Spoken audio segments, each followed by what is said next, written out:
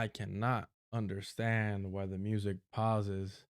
Oh well, it is what it is. Good morning, y'all. Hope you're doing well. Buenas tardes, depending where you're at. All right, so we had 15 minutes left in that Ezra Klein, Ta-Nehisi Coates liberal off. We might have to wrap that up only because I was being a hater and I was watching the Majority Reports um, like overview of it. I guess initially it was just Emma Vigeland um, on Thursday when she hosts by herself. And then, of course, Sam Cedar had to jump in there because, Ezra Miller, Sam Cedar are more similar than we're led to believe. So he's going to have to emphasize the differences for his base. So I just need to double check whether or not the portion of the interview they go over is before or after where we got. And it looks like it's after. Mm-hmm. Unfortunately for us. Let me see that transcript. Um, 39.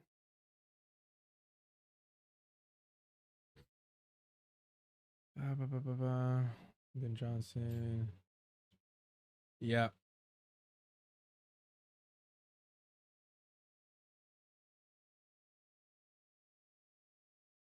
Let's jump right to it. Let's jump right to it. Because I don't want to linger on this any further, but I do want to make fun of the majority report. Man, the way they rationalize their liberal bullshit is outstanding. Just as a teaser, Sam Cedar rationalizes why it was actually politically strategic and perhaps even beneficial that Obama turned on gay marriage. If that isn't a teaser, I don't know what is. This is deculturation. If you're sick and tired of the unseasoned, bland, Wonder Bread YouTube that we've been fed, that is bad for you. It is unhealthy. That is unprocessed, bleached. Sorry excuse for healthy food. You come to the right place. Aquí cocinamos con sazón. Nos gusta lo picante. All right. If that makes you uncomfortable, it's not your fault. It's not your fault. You've been conditioned by these rich white people. It's all right. Don't be scared, homie. Interact with the chat. You'll be fine. We have some great people. The Jamon, David Barnes. I see you. Colombiano, como andamos? Martinez, Rise and Shine, and David Warsher. There we go. There we go. Sabes que I did forget one thing. Only because of Daka Dune. The only person keeping the Twitch chat alive, which I appreciate them for that. Let me see. There he is. Daka Dune. YouTube chat, can we get a hello for Daka Dune and Tequila TV, keeping it alive? The last two survivors at the Twitch chat over there. Daka Dune sends a saluting Thomas Sankura. Pretty cool, pretty cool. Love it. Love to see it. All right. I think we're good then. We're solid. We're solid. Vámonos. All right. Let's get right to it. Fuck it. Yeah, okay. Question. You don't believe we are at a point where our, like, the next 10, 20, 30 years can't be shaped by decisions we would understand as within normal politics, within elections and legislation and organizing and so on? No. Good. I think that's great. I mean, look, that could happen. Yeah. That could happen. But I guess the broader... Which doesn't really make sense, like, but it's the liberal mindset. It's the liberal mindset of like, no, we will always be able to vote ourselves out of any situation, including what we've been preaching, what we've been clamoring for, the reason why you need to normalize the genocide of Palestinians and the Democratic Party, fascism, right? Colo Cola, how we doing in the Twitch chat?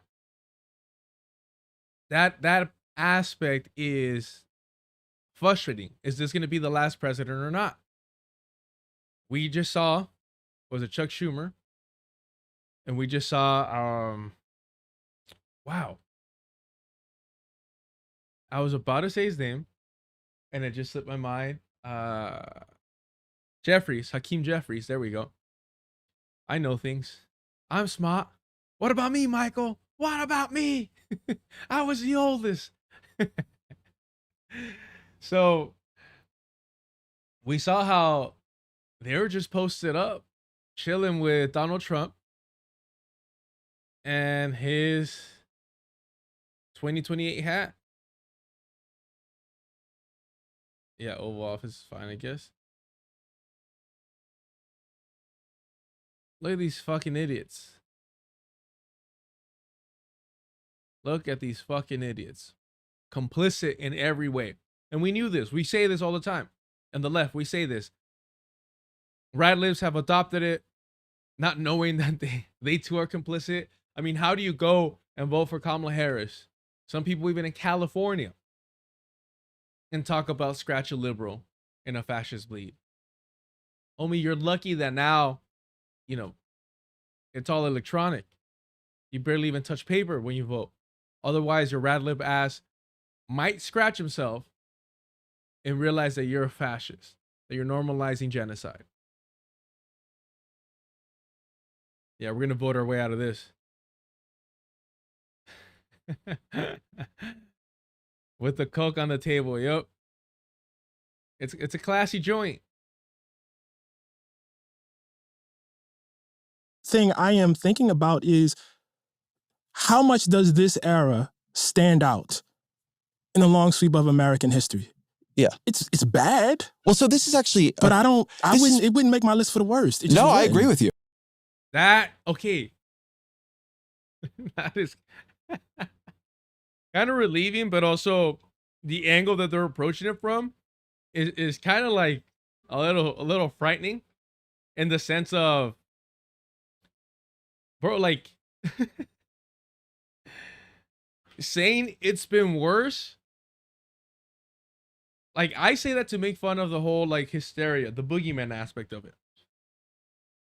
But when a liberal says it, it's been worse. What they're saying is, I'm not gonna really get my ass. I was gonna say arse, like the Brits. I'm not gonna get my ass off the seat. Nah. I'll keep writing these fucking articles and messaging Ezra Miller in the background. Ezra Klein, excuse me. The orange pill nerds, they are complicit because of a picture. We'll go over that, but just to be brief, the fact that this motherfucker pulled out Trump 2028 hats, meaning that he will run again, that they will either change the law for him or he's just going to ignore the law, whatever's the case. The fact that Democratic leadership is willing to hang out, pal around, and do a little photo op, normalizing Trump running again for a third time. That is the issue. That is the issue. If you look at that and you're like, that's just a picture, and you don't see the Trump 2028, and you don't see what is starting to normalize and how liberals, the Democratic Party, normalize the way that reactionaries like Donald Trump do away with even the semblance, the illusion of there being any rules of the game other than acquire and obtain power by all means necessary. I don't know what to tell you. I mean, we've been over how Bukele is technically a democratically elected president. And if he gets reelected, even after changing the Constitution, you could still argue that he is a democratically elected president. That's why when we talk about how liberals are obsessed with making the Zionist entity, the settler colonial project there, democratic, everybody gets a vote. What other like worthless bullshit that really is. That there's plenty of ways where you can manipulate the landscape to make sure to change things to where materially you might have an elected official, but they're really no different than any other authoritarian. But you did it democratically, so it's fine, it's okay. And that's why you have to have systems where they prevent fascist reactionaries from taking control. That's like this whole thing of, democracy and free speech is just meant to protect those that already got theirs, that already have power.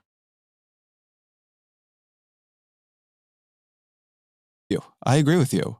I'm where you are on this, to Right. just be Okay. super clear. Okay. But I actually think one reason then the amount we focus on the Civil War period is tricky is because that's a period when it didn't work like that, right? You actually had to go over the cliff of that and have the war. I've been thinking a lot about, because I've been reading a lot about McCarthyism. He's smooth. I'm gonna slow down because I think 1.5 they talk fast enough. I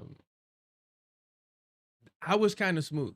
He's basically saying, well, we don't really have to talk about slavery. We don't have to talk about the Civil War and those aspects because they actually went at it. They actually got off their ass and got busy. Interesting. So I've been thinking about that whole period. And you just sort of brought up the World War II as, you know, sort of a generator of the politics that allows us to have the Great Society, the Civil Rights Act, et cetera. I think another way of sort of glossing that is you have the rise of Red Scare politics, which predate McCarthy. You have McCarthy, Joseph McCarthy, who is just for a period an unbelievably dominant force. It's insane. Everybody who challenges him loses. That's right. He becomes a complete kingmaker. He's eventually boxed out and beaten by Dwight Eisenhower, sort of center-right, you know, very, very anti-communist politician, but who can sort of take the center from McCarthy. But then it's like, what happens next? Nixon, who is the genteel red baiter to McCarthy's non-genteel red baiter, runs the next election. He's beaten by JFK, who's a very center-left, very anti-communist, sort of runs to Nixon's right on communism. And he does it. Center-left, but is more anti-communist than Nixon. All right. Liberal logic. Let's go. It's fine. With Lyndon Johnson, you know, on the bottom of the ticket, sort of representing Southern politics in the Democratic Party. It's a very, very, in a way, checkered series of moves that are accepting huge amounts of McCarthyism at that time. And yet it does sort of lead to political power that is then wielded in a very, very different way within fairly short order. Here's the setup.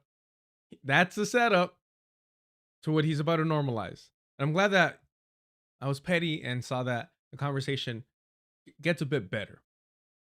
I think we were distracted a lot yesterday because of how bland, boring, and just shallow, performative the conversation was.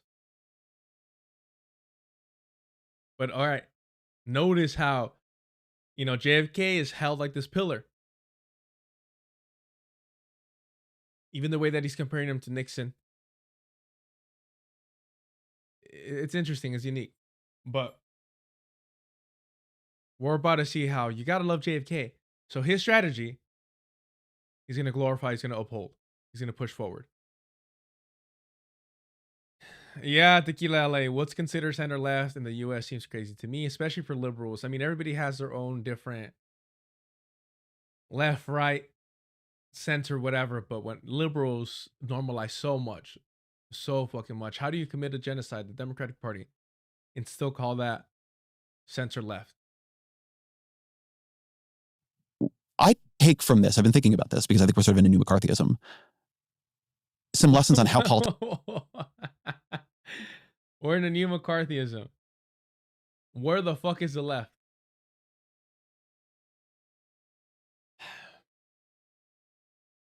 This is the frustrating part about liberals is like, this is what you chose. This is what you aligned yourself with. When, one, you saved capital. Two, you attacked the anarchists, the communists, the socialists. And you defanged unions. You de-radicalized them. I see a lot of people complain about where are the US unions. And as somebody who's fortunate enough to be in a union, I can tell you we have no power, at least any substantial power. But if we're talking about on the national level, they've been defanged. The leadership on the national level is not a threat to the status quo. It's not a threat to power. And that's done on purpose. I'm not saying they're not well-intentioned people concerned about guaranteeing that their union is protected, can fend for themselves somewhat. But these aren't radicals. These aren't people fighting. These are people negotiating. These are people negotiating. These are not fighters. These are negotiators. It is unfortunate, but it's the truth. And it's been part of what people like Ezra Klein, Ta-Nehisi Coates have normalized and advocated. They don't like fighters. They stigmatize, smear, judge fighters. Liberals have never been fighters. They have always been negotiators. They have always compromised.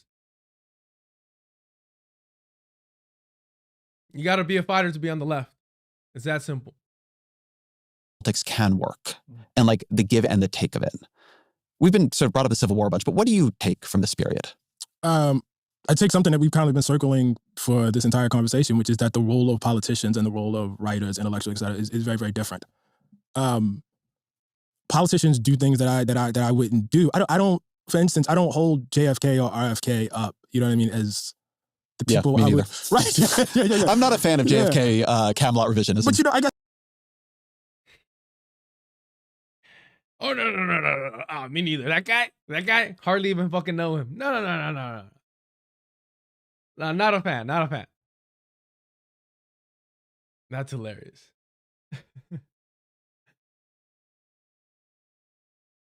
No, of course not. White people do this all the time, and I'm sure black people experience this to a greater degree.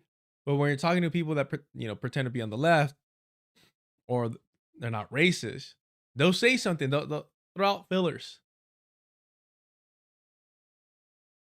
and then once you're like, nah, like I'm not with that. I don't really fuck those people. That's not the way I see it. Depending how you want to take the approach of like negating their statement, or picking up on what they're trying to do and being like, let's slow it down. They're like, no. I mean, you know what I mean, right? Like, not my favorite, but you get my larger point, right? It's like, yeah, sure. There's not so subtle. It's not a very good precedent. That's like a separate thing from whether, you know what I mean, why politics happens the way they do. Let me give you an instance that often also comes up. That's not the Civil War, and that's the New Deal, right? Mm-hmm. Like, I think there is a pretty strong argument that the New Deal not a strong argument, but it's pretty clear that the New Deal did quite a bit to create the social safety net, expand, create an American middle class, right? That's true. Did FDR want to, in his heart, exclude black folks in the way that they were excluded from it? No. That was the price of getting the thing done. I understand that. Did he want to, in his heart of hearts? Did he actually care about the black community? Come on. I mean, you think he gave a fuck? You think he gave a fuck? Oh. We're not going to include black people? Okay, sure. Just get it done. Pass it. Move it forward. I mean, if anyone's got, I haven't studied that part of like that angle of that history, his deep-rooted care and love for the black community. I haven't seen it. If it exists, I'd be more than happy to correct my statements, to admit that I was wrong. But come on. Can we be honest?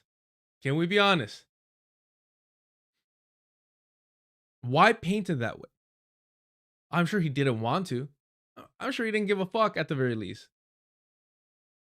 Quite a bit to create the social safety net, expand, create an American middle class, right? That's true. Did FDR want to, in his heart, exclude black folks in the way that they were excluded from it? No. No. Like an absolute fucking statement like that? No. In his heart of, who the fuck are we? Who the fuck are we? I mean, he was so invested and concerned about saving the status quo. That's why he gave those concessions. But those concessions came with isolating, alienating, removing the radicals of those movements. Because it was just, the crumbs were just big enough for those settlers to align with the Settler Colonial Project and say, fuck it. This is a victory. This is a victory. You can do things to the Democratic Party. Beautiful. And then those crumbs started to get smaller and smaller and smaller and smaller,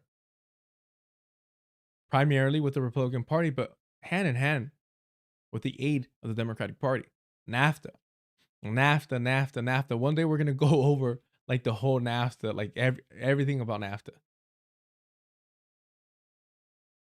Man. Blue Eagles, welcome to the chat. Relocked. Learning about the New Deal is why I stopped arguing for UBI.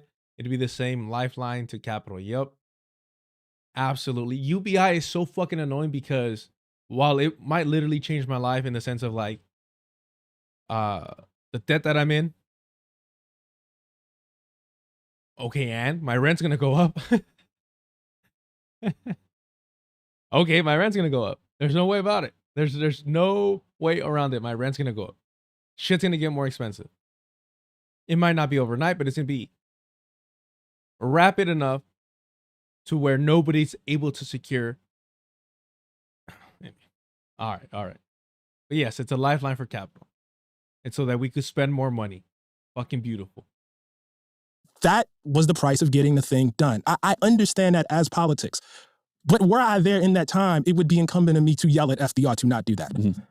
I just think that's really, really, really, really important. We don't all have... All right, here's the thing. He's saying it would be incumbent upon me to yell at FDR to not do that. To not sacrifice or not remove black people from that deal. My question is, in that situation, because it's going to come up. In that situation, where Ta-Nehisi Coates refused to vote for FDR, saying, hey, you are not, literally not acting in the interest of my community. Why should I vote for you? Even if he was a lesser of two evils, even if overall the country was going to go in a better direction. I mean, let's just pretend here. Then let's say risking by voting a third party, or at the very least, refusing to vote for him. Advocating for others not to vote for him. For abandoning the black community. Or would that be going too far for Ta-Nehisi Coates? Because it's easy to say I would yell at him. Okay, cool. Go march around, yell, let the frustration out. Would you organize against him when he's not representing you? Come on. The same role. You know, when I wrote Case for Reparations, it was not my expectation, nor did I even think it would be politically intelligent for like Barack Obama to go up and yell, I'm for reparations. You know what I mean? But that's different than, you know what I mean? My role. Yeah. I guess the sub. That is wild, because I think especially for Obama's re-election, if he would have, and he's not even talking about, well, let's assume that he's talking about actually campaigning. I'm going to be honest with you. I think if Obama would have ran the second time, with reparations being one of his campaign promises that he would have broken, but if he would have ran with reparations, I think he still would have won. Honestly, with how charismatic, how great on the mic Obama was, you know, for the average voter,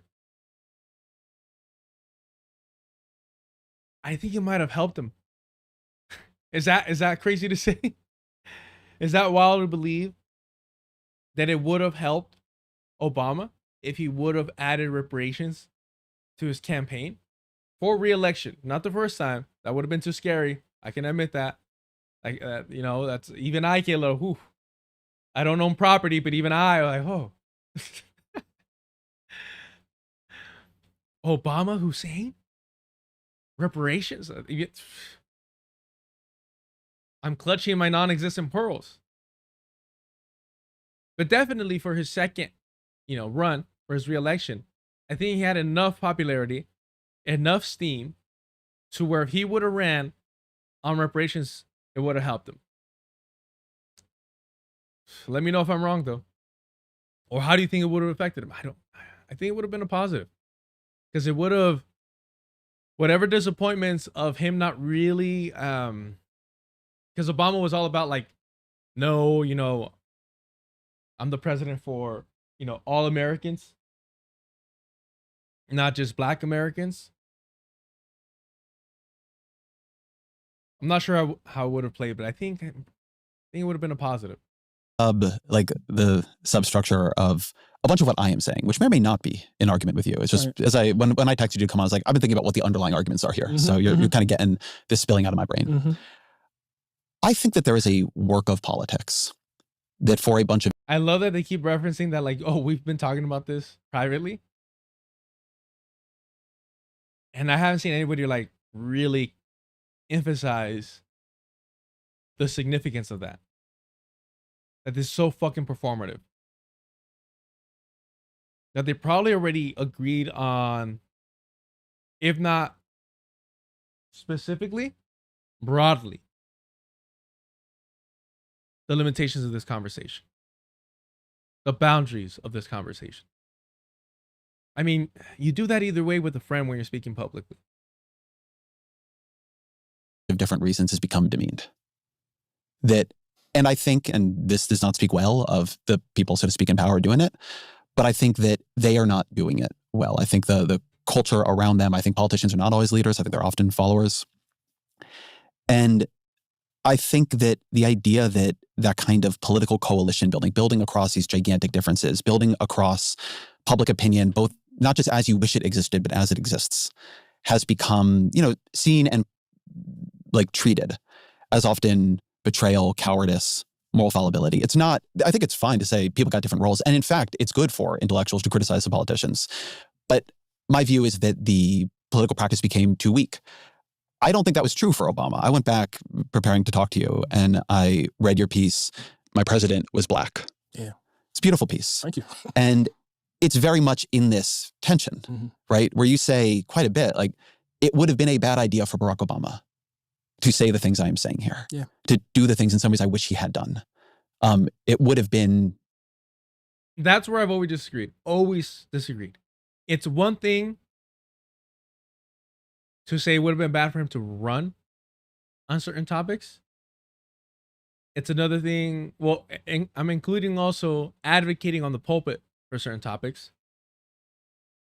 But to push legislation behind the scenes,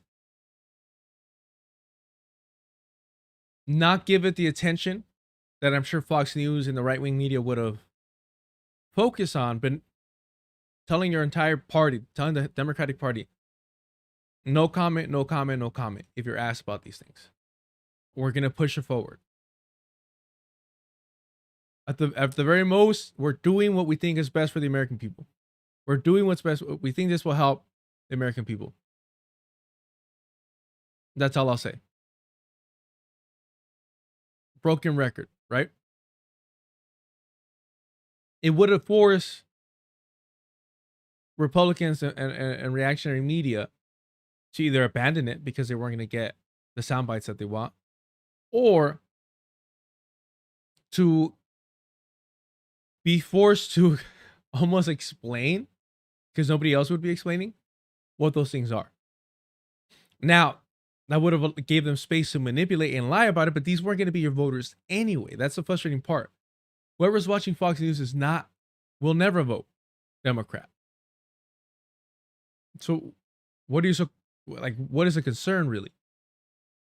The concern would be about, you know, the centrist voter that can be swayed depending on hearing the rumblings of the back and forth. But if you give no back and forth, then that topic that the right is obsessing over becomes a fringe right topic if you don't give it any fuel. That's what it is. St. Serge, it's a big club and none of us are in it. Absolutely. Thank you for the super chat. Super chats to turn on if you want to support the channel. Still awkward with it, but anything helps. That flat tire has been giving me a headache. Not even gonna lie. But we're all struggling while working hard out here. So if you can, just hit the like button. Get busy in the chat. That helps a lot. We got some great fucking people here. I really want to, you know, make sure that whatever you want to call it, a community, the chat in general, I think I'm very fortunate to we got a bunch of fucking nerds here. We might be scaring away the white people, not gonna lie, but that was gonna happen anyways. But I appreciate y'all. Yesterday y'all had me dying because I was trying to focus. I was seeing the chat still talking about y'all went on for a little bit about fashion, which just put a smile on my face because I'm like, dope. Like I want to have a chat that's just as unfocused as I am. Thank you, Saint Sergio. Appreciate that. Saint Serge. Excuse me. I don't know if it's poor Sergio, but there we go. Oh, and the notification bell. Always forget to mention that. The notification bell, so you know when we go live. Looks like 8:30 might be the sweet spot. Last night I finally was able to go train. Had so much fun. I always forget how much I miss it. And the problem is I'm naturally a night owl, and so after training, in my head I'm going like over shit. I'm showering and I'm like shadow boxing like a dumbass. But also it kind of like wakes me back up, even being tired. So I slept way later than I wanted to, and I'm like, I'm not gonna be able to make the 7. I want the 7 a.m. time slot. I really do. I don't know why. I just want that, especially if we're gonna go 6 hours. Not today, not today. We're aiming for 4. We're aiming for 4. But again, thank you for the super chat, Saint Surge. That politics wouldn't have worked. There would have been no Obama presidency, and his presidency would not have been successful. And I think I've been thinking about that line, right, in my own work and just in the political culture as I see it. That line between the sort of intellectual, analytical work and the actual like work of politics, the how do we live here with each other work, right? Which I think is actually honorable work, and I think feels right now to me like morally urgent and necessary, and not just over disagreement, just the whole thing being done in a strategic and disciplined sense. I think one of the things I've thought about is the need to actually raise the status of just like old-fashioned politics. And I think I've been surprised to find myself feeling that way. But I think one way the second Trump term has changed me is I don't, and maybe you always believe this, right? You know, I'm not putting this on you. I think what got built for all of its flaws in the back half of the 20th century was much more fragile than I'd understood. Not just like the legislation or any of that, but the actual sense of like what you could and could not do, what we would and would not accept. And I've just like the sense that we could just tumble all the way back has become much more real to me.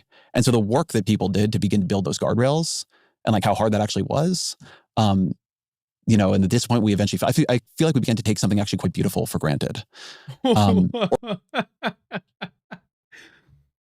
God damn, bro. They're so pathetic. They're so pathetic. It was beautiful what we built. I mean, for you, motherfucker, maybe. For you, but we were out here surviving.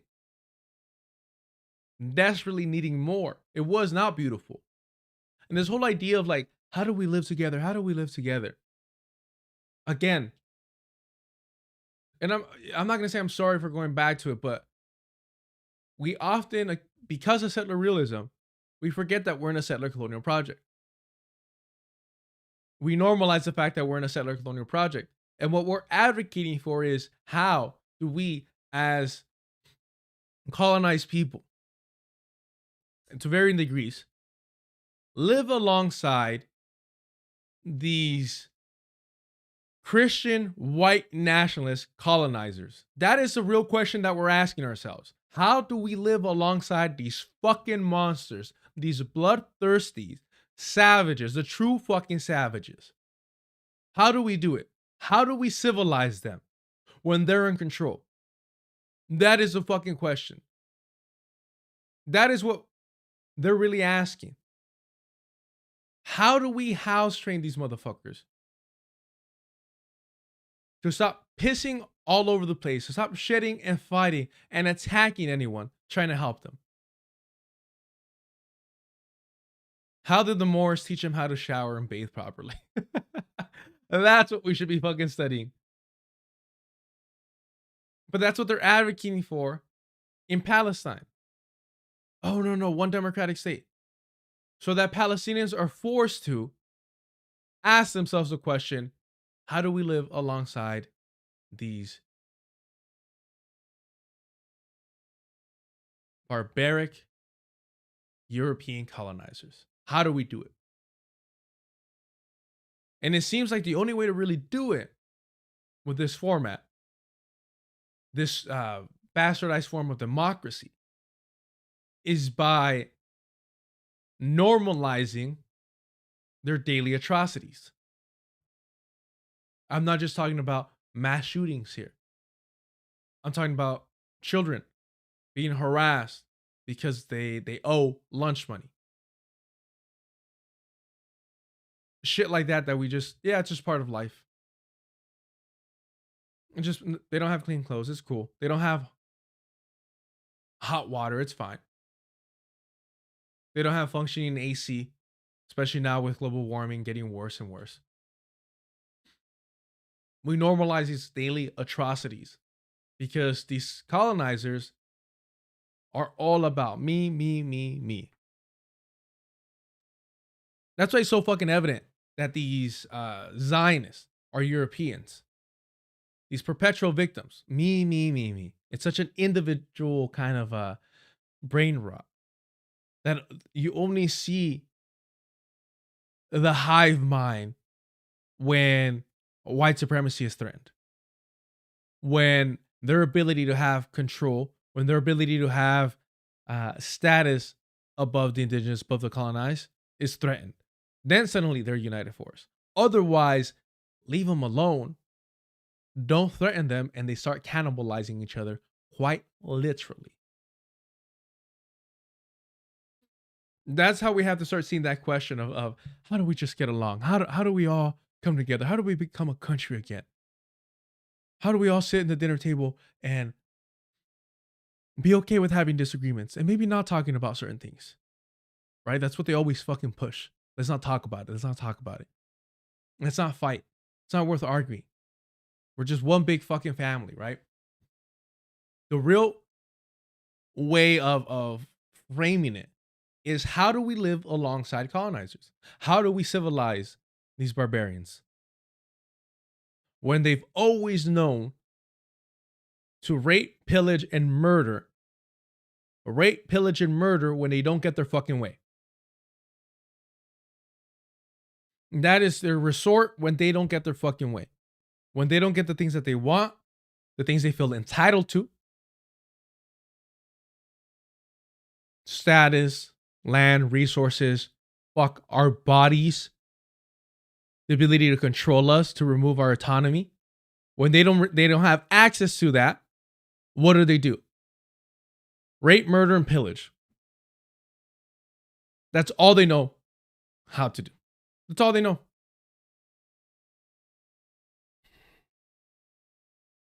Or only see what wasn't there as opposed to what was. And it's forced a little bit of, for me, like, how did they do it? How did they get out of the last one of these?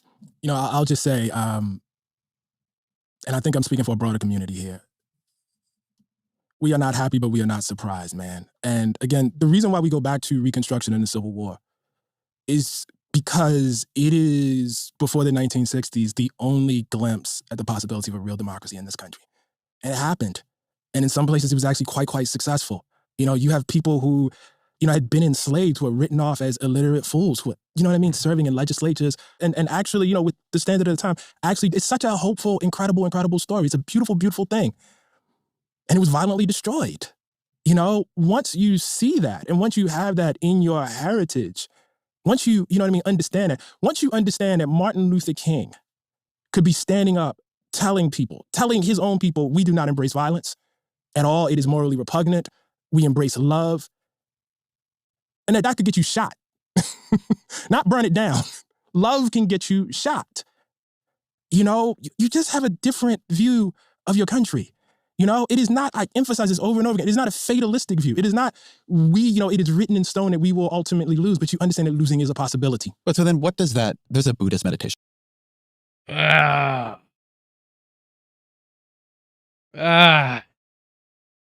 If only If only I would have stopped it just like 5 seconds sooner. There's a Buddhist meditation. Yeah, this guy's a fucking loser, bro. This guy's a fucking loser. What a lame, bro. What a fucking lame motherfucker. God damn. There's a Buddhist meditation that I do.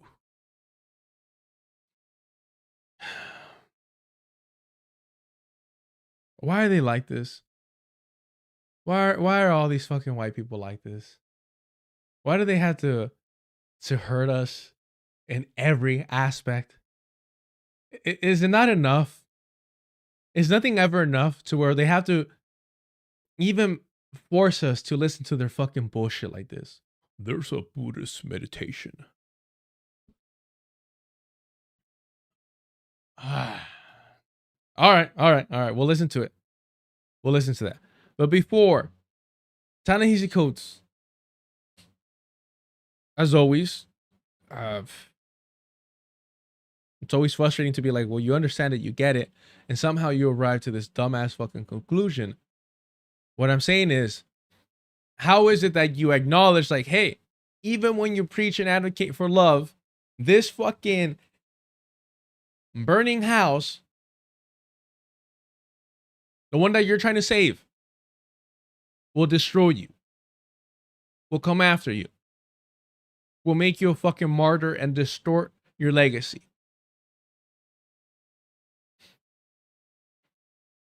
No, we have to continue fighting for it, though. We got to continue fighting for it. We have to save it. We have to save it. It's still somehow salvageable. Because God forbid you advocate for something more, something greater, something truly just. That is too unrealistic. That is too far. That's a fucking pipe dream. But to save this settler colonial project, to reclaim it, to bring it to glory, no, that is reasonable. That is doable. That is within the realm of possibility. How fucking convenient. The safe strategy that will lead us into our own destruction, that has led us to fascism, time and time again, that's what you're truly advocating for. Because somehow you fooled yourself into believing, despite all the historical evidence, that safety and prosperity is at the end of that fucking road. But there's normalized death on that road that ends in mass death. Whereas the revolutionary road, at least it's honest about the struggle. At least it's honest about the repression that we will face. At least it's honest about the casualties that will be inflicted upon us, daring to want to create a better world and not normalize a genocidal settler colonial project.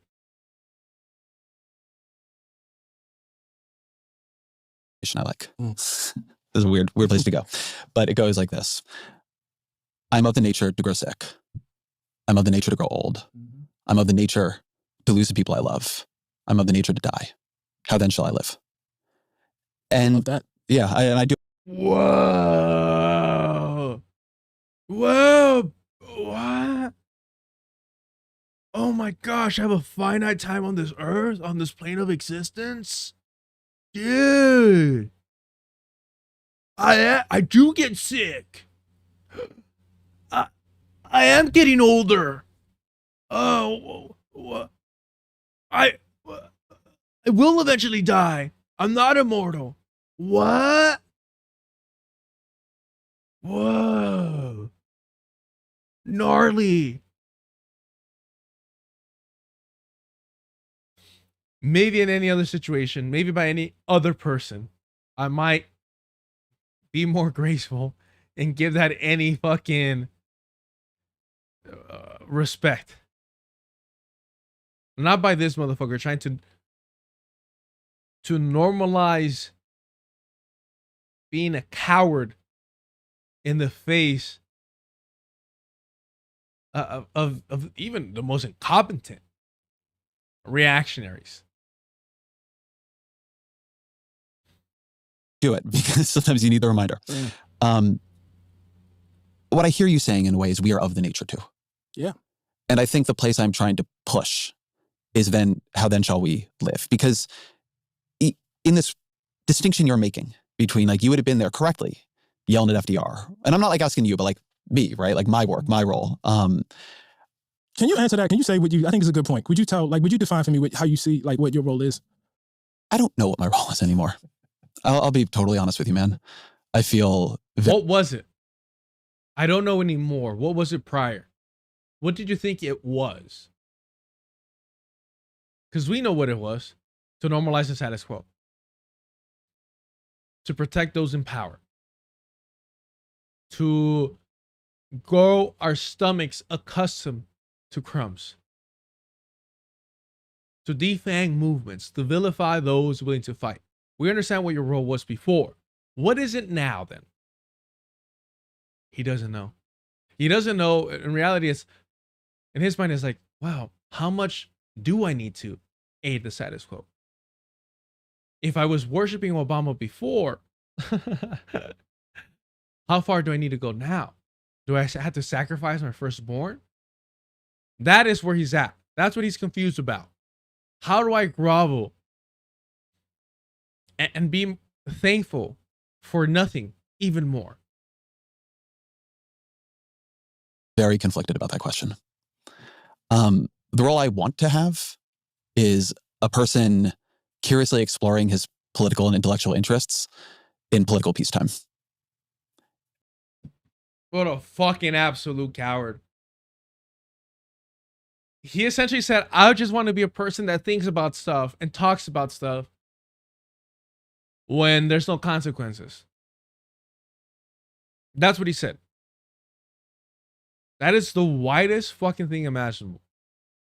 I'm sorry, but this reminds me of the dumbass take of, don't ask me what my dream job is. I don't dream of labor. I don't dream of labor. Tell me some fucking white Yelpy didn't fucking write that shit. I've said this before. I do dream of labor. I dream of labor that will help and aid my fucking people. I want to be used to help people. That's it. I've said it before. When you organize, sometimes you're the motherfucker that has to put up the chairs and return them. Hopefully everybody's pitching in, but you might be, responsible for that task. And you do that task fucking right. And you feel fucking useful that you contributed.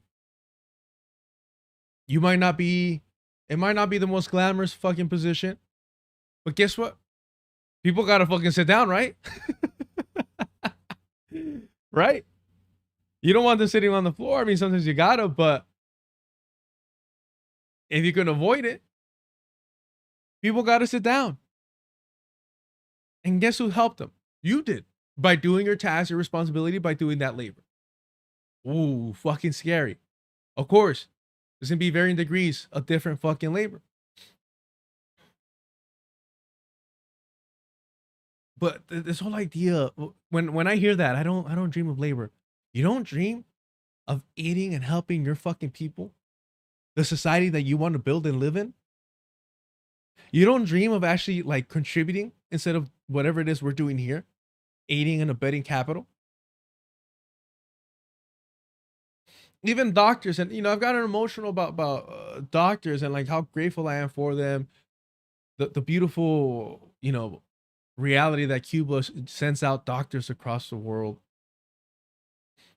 Gives you, if that doesn't give you revolutionary optimism, I don't know what will. I just don't know what will.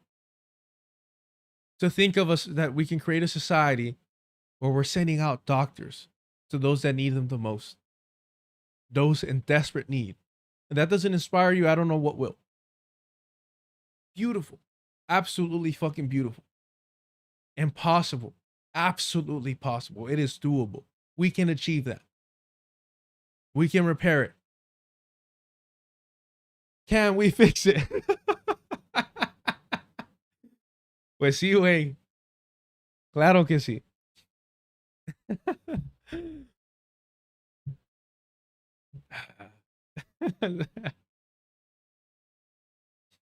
That fucking threw me off. My bad, my bad, my bad. But just his work and what he wants to do is so cowardly. Essentially, what he's saying is, and it's funny how these white people, especially white men, have this kind of arrested development. What he's essentially saying is, hey, I just want to be in my dorm room talking about life, man, with no consequence, with no significance, with no importance. But it was fun to do. This motherfucker wants to go back to the debate club where once it's over, your debate had no fucking significance. It did nothing for the world. It might have made you a better debater, but it had no material change in your fucking environment. That's what he desires, the safety and comfort of meaninglessness. That's what he wants, the safety and comfort of meaninglessness. And you see where like hipsters came from.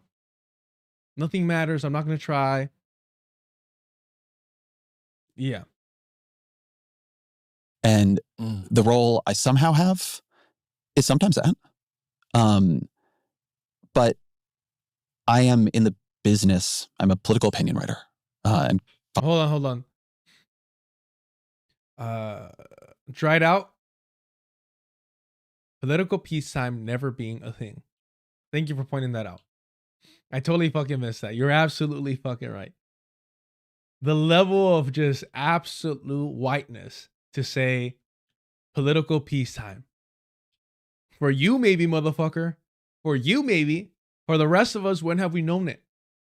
When have we had that comfort of political peacetime? Hasn't existed for the rest of us.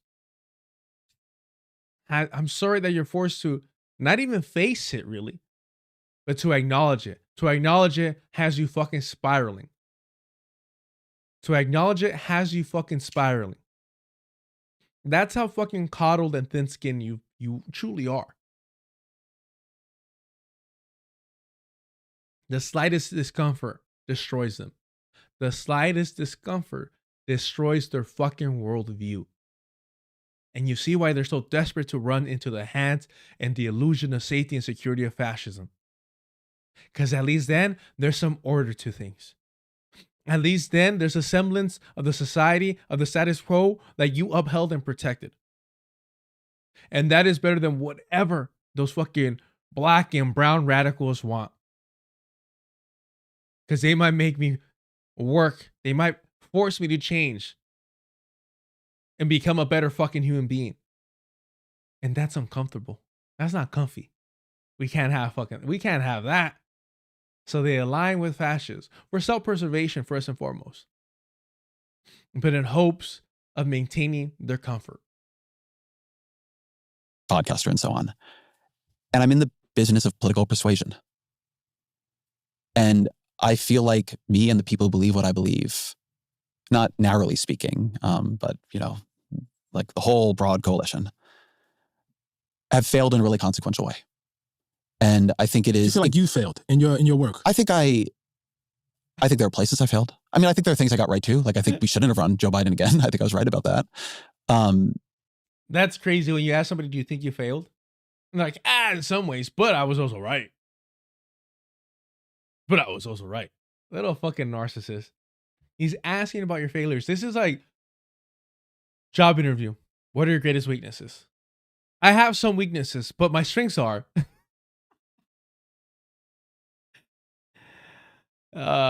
You love to see that shit. You love to see it. How tall is this motherfucker, by the way? All right, let's not get distracted. Let's go. I think I've gotten a lot right, but I think I've gotten definitely things wrong. But I think we are here now, right? That's what I would really say. Notice how he highlighted what he got right. That Joe Biden should have dropped out. But he skims twice over what he failed.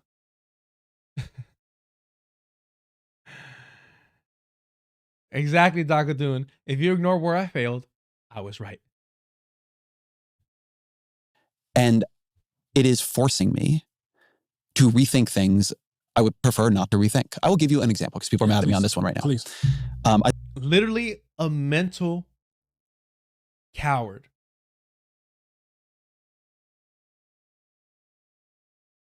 I would prefer not to think about these things. I would prefer ignorance, he says. I would prefer ignorance, he says. And people take this motherfucker serious. This is Ta-Nehisi Coates' friend, by the way. This is his friend. This is his little fucking pen pal.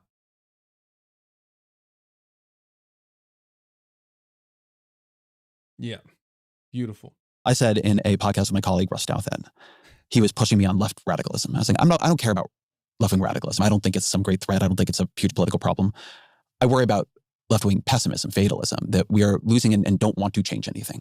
And I said that the question for me is, how do we win Senate seats in places like Kansas? Don't want to change things? That's not left-wing fatalism that I've seen. What I've seen is, hey, we can't change things. Mainly because we're unorganized. But that's the fatalism I've seen. Hey, we can't change things because of bastards like Ezra Klein and because of normalizers like Ta-Nehisi Coates. That's why we can't change things. And first and foremost, we take accountability and responsibility that we're not organized enough to enact change. But when we become docile, too jaded to organize, it's because we're force-fed bastards like this. We just got to win another seat. We just got to get the House. We got to get a majority. We got to get the White House. And then you get all that shit. Oh, but we didn't get enough. We need to get more because, there's some right-wing Democrats. Why the fuck are they Democrats then? You have full control of government and you still can't serve the fucking people. Excuse after excuse. We just need a parliamentarian. We need to elect a better parliamentarian. That's exactly, Dr. Dude. Always something. Always something. That is when we become jaded. Now, those of us on their left have to own the fact that because we are unorganized, we can't offer people something better. We can't materially show them, hey, this is what we can offer. That is where we're failing. And we have to acknowledge and hold our failure. We're not Ezra Klein. We're not going to dodge it. We can't afford to. We cannot afford to. Kansas and Missouri and Ohio. I said, I would like to see us doing things like in red states, and here I meant redder than those, running pro-life candidates. People got real upset about that, and I get why. But in 2010, when the Affordable Care Act passed, there were 40... Hold on. Before he switches up, they're running the pro-life candidate. This is the problem, and I just described it. Okay, you get full control of government. Now you can't guarantee women's, at the end of the day, health. You can't guarantee the right to health. Because now you have control of government as the Democratic Party. But you have some pro-life, quote unquote, aka anti-autonomy, Democratic members in your party that are going to vote down passing legislation to guarantee women's health and their autonomy, the right to abortion. So what was the point? What was the goal of that? We've seen it before. So what he's advocating is not something different, but to do more of what the Democratic Party's been doing and to do it louder, to promote that up front, to advocate for that to be not the known reality, like the known but unspoken reality, but to be pushed as a selling point. House Democrats who are pro-life at some level. You had to do this whole negotiation with this guy, Bart Stupak. Yeah, I remember. Yeah. And On the bright side, you don't have to have those negotiations now. And on the downside, you can't pass the Affordable Care Act. And the point is not that issue, right?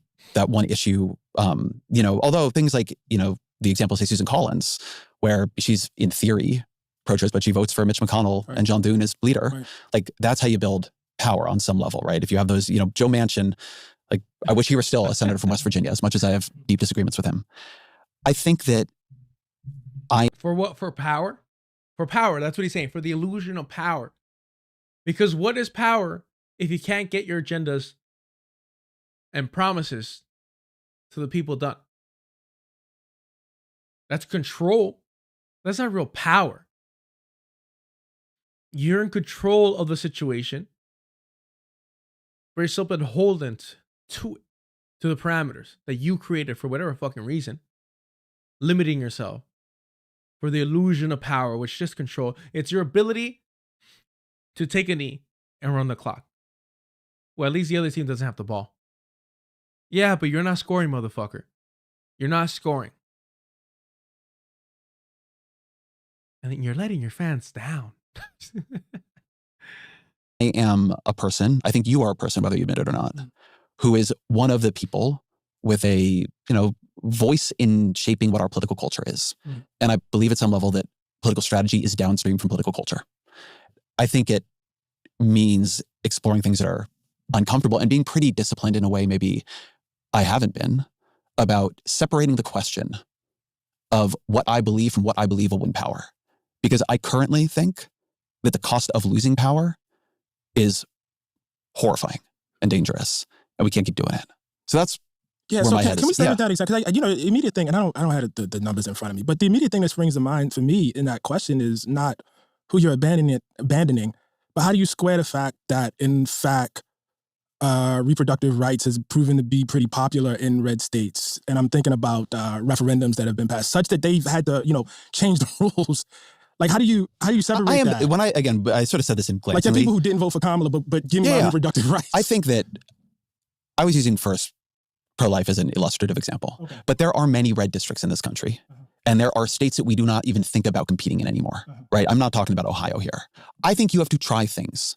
By the way, not only moderation kind of things, you could try going much harder on economic populism, which some people are trying. I think you might need to combine those two strategies, right? Which is sort of the Dan Osborne in Nebraska approach. I think that I think even before the question of what your policies are, and I believe this very deeply, there's a question of whether or not people feel like you respect them and like them, even if they disagree with you. Before, I think people will give you power. Becky McDonald.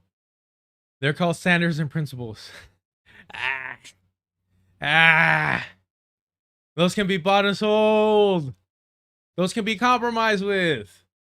This is why we don't have power. Because people have standards and principles. You see, the red line is just an illusion. The red line is just an illusion. When genocide is no longer part of your standard and principles, you can sweep all that other shit under the rug. They don't even ask, do they like you? They ask whether you like them. And I think a lot of the country feels we don't like them.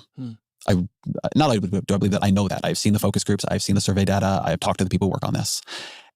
Why should we like these fucking cave dwellers? Why should we like the people leading us closer and closer to the fucking edge?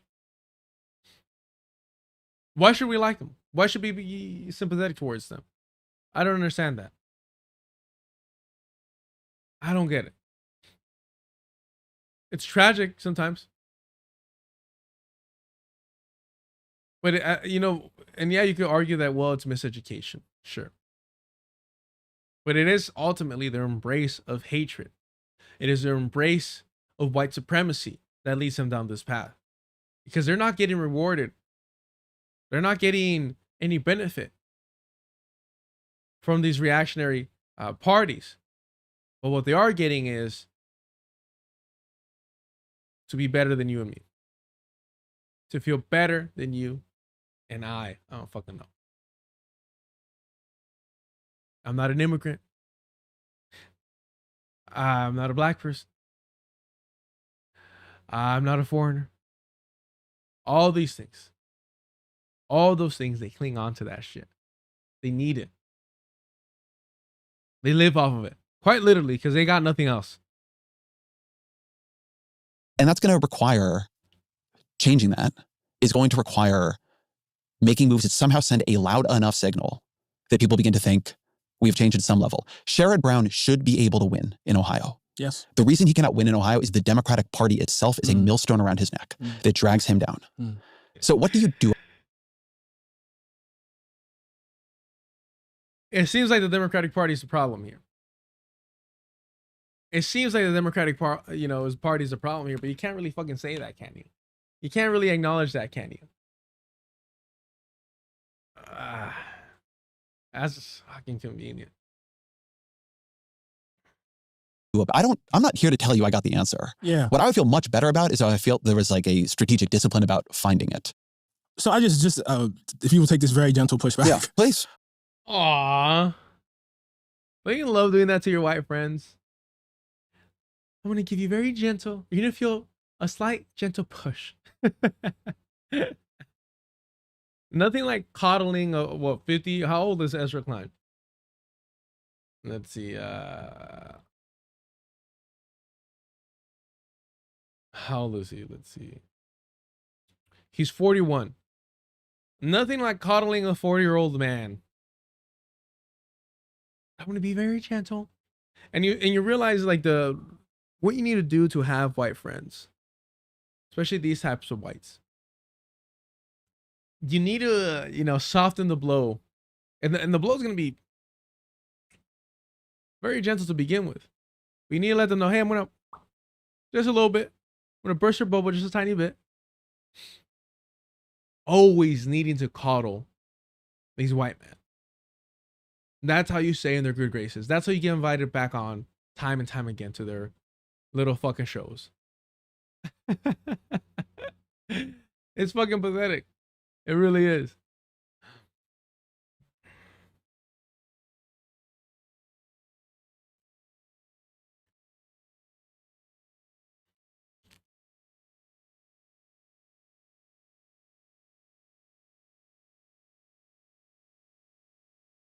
Changing that is going to require making moves that somehow send a loud enough signal that people begin to think we have changed at some level. Sherrod Brown should be able to win in Ohio. Yes. The reason he cannot win in Ohio is the Democratic Party itself is a millstone around his neck that drags him down.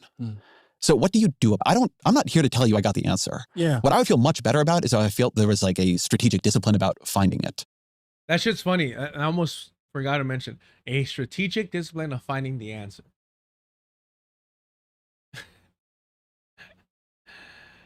And for us, it kind of sucks because I'm like, fuck, I gotta read more theory. I gotta do the boring fucking reading to know the type of discipline required to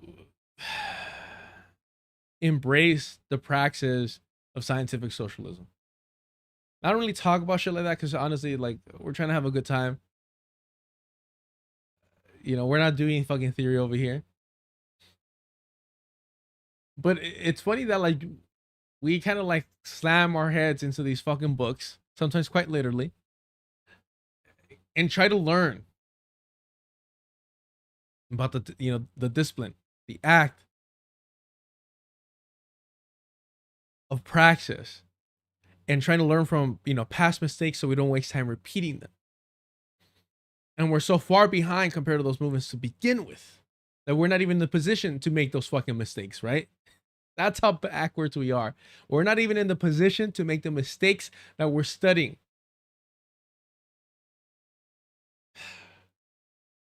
I mean, that makes me fucking jaded. That is a true kind of test of your revolutionary optimism.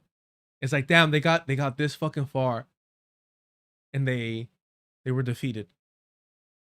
They got this fucking far, and they were sold out. The Compradors took control. They got this fucking part. Like they sacrificed so fucking much, so much blood. They got this fucking far. That will leave you deflated. That will leave you a little distraught. What fucking discipline when you don't even uphold your own principles? What discipline when you don't even uphold your own principles? They speak words they know the definitions of, but they don't live up to. So I just if you will take this very gentle pushback. Yeah, please. I think you're here for it. I haven't seen exactly. The fact that he has to remind him, hey, come on now.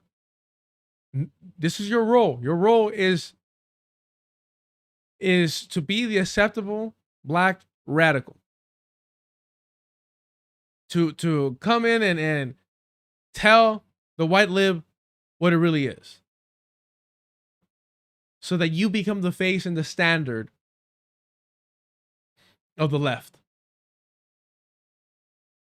exactly what people are saying, online in terms of this, but I do think like what immediately strikes me is if you take, I know you would just, it's not, the example necessarily that you would hold out, about reproductive rights, but I think the problem with musing about that is abandoning it is a very real possibility. It is a face thing. The previous stream I said when he scratched his face, it's like maybe I'm reading too much into it, but he's like really trying to hold that kayfabe. That's interesting. I never noticed that of him before. 101:57.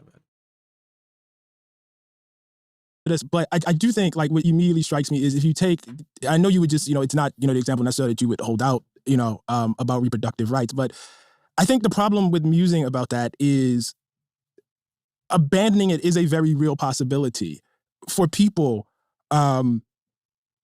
who don't have the option necessarily to fly to another state or do X, Y, and Z. So I suspect when they hear somebody of your status, even if it's not the example you mean, putting it out in the air, like they feel, and it's not just that you're putting it out in the air. Even if it's not the example you mean, how could it not be the example he means if he gave that fucking example unprompted? How can it not be the example that he means when he came up with the example? The coddling is embarrassing. Do you see why I hold so much and saying, hey, I don't want white people here? You could be in the chat. You could be a subscriber, viewer, and preferably fucking paying one. But in terms of like having white guests on, I don't care for it. Because the coddling is so fucking embarrassing that I don't even, and look, it's not like I'm gonna have white people on here that need to be coddled. But why don't you have me on then? Why don't you coddle me, huh? Why can't I be the little spoon?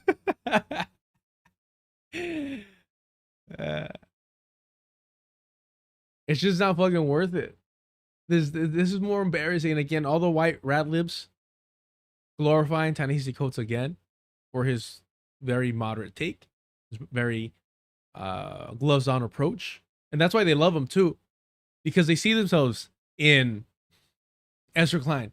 They see themselves in that, maybe not in every position, but certainly in talking to a person of color, a black person, brown person, or to their left. And they hope and dream and desire having a friend like Ta-Nehisi Coates that will text them before he goes after them publicly to let them know, hey, it's nothing personal, pal. Just doing my job. It's just business. It's show business, baby. They want that friend because it's like, oh, okay, he's not actually going to hold me accountable. He's not actually going to hold my feet to the fire, but it's going to look like that for the audience. It's going to look like that for those that are buying tickets to the show.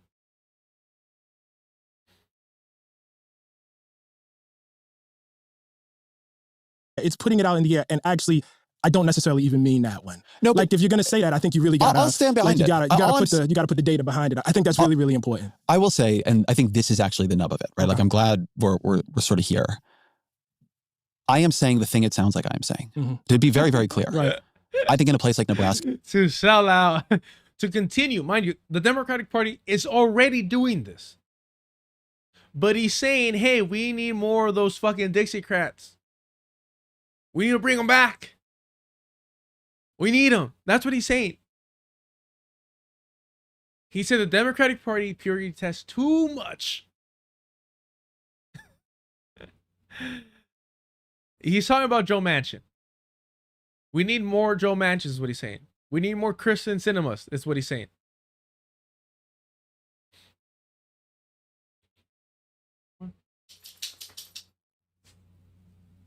He's funny.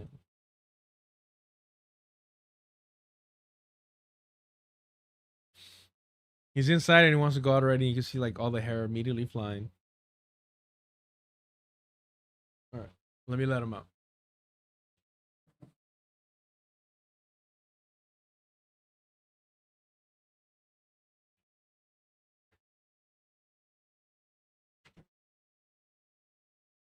I don't know like why he's always like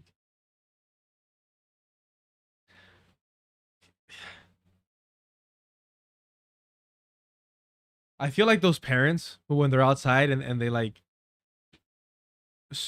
reach for their kid or scold their kid and the kid overreacts. I'm like, oh, and they're like, and like the parent like never actually hits them at home or anywhere. They're just kind of like, what the fuck? Why would you react that way? And everybody thinks that it hits you. That's how this motherfucker reacts sometimes when I go to pet him. Like he like squirms. I'm like, when have I ever hit you? When have I ever fucking hit you, you little asshole, to be reacting that way? Most coddled fucking dog ever. He's a husky, so that's a go. The only white creature I coddle is my fucking husky.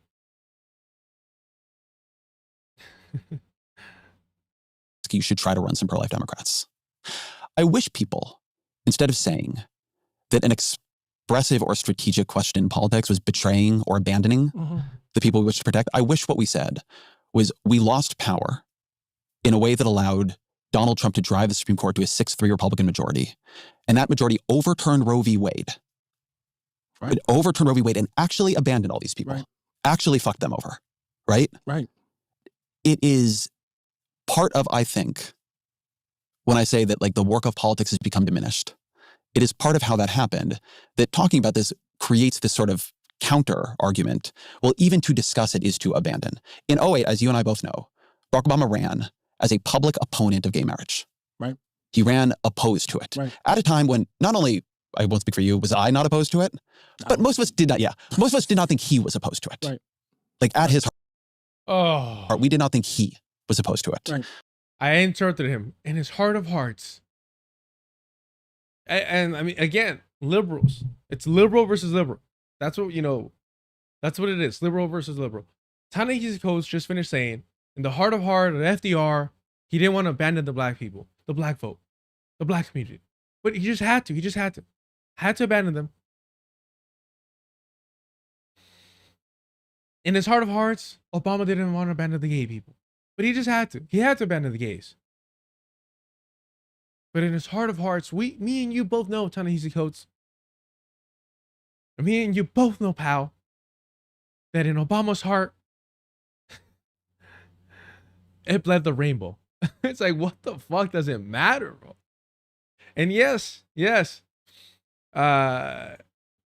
Boogie, Israel, hey guys, how about we get even more conservatives? Yeah, that should help. Exactly. What Ezra Klein wants is what he's advocating for. I don't know what he wants in his heart of hearts, but what he is advocating for, and the only thing that fucking matters, what he's pushing, is for the Democratic Party to continue or return to their reactionary roots in order to appeal to reactionary voters. So he's really advocating for the Democratic Party to be two parties in one, right? The center left, if you want to go with that, and the center right party mix in one.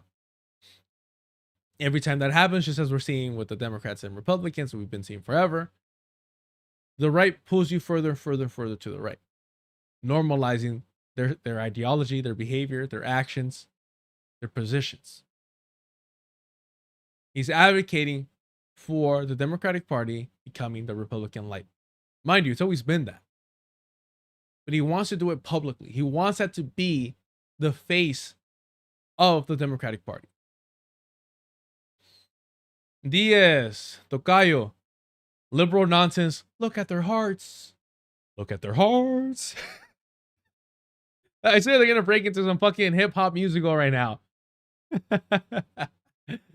Their hearts, their hearts. Just fucking FDR and Obama. Heart. Just going, ah. It's so fucking pathetic. And Ta-Nehisi Coates did it first. 103.54. We'll go right there.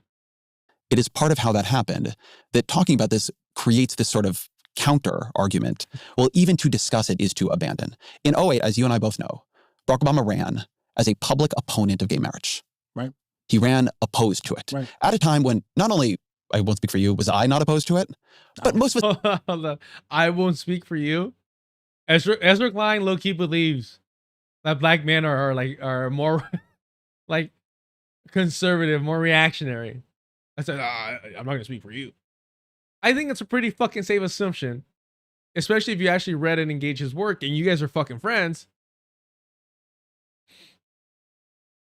that Ta-Nehisi Coates did not oppose same-sex marriage. I think that's a pretty fucking safe bet, especially if you two are fucking texting each other back, behind the scenes. But I'm not gonna say I'm reading too much into it. I think it's very standard for these white liberals to believe that black men are more conservative. They say socially conservative, but they mean is bigoted.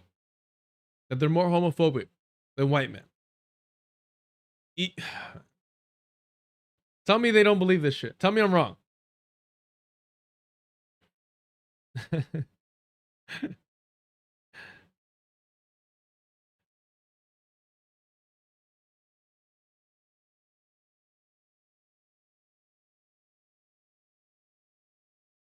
Right. At a time when not only, I won't speak for you, was I not opposed to it, but most of us did not, most of us did not think he was opposed to it. Right. Like at his heart, we did not think he was opposed to it. Right. But he was playing politics. Right. That playing of politics allowed him to name Supreme Court justices, and that led to the decision that created a constitutional right to same-sex marriage. And I am saying that that kind of playing politics is needed. I can give you an example from the other side, by the way, too. Yeah, go for it. Here we go with your history. Here we go with your history and your real world examples that contradict mine. Look, it's not like Ezra Klein's out here advocating for some Machiavellian maneuvering. He's contradicting himself. Here's why. Because he's saying, hey, we need to run some pro-life Democrats in seats we cannot win. So what's going to happen is when you do have power, and I'm repeating myself now, and you're trying to pass pro-life legislation, you won't be able to because they're going to be opposed to it ideologically. That's what you promoted. That's what you normalized in your party. Now, if he was saying, hey, we need to run some Democrats who don't talk or advocate for women's right to autonomy and health, aka the abortion, which is just one aspect of it, by the way. I know it seemed as the most significant, but it's just one aspect of women's health and autonomy. Arguably the most important, sure, but it's just one aspect of it. It encroaches upon every other right of women. So if he was advocating for that, hey, let's be more Machiavellian. Let's make sure that depending on the seat and how red it is, that these Democratic nominees, people that we're pushing forward, know the language to speak, but are actually on our side, quote unquote, the progressive side, the Democratic side, or what they want the Democratic Party to be. So that when it comes time to vote, they won't oppose us the way Joe Manchin has, the way that Kristen Sinema did. And I'm sure you can name countless others, but those are the most recent fucking scapegoats. And then I might be like, hey, you know what? All right, cool. Try it out. Then your example of Obama, this and that, works. Because Obama wasn't ideologically opposed I'm not going to say in his heart of hearts, but very clearly to gay marriage. The problem is if you're promoting and advocating, pushing people that actually fucking oppose it. And how can you guarantee that they don't actually oppose it? You can't look into their fucking hearts. I'm sorry. How do you guarantee that they're going to vote with you? Because what happens, let's say we go with this strategy for this recline. We embrace that strategy. And a president who actually, let's say in this case, supports, women's right. And they're like, yes, I want to nominate a Supreme Court justice that will, or maybe multiple, that will guarantee and pass or pass a ruling that guarantees women the right to autonomy, bodily autonomy. Cool. And these Supreme Court justices are very upfront about, their positions, pro-life, or excuse me, pro-abortion. They oppose the whole pro-life narrative. But then you have all these pro-life Democrats that are on your side, and you control all branches of government. And they're like, you know what? I just can't do it because my constituency. I just can't do it.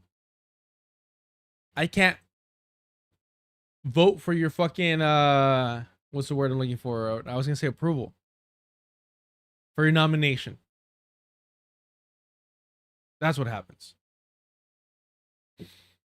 Twitch Plus, Only Froggy. Only Froggy did ask me to do that. Give me one sec. I'll do it just right now. I'll do it for Only Froggy.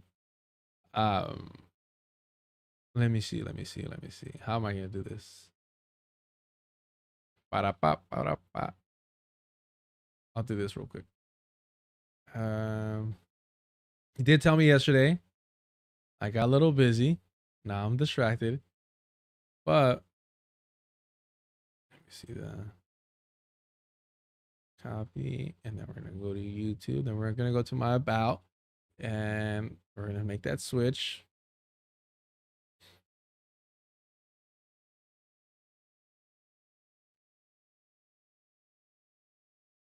Customize channel. Let's see. Profile. Okay.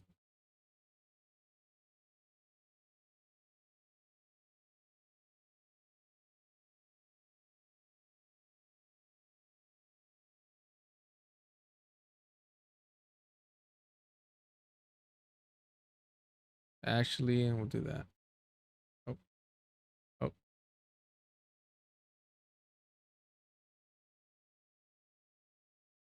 No. It's all good. All right. There we go.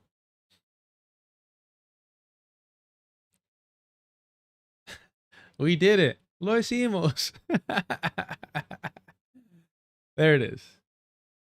If you haven't already, please subscribe to Deculturation Live. That's where all these live streams will remain. I just added on Only Froggy's request, the Twitch link. My Twitter and Instagram are there. I'm not really active on Twitter or Instagram. I'm not going to lie. I try not to be because I do this. So I feel like this is my online time. All right. Brother, you know what my position was during the election about Palestine, about Gaza.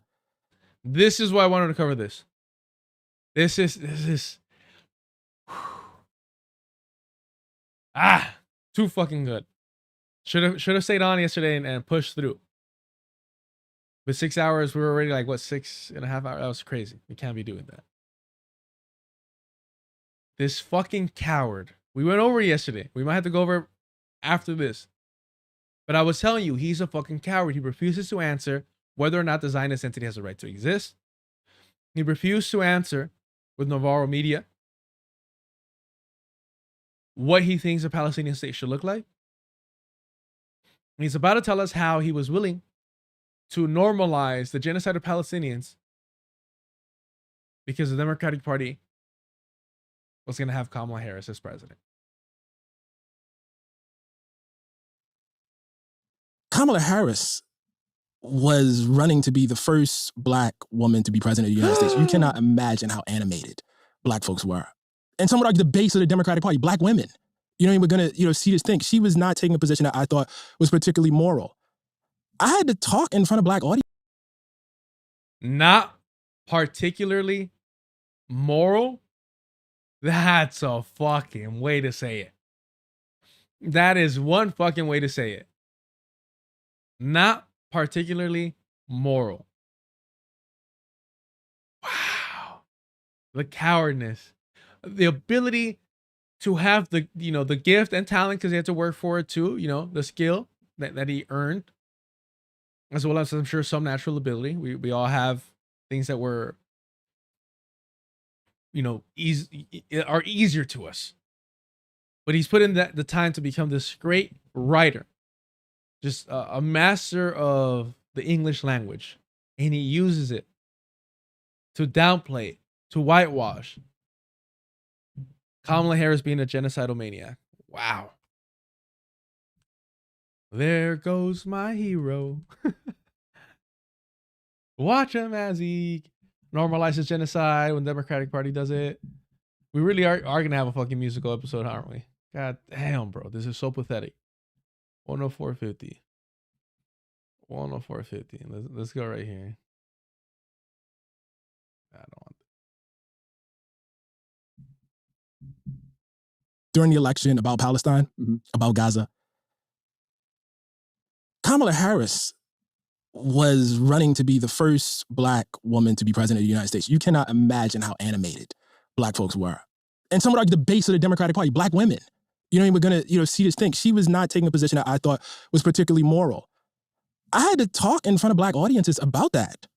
You know what I mean? And I had to do the other thing, which was go before Arab American audiences here, Palestinian American audiences here, and say, look, I'm with you. You can be mad at me. You probably will be mad at me. Wow. I get it. But for me, politics is the lesser of two evils. We've been fighting this battle for a long time. We've never had the luxury of electing people that represented the best of us. What? And this is why I'm voting for her. This is a really, really serious thing. And when you hear these Palestinian Americans, and when you hear these Muslim Americans, and when you hear these Arab Americans upset about this, you can't just yell at them. You have to take them seriously. These were hard, very, very difficult conversations. But when I made those conversations, look, man, I had to be buttoned up about it.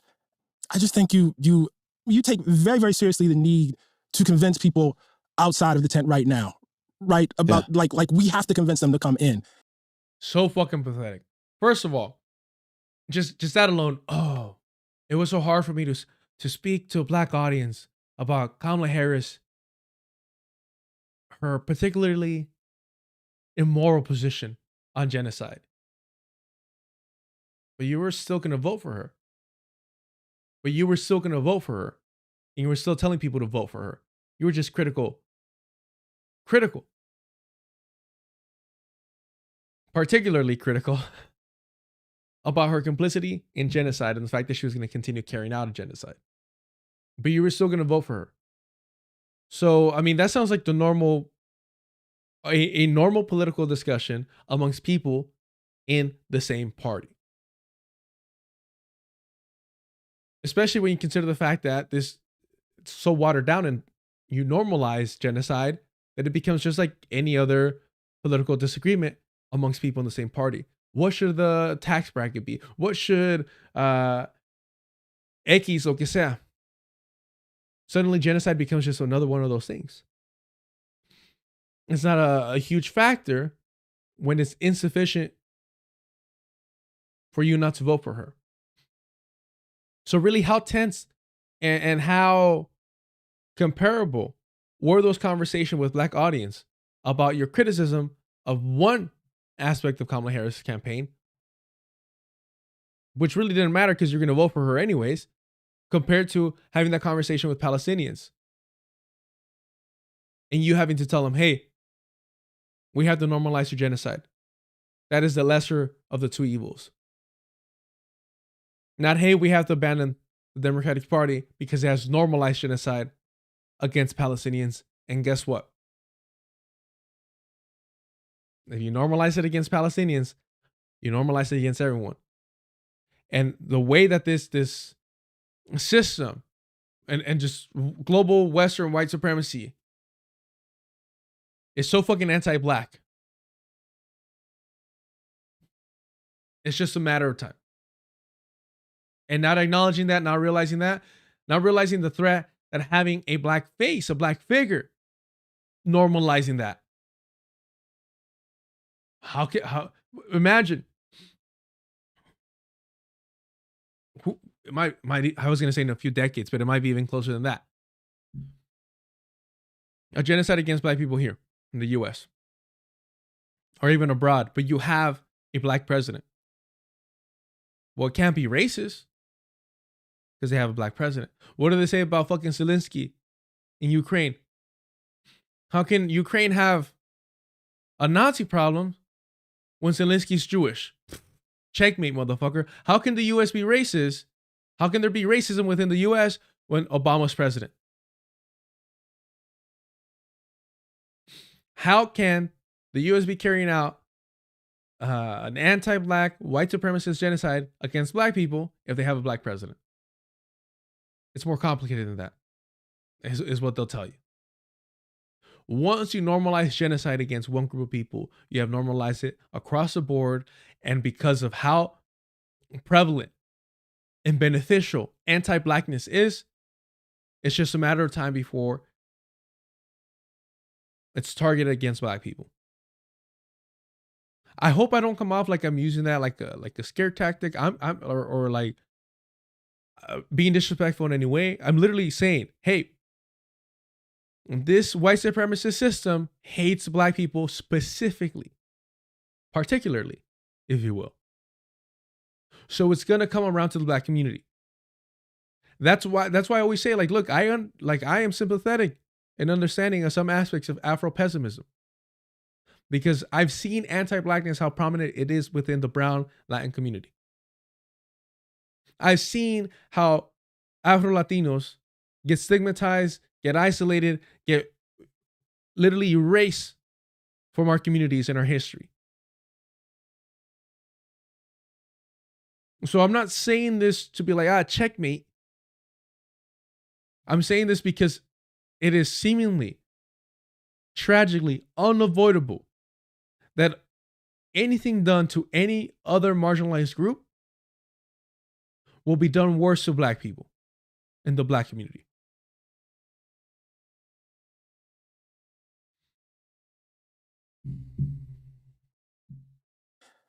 I guess what I want from you is I want you to take as seriously people who are in the tent and who are vulnerable and afraid. And if you have to convince them of something that's extremely, extremely uncomfortable, or tell them that you're taking a position that is extremely I just think you owe them a little more. That's all I'm saying. Yeah, man.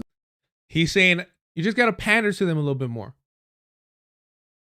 If you're going to betray them and throw them under the bus, you got to pander to them a little bit more so they can't criticize you. So their criticism sounds like they're being hysterical, like they're being fanatics, like they're being radicals. The no true Scotsman bullshit.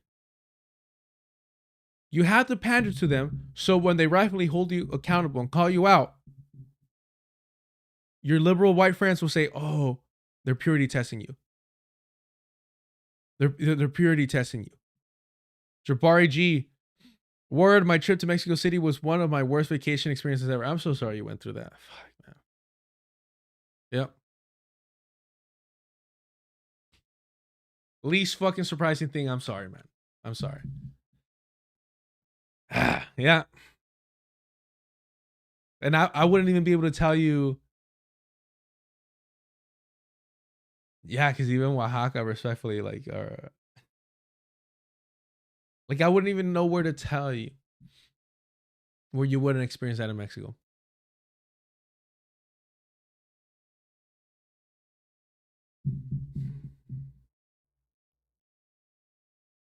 Yeah. I will say that definitely probably one of the worst. If you're gonna pick a city, definitely one of the worst ones. El DF.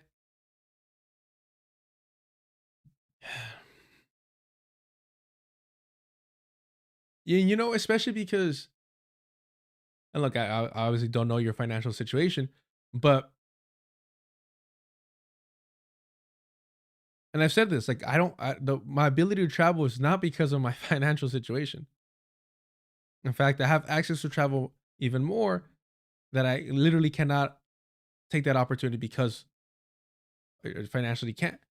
Even with like the benefits that I have. And but to go somewhere that you worked hard, you know, to take some fucking time off, to de-stress from your normal fucking life, from your reality, and say, fuck it. I'm flying out somewhere. I want to enjoy myself. I want to enjoy life. I want to see something different.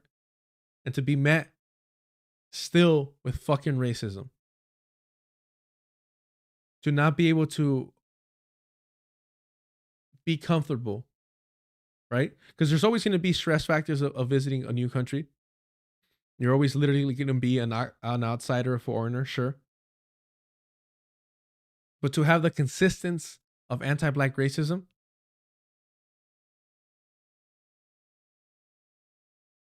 like I always say, like I have no interest in traveling to Europe.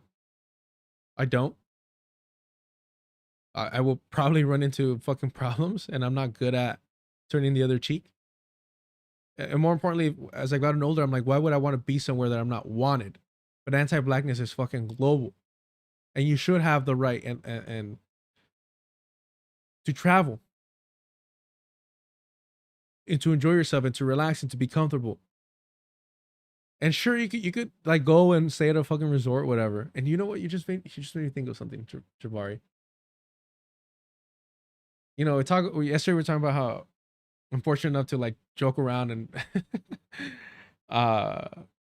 with friends and coworkers. It was gonna be the homie's birthday, and I said something along the lines of, "When are you going on the cruise?" And he looked at me. He's like, "What the hell? Like, how'd you know? Like, when did I tell you I was gonna go on a cruise?" And I just looked at him, and he starts fucking dying. He goes, "You're fucking racist, right?" And I'm like, maybe. He's like, "You're fucking racist." He's like, "Just because I'm black, you assume I'm gonna go on a cruise?" And I'm like, "Was I wrong?" You know, start laughing and shit. But now, Jabari, like, you made me think. Maybe now I'm reaching. Maybe I'm something that was supposed to be a joke and us palling around. Maybe I'm reading too much into it. But if you're able to go with a large crew,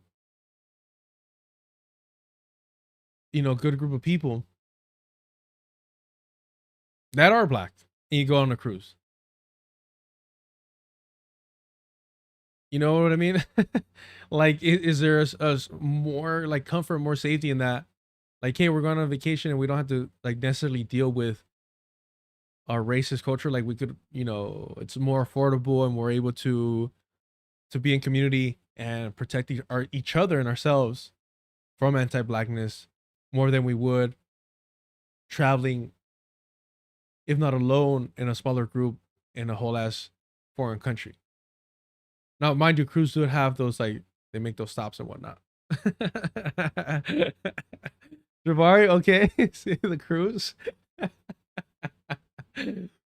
I don't know if I could survive a fucking cruise with these fools. I don't know how some of these fuckers are older than me and can party that hard. Yeah, I've never thought about it until right now, Jabari. Like, literally, like, you kind of made me make that connection. Potential connection. Only Froggish jumping over to the Twitch chat. All right. I see you. Appreciate you. But yeah, there's something. That's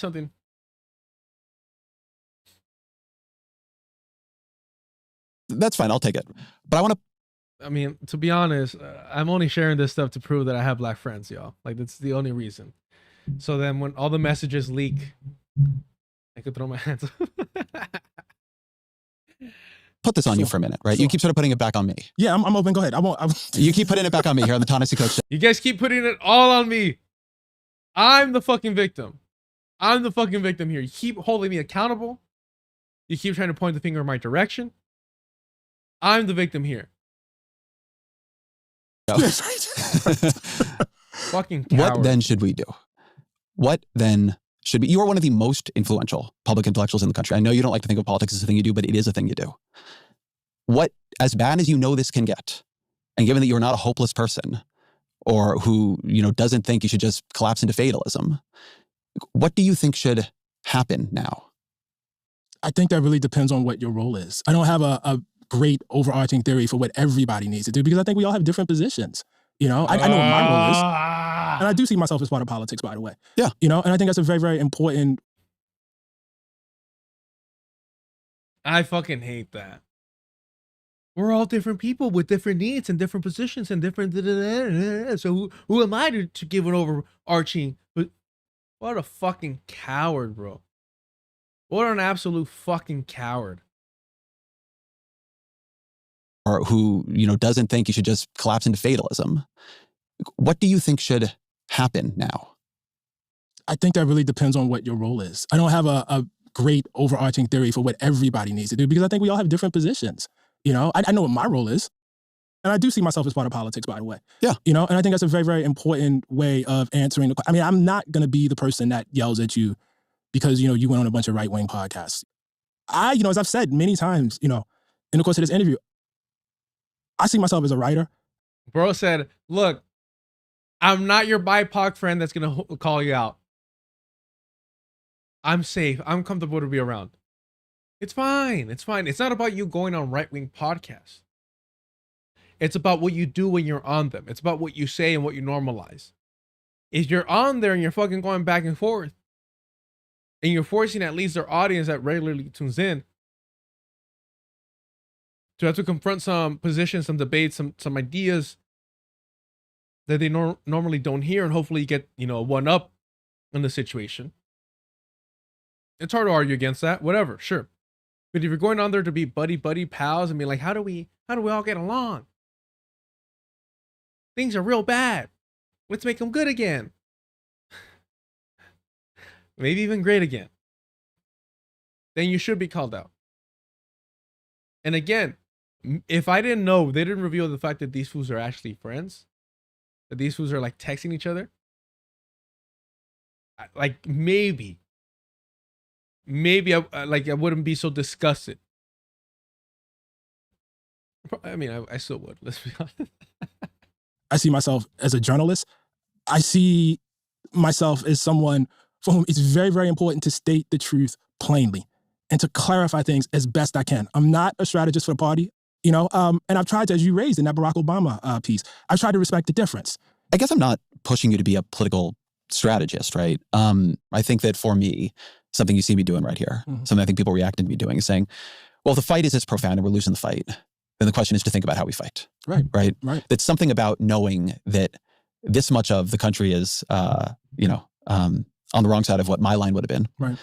Knowing that what Kirk was doing, what people like him were doing was working. Right. That imposes a set of questions upon us that need to be answered. Right. The thing I'm struggling with in this conversation and even in that question is the fact that there are things that you yourself have actually advocated for that had they been done, we would be having a very different conversation. I think I want it to not be close. You said what? I want it to not be close. You will call this my fatalism, but I am not surprised. I think it's going to be close. I think it'll be close for a very, very long time. I would like for it to be less close too.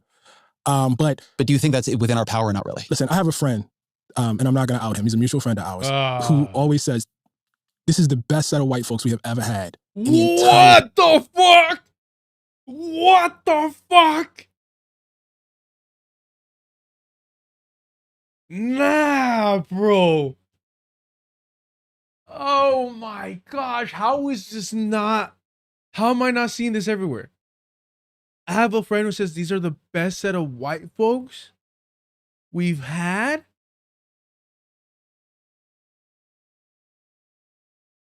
Oh my God, I fucking hate liberals.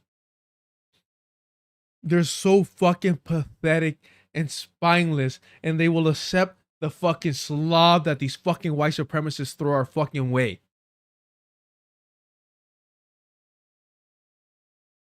Wow. These are your fucking friends.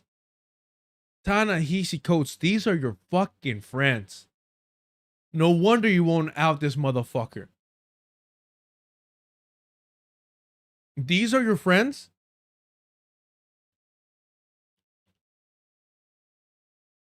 Holy shit.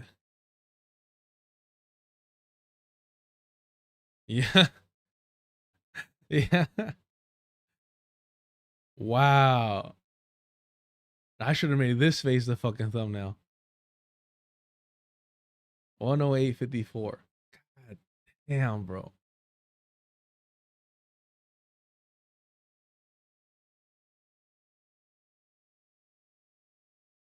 I would have fucking ended the stream there. I would have fucking lost my shit.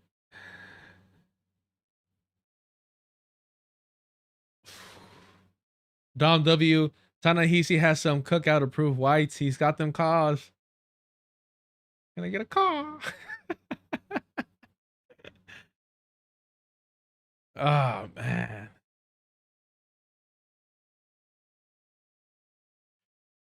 Marliel. Man. It's within our power, not really. Listen, I have a friend, and I'm not going to out him. He's a mutual friend of ours who always says, mutual friend of ours. Somebody jump on Twitter and find out who their mutuals are. We'll deduce it. We're assuming he's black. If he's talking about the best whites out here. Maybe brown, maybe, I don't know. Arab brown. He's not brown. I'm telling you right now, he's not brown. Latinos think all whites have always been fucking great at all times. No, yeah, it's bad. It's fucking bad. Yeah. Unless you've personally been racist towards us. Yeah. Yeah. Believe me, no room to fucking judge over here.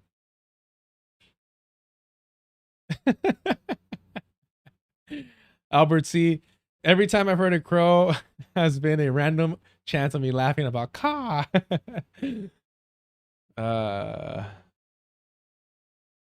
Wow. this is the best set of white folks we have ever had in the entire history of Black America. This is the most woke.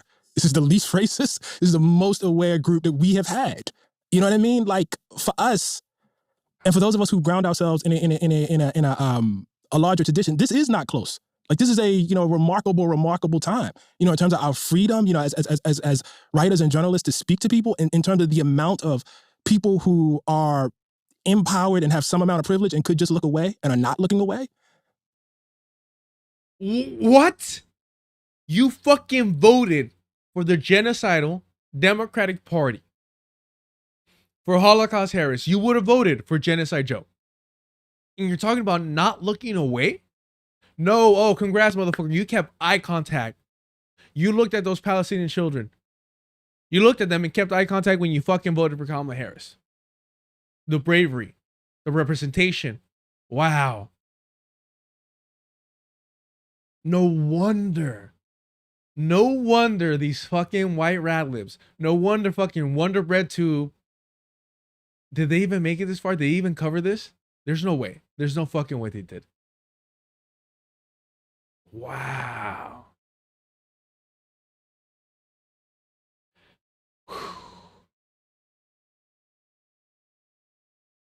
I'm almost at a loss for words. This is so fucking pathetic.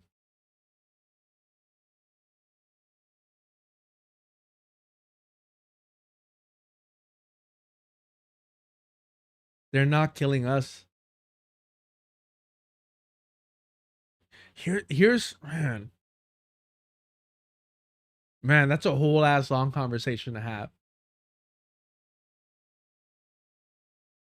That's a whole ass fucking conversation to have.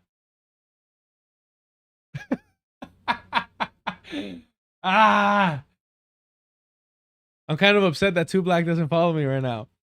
I mean, I've always been upset about that.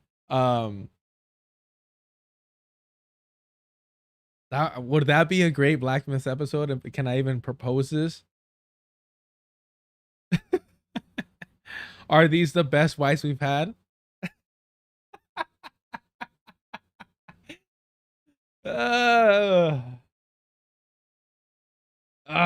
man.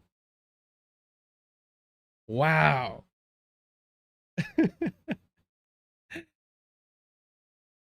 I'm just laughing because I always say that like John Brown should be the bar. Oh man. Sweeter than anything. Yeah, there's an argument for that if you're clear that the bar is beneath hell. Because there's a lot of fucking really crude jokes that I could make that I don't want to, because it's like, it's not. I just want to emphasize how pathetically sad that is. That his friends are saying this, that he's agreeing.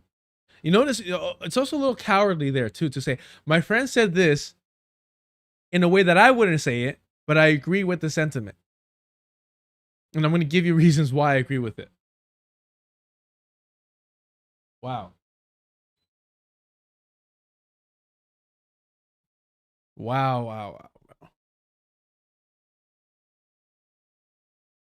Because, I'm struggling to think of, please help me. Who are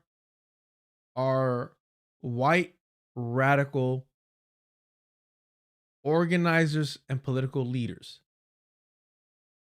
Pete Buttigieg. Who are white radical political leaders? I mean, I know that Fred Hampton had criticism of the Weather Underground, but they were getting busy. Who are white radical organizers that have a national presence? I know there's some local ones that are cool. Haven't met them. No, just never heard of them. Never seen them. Do they exist? No. There's some white people doing some good work. I'm never going to discredit that. Few and far between, very rare. But on a national level, to say that these are the best whites that we have, well, who is the best of these best whites? There can only be one. Who is the Highlander of whites? What are we doing here? Mind you, I've never seen Highlander. I'm trying to make some of you old fools feel seen. Who is the best of the whites? Give me a fucking name. I threw something. Chat. I'm saying it's Pete Buttigieg by default. If these are the best whites we have, then show me who their poster boy is. Show me who their leader is. Bernie? They live in Narnia.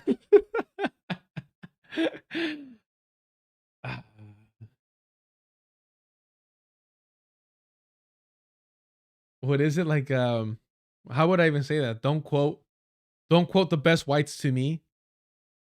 I was there when they were created.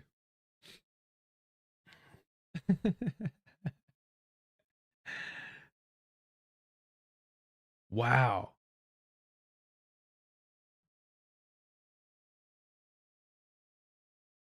Yeah, like, can I get, okay. All right. My answer is probably James Stout. Shut. So you think your ass is about to get banned right now?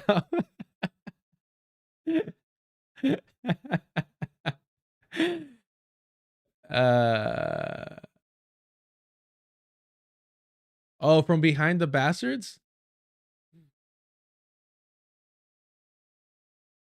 Wait, whoa.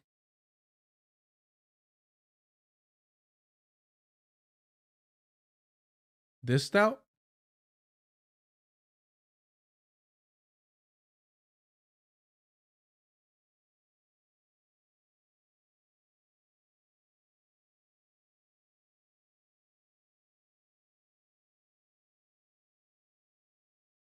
Hmm.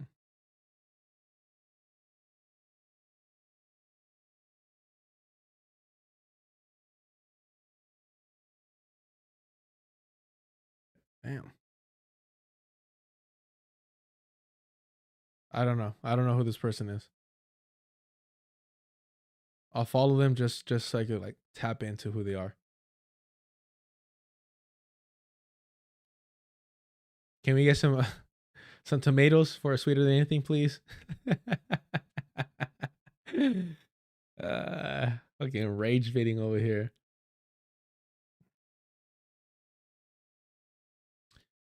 Okay, relocked. Look, relocked.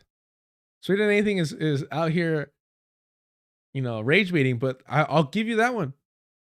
In the spirit of the stream, has to be Hassan, our progressive king. Relocked worded that perfectly, highlighting that Hassan is white. It's always gonna make me happy. And the fact that he is the progressive king is an accurate title. He is a progressive king. He's not a socialist king. He's not a communist king. He's not a relocked. I think relocked might be correct.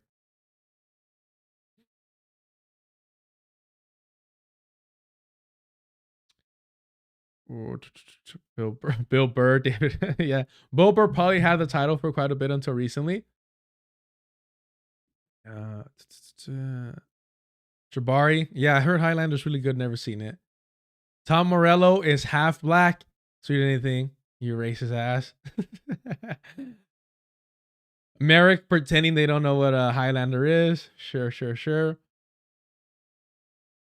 Relock, are you talking? I know you're not talking about Hassan about organizing, so you're talking about that white dude that was suggested. Okay. Jabari, Emma Bigland, yes. Hakeem Jeffries, Huey. Huey, come on. That's hilarious. Oh man, that is wild. You know, it's not a great time politically. You understand what I'm saying? But it's just it's not the worst either. No, it's not. It's not the worst. You know. All right, then I think always our final question. What are 3 books you recommend to the audience? So, the first book is a book called... Oh, you know what? This who else does this? Somebody else does this about 3 books you would recommend. Countess testifying her love and devotion for Hassan Piker. Where's Yipper to accuse somebody? Where's Yipper when we need them?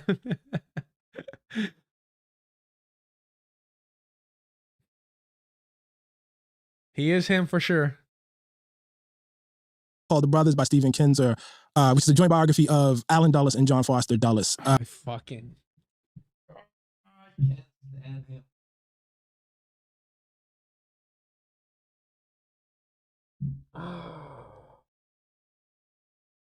What was I saying yesterday? What was I saying yesterday about this?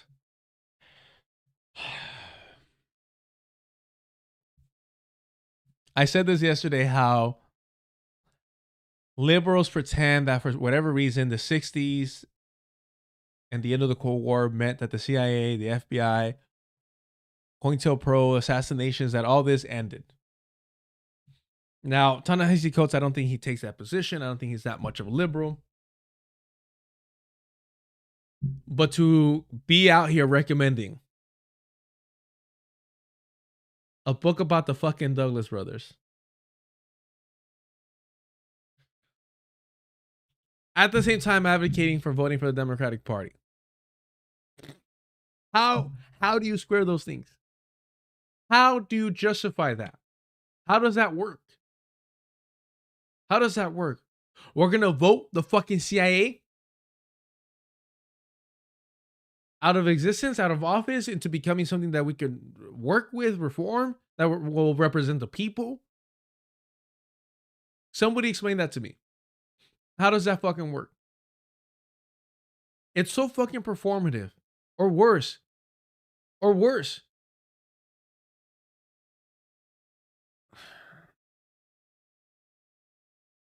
Maybe he's a secret radical. Maybe Ta-Nehisi Coates is the most radical of us all, realizing that you have to spoon feed the masses.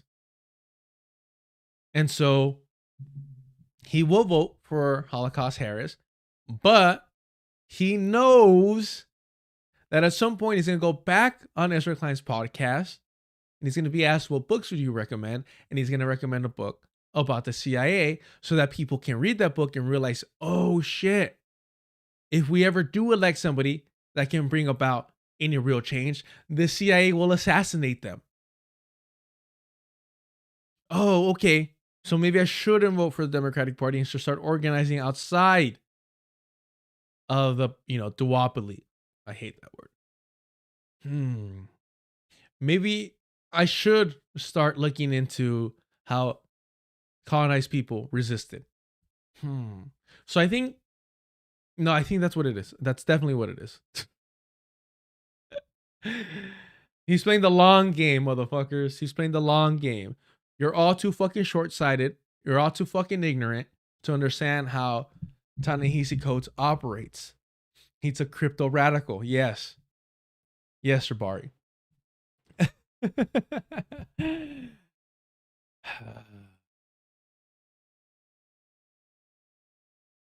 And how incredibly one was head of the State Department, the other was head of the CIA, and how they worked to overthrow. Did I call him Douglas?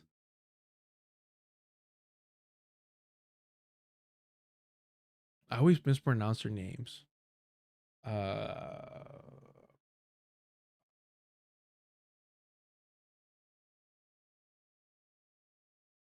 do you pronounce their names, though?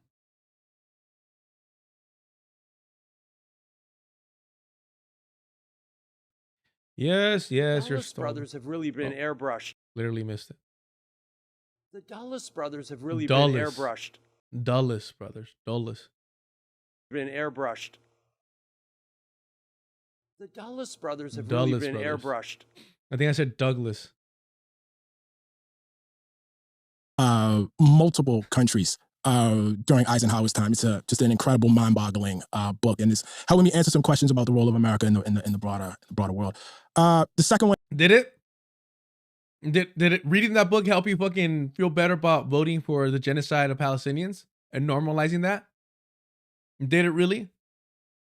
Wow. Probably the worst recommendation for that book ever.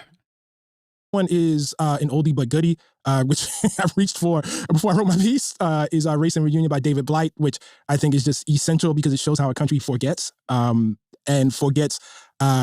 Race and Reunion.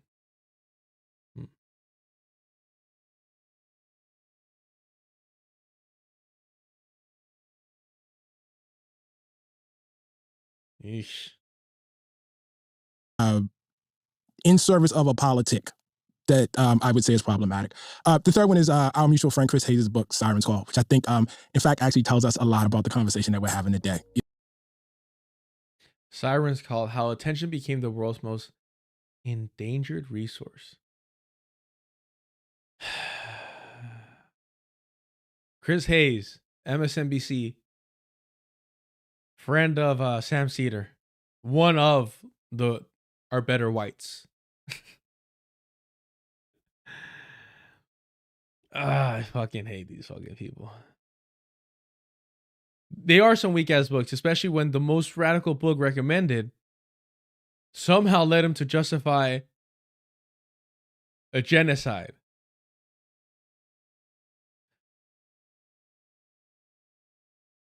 Wow.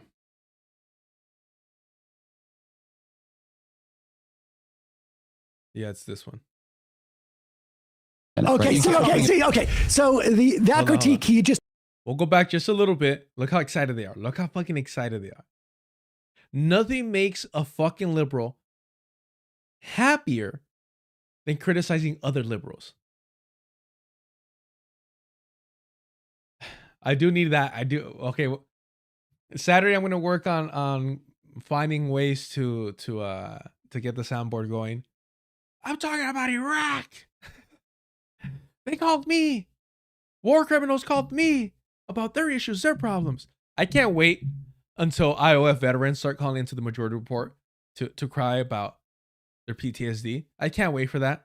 And for Sam Cedar to be there for them, to be the shoulder for these fucking war criminals. So that critique he just Hold on. What the fuck? I thought it went back enough. So we're going to replay just a little bit of this. That's all I'm saying. Yeah, man. that's fine. I'll take it. But I want to put this on you for a minute. Okay, right? okay. So that critique, he just completely aligns. I'll take it, whatever that means. I don't know what that means.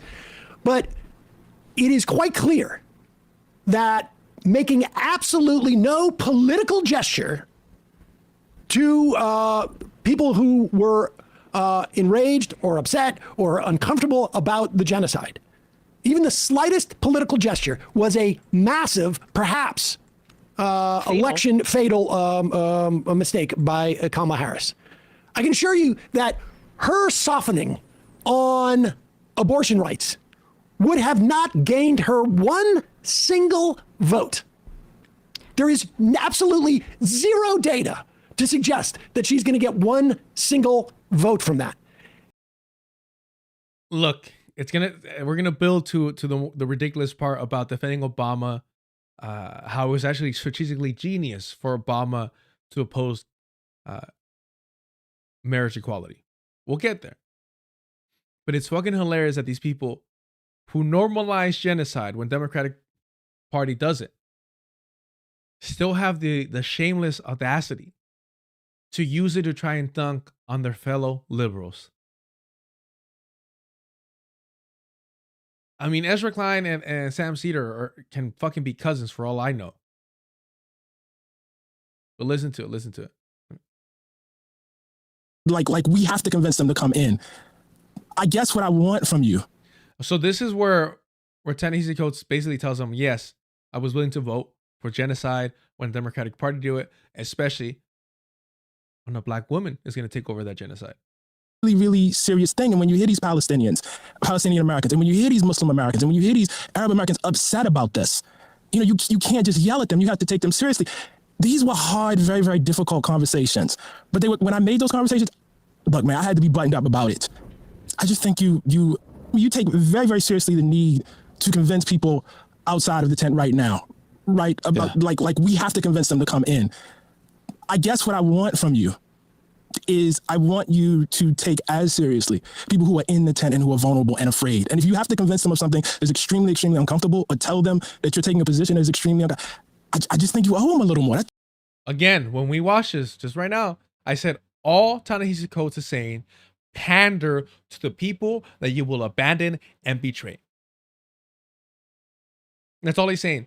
As you are betraying them, as you are abandoning them, as you are allowing and normalizing their slaughter, pander to them. Let them know that they're seen and watched, that they're heard, right? It's literally the critique that Emma Vigeland, the critique that all these rat libs had of Kamala Harris saying, I'm talking now. To pro-Palestinian protesters. That was her criticism. And when it happened the second time, and she handled it, quote unquote, better, they praise her. They praise her. They praise her. Oh, she was willing to talk to them after. They mentioned an arms embargo. And immediately, Kamala Harris' team came out and said, we oppose an arms embargo. So that's literally right here. Ta-Nehisi Coates is saying, pander to them before you betray them. Pander to them before you abandon them. Pander to them as they're being walked to the fucking slaughterhouse. I feel your pain. We see you. We hear you. That's all these fucking liberals are offering. And they're glorifying Ta-Nehisi Coates for saying that. They don't see it though. They don't see it that way. They can't see it that way because that to them is the right approach. That is the right thing to do. That's all I'm saying. Yeah, that's fine. I'll take it. But I want to put this on you for a minute. Okay, right? okay. So that critique, he just completely aligns. I'll take it, whatever that means. I don't know what that means. But it is quite clear that making absolutely no political gesture to people who were enraged or upset or uncomfortable about the genocide, even the slightest political gesture, was a massive, perhaps, election fatal mistake by Kamala Harris. That's crazy because Emma Vigeland repeatedly stated in those 107 days that Kamala Harris was signaling that you had to read the fucking tea leaves to realize that Kamala Harris was signaling that she would be better for Palestinians than even Joe Biden. Now Sam Cedars over here saying, well, the fact that she didn't do that was potentially fatal. You see how liberals rewrite history, rewrite their own fucking positions? As always, we do our best to provide receipts. We don't have to lie about these people. We do not have to lie about these people. They're fucking awful enough on their own that we don't have to lie about these people.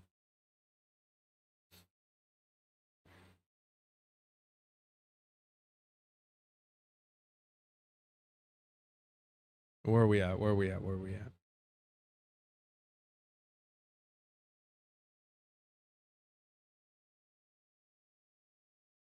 It was on Kamala Harris being worse or better.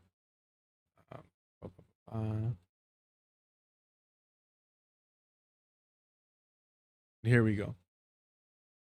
No, people say there's no evidence. Like, maybe there's no evidence for Harris being better or worse. Or there's no evidence for Harris being definitively better than Biden, we'll say. But there's no evidence showing that she's aligned with Biden's conservatism throughout his entire career as it relates to this issue. So it's more about like an absence of evidence and then reading the tea leaves about her political ideology and what that means as it relates to Zionism. This is what she was doing for 107 days, trying to mislead their 1.7 million subscribers into believing, with no evidence, reading the tea leaves, that Kamala Harris was not a fucking genocidal Zionist supporter.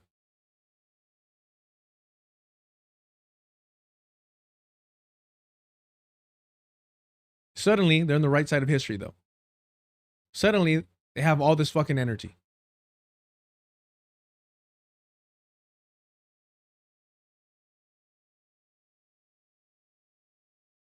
People who were enraged or upset or uncomfortable about the genocide.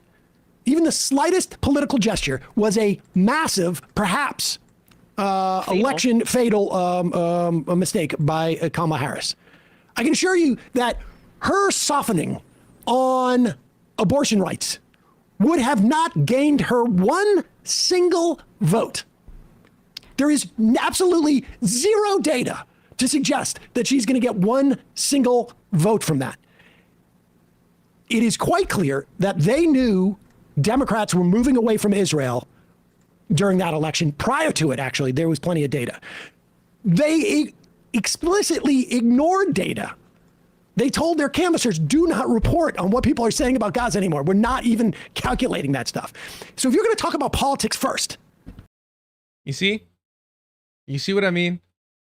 So now they feel comfortable in acknowledging that the Democratic Party was never going to switch their position, was never going to change course on their support for the genocidal Zionist settler colonial project. Now they can admit that. Now they can say, oh yeah. Nothing, they weren't going to do anything different. Sweeter than anything, show the data. No, yeah, like there's been a lot of, when that was happening, that the Democratic voters, y'all, sorry, not the Democratic Party, but Democratic voters were starting to be more critical and less aligned with Israel than previous Democratic voters. Now it's gotten even worse. That's not to say that they're anti-Zionist. Put aside every other question, principles, values, safety of individuals, et cetera, et cetera. I mean, you have none either. That's what I'm saying. Him and Ezra Klein are more similar than they will ever admit, especially Sam. You have no principles. You have no morals. You, alongside Ezra Klein, normalize a genocide when it's conducted by the Democratic Party. to not bring that up as a first order problem when you're assessing that election.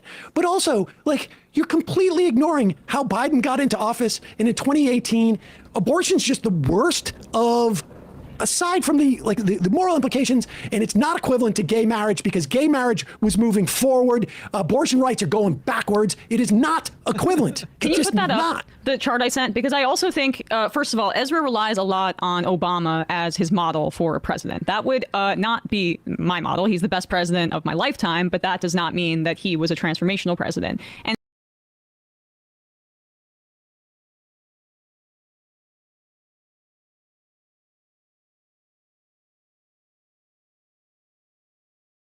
okay, let's stick within the liberal logic here. Let's stick within the liberal logic. Her criticism is that Ezra Klein uses Obama as essentially a measuring stick. Emma Vigeland says, I would not, or that she does not use him, even though Emma Vigeland believes that Obama was the best president of her lifetime. But he wasn't a transformational president. If he was the best president of your lifetime, wouldn't Ezra Klein be correct in using him as a measuring stick? Wouldn't he be justified with your own logic in using him as a measuring stick? I mean, all liberals were using FDR. They were calling Biden the new FDR, right? Because they viewed FDR as the best Democratic president. If you are saying that Obama, despite not being not even revolutionary, but like a changing the status quo president, I don't know what the fuck, how you would even phrase that. Reformist, maybe? I don't know.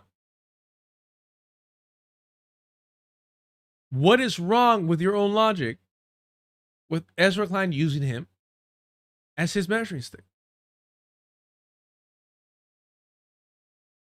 I don't get it.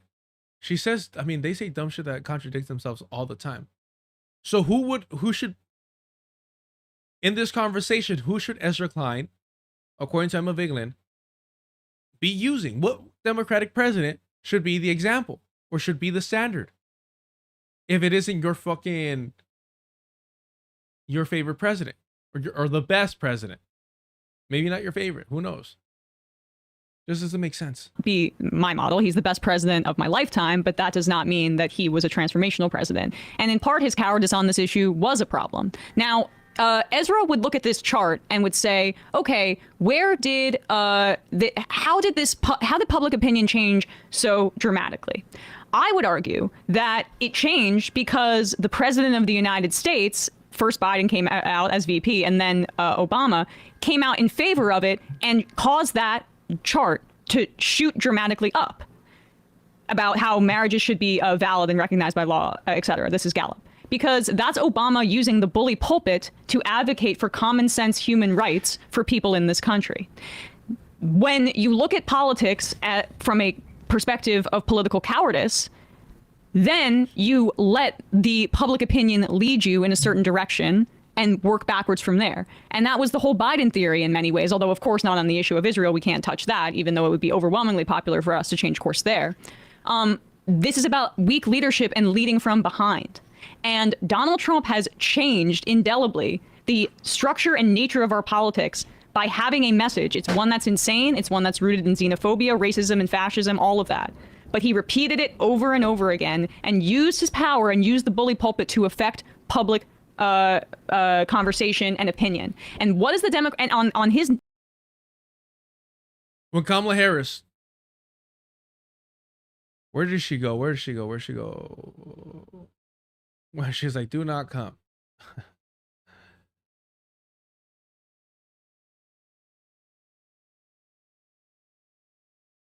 Where was that speech at? In Central America? Guatemala. It was Guatemala. Was that not xenophobic? Is conducting a genocide of Palestinians not fascistic? Oh, but they're not like, I mean, literally Kamala Harris said that shit out loud.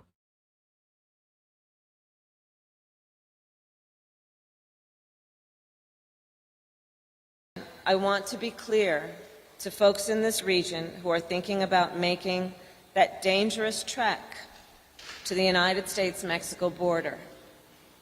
Do not come. Is that not xenophobic? Do not come. The United States will continue to enforce our laws and secure our border. There are legal methods by which migration can and should occur. But we, as one of our priorities, will discourage illegal migration. And I believe if you come to our border, you will be turned back.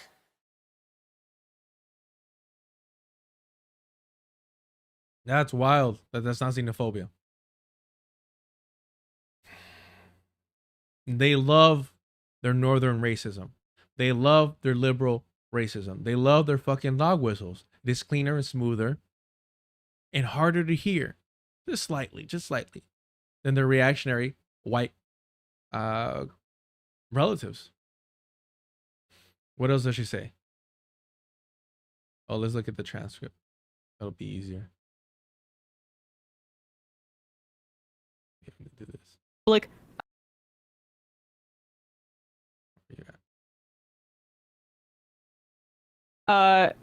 conversation and opinion. And what is the Democrat on his signature issue?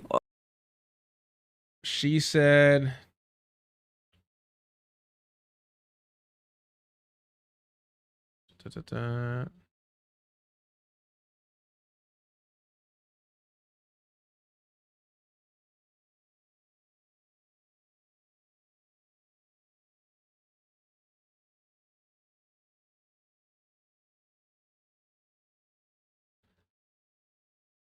one that's insane. It's one that's rooted in xenophobia, racism, and fascism, all of that. All of that. So we went over the xenophobia. We went over the fascism. The racism. I mean, a Genocide Joe? Racist?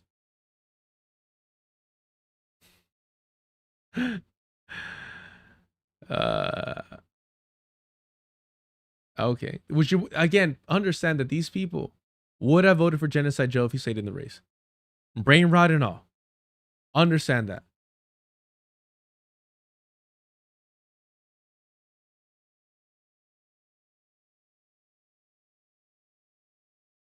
But he repeated it over and over again and used his power and used the bully pulpit to affect public conversation and opinion. And what is the Democrat on his signature issue, immigration? And what is the Democratic response to that? Which is what Ezra's advocating for on a variety of other issues. Well, let's see the framing. So you have somebody who has changed the framing. Let's seed the framing. I'm telling you, as a fucking being that started looking into my roots and the history of Mexico and Mexico-American relationships, it has always, up until basically Trump, been the Democratic Party that has been worse when it comes to the border. Because of their alignment with unions, their alignment with labor. Whereas Republicans talked a big fucking game, but didn't really act out on it because they knew that they needed that cheap labor to exploit.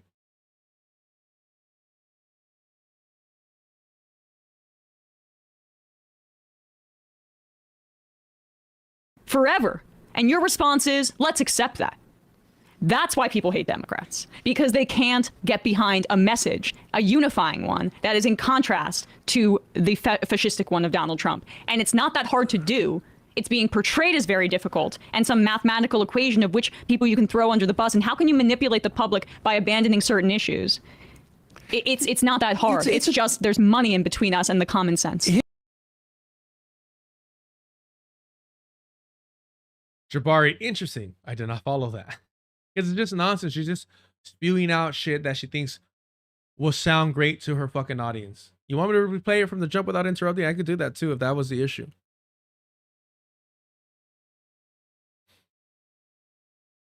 It's hilarious how they're like, they just want to throw people under the bus. Did you not do that by voting for Kamala Harris? Did you not throw Palestinians under the bus by voting for Harris? Did you not normalize a genocide by voting for Harris? All right. His is a total straw man because first off, I can't, like, I'm trying to think of the example of what he is railing against, that the Democrats have like cut loose potential candidates in these states that he's talking about because they're anti-abortion. First off, I'm not even sure if that's the case. A. But B, the gay marriage analogy is just a poor one. It's just a poor analogy because because Obama's specific. Jabari, nah, I meant your point about them being tough on the border for unions.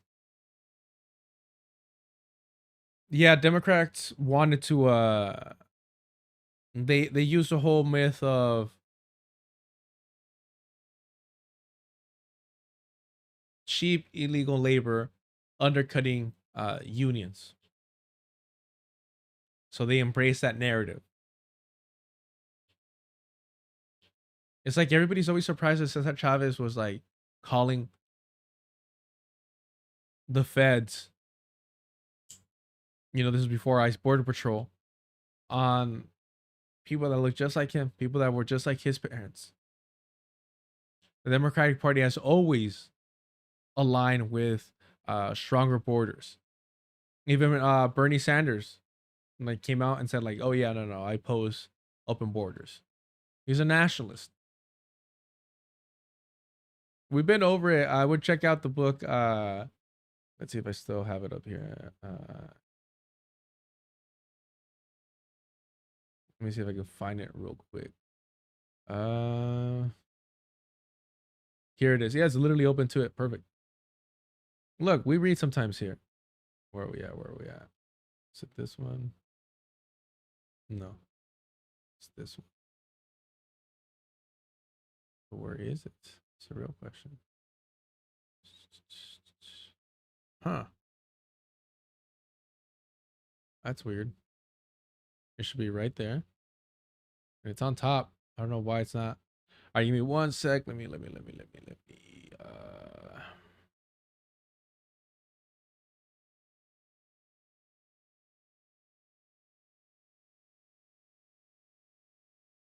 That didn't help. What the fuck?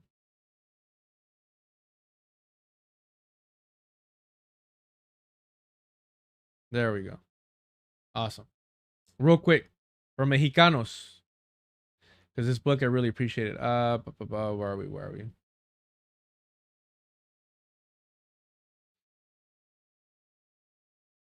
Yeah, we'll start over here. I love this section. We're doing it. We're doing it.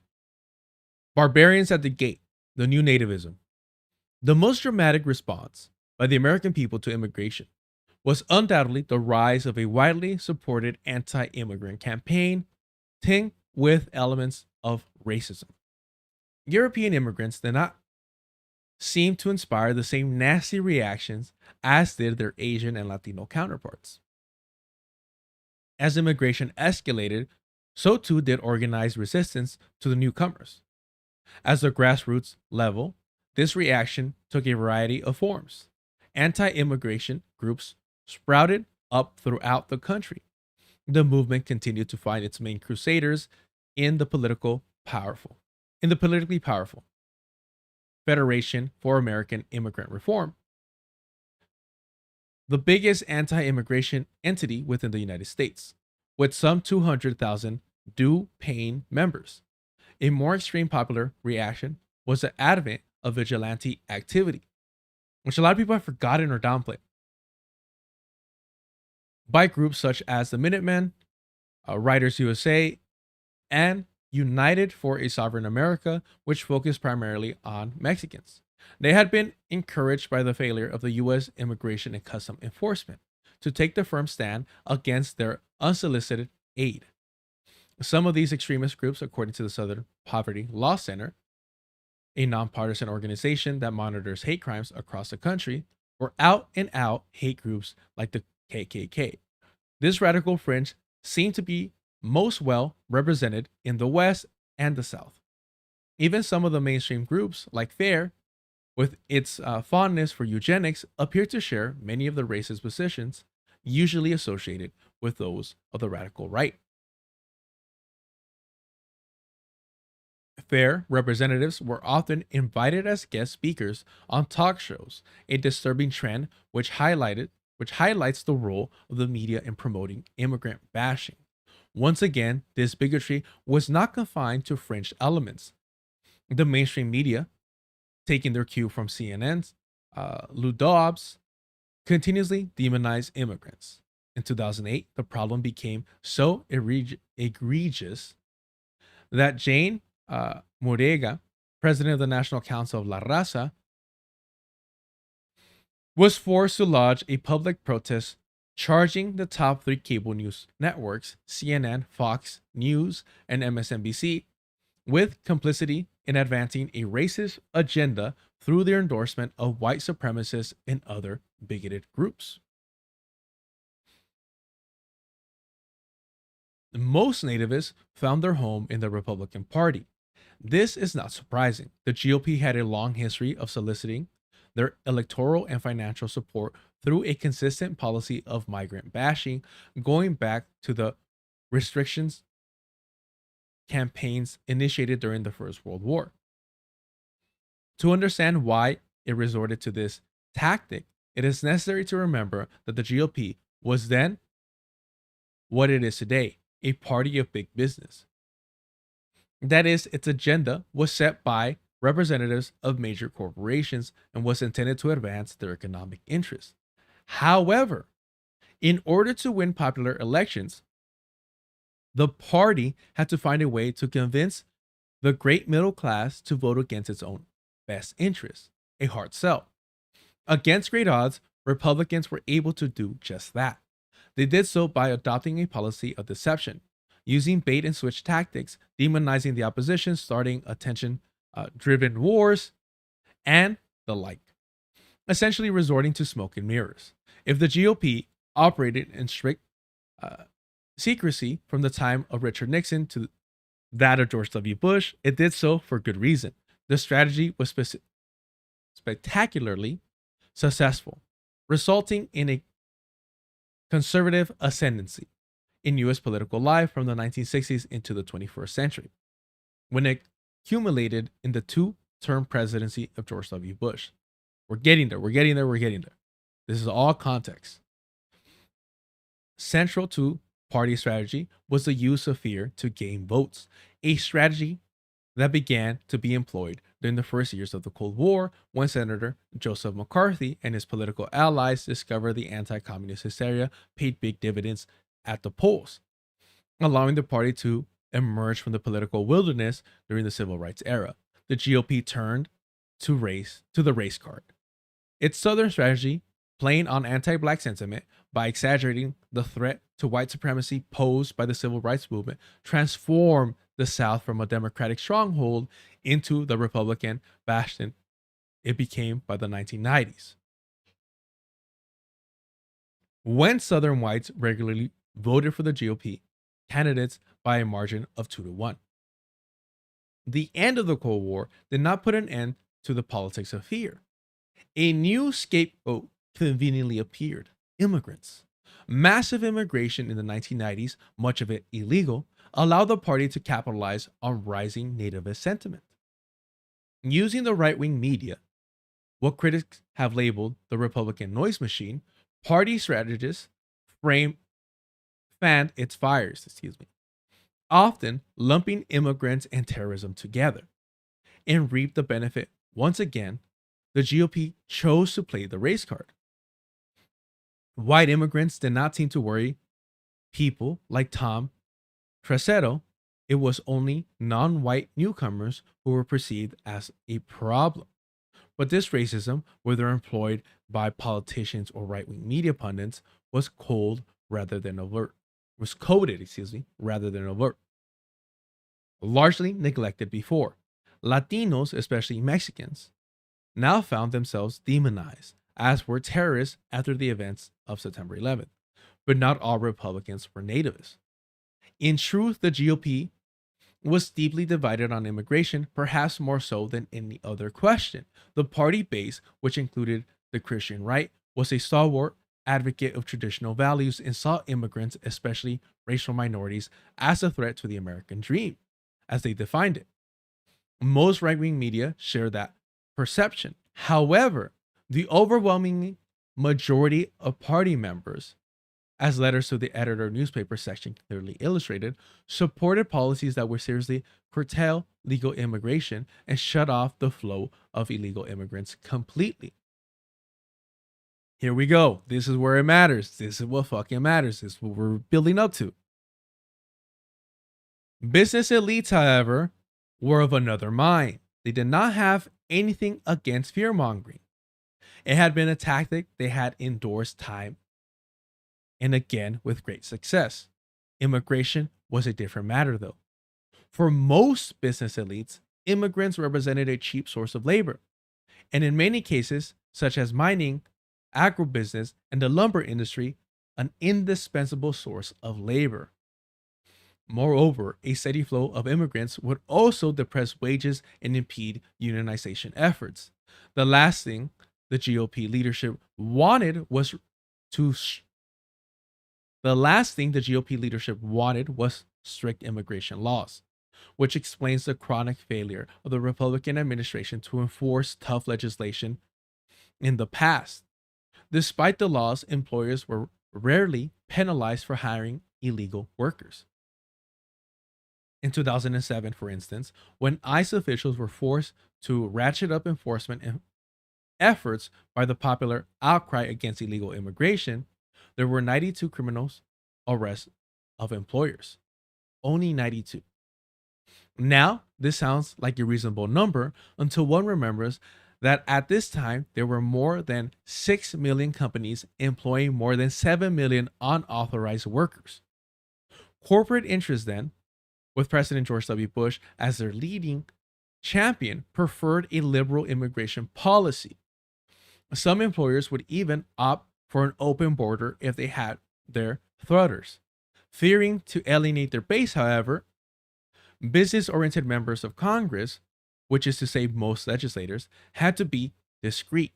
Ultimately, though, it is important to recognize that throughout the 40-year period of Republican ascendancy, anti-immigrant rhetoric notwithstanding, immigrant policy remained amazingly liberal. GOP administrations continuously swung the golden door wide open, permitting unprecedented number of newcomers to enter, which illustrates better than anything else who really controlled the party agenda.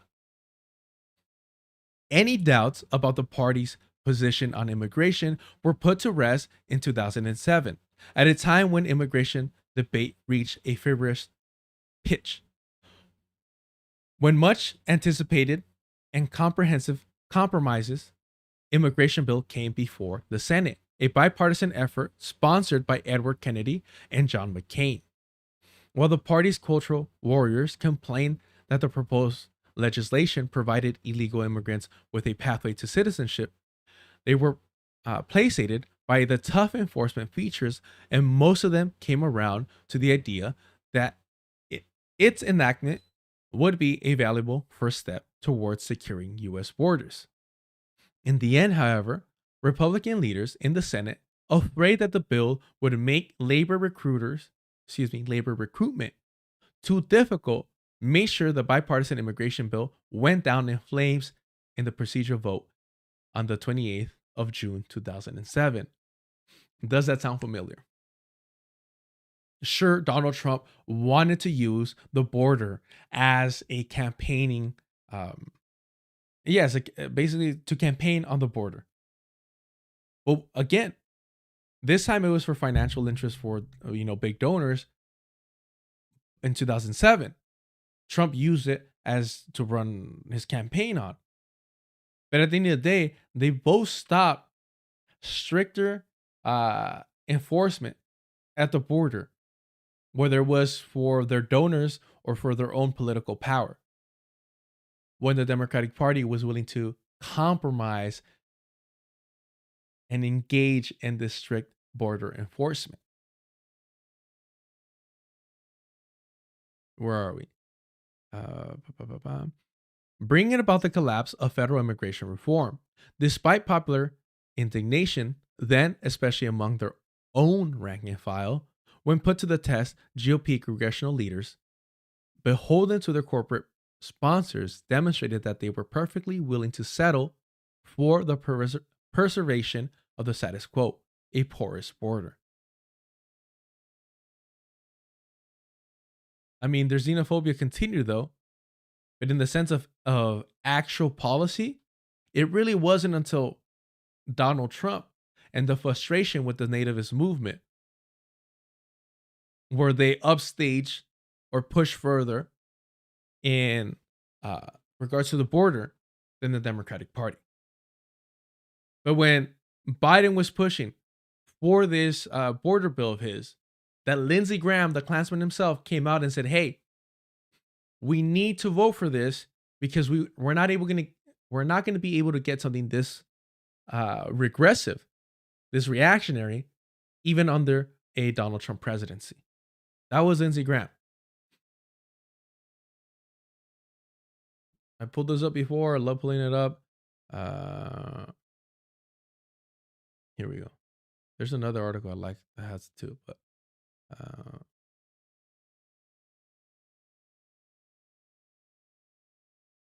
literally, GOP rejects the best border offer they've ever seen, will ever get.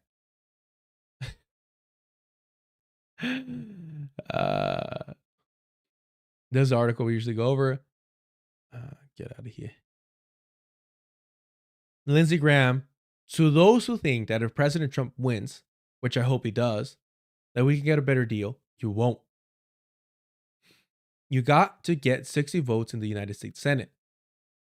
To my Republican friends, to get this kind of border security without granting a pathway to citizenship is really unheard of. So if you think you're going to get a better deal next time in 25, if President Trump's president, Democrats will be expecting a pathway to citizenship for that. So to my Republican colleagues, this is a historic moment to reform the border.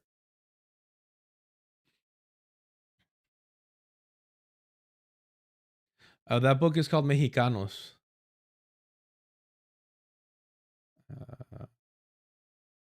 A History of Mexicans in the United States. This is my preferred cover. I just love the color. But this is Lindsey Graham, the Grand Wizard himself.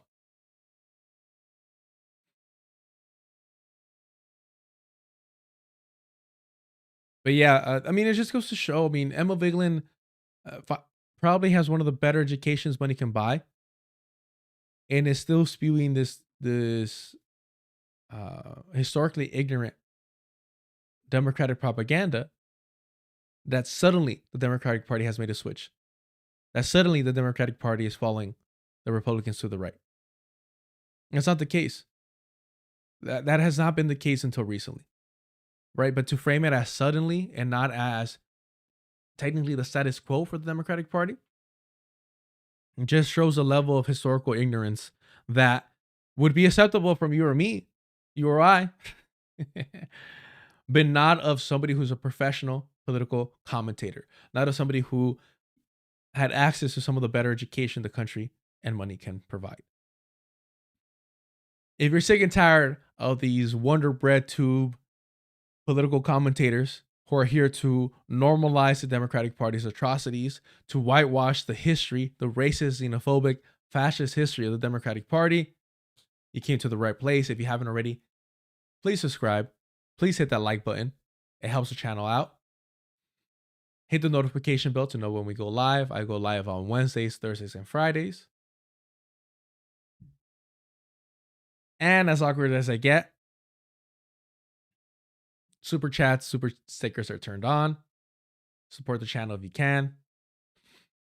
All right, let's get to it.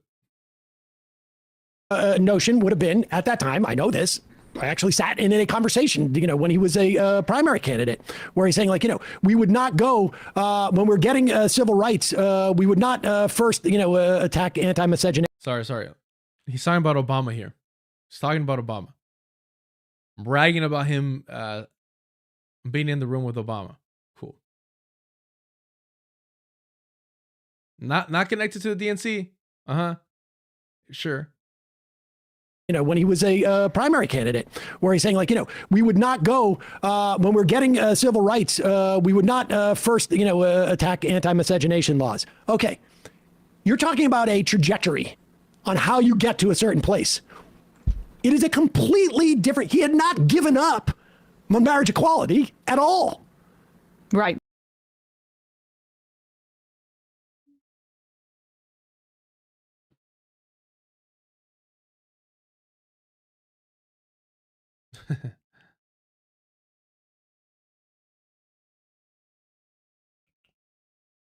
Let's check it out.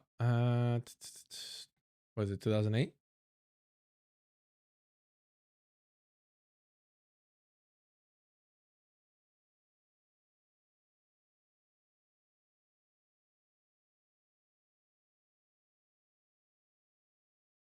Jesus.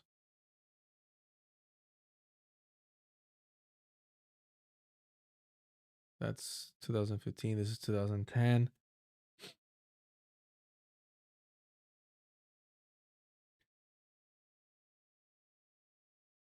President Obama remains opposed to same-sex marriage, even though he agrees with a district judge that California's ban against it is unconstitutional, a White House advisor said today.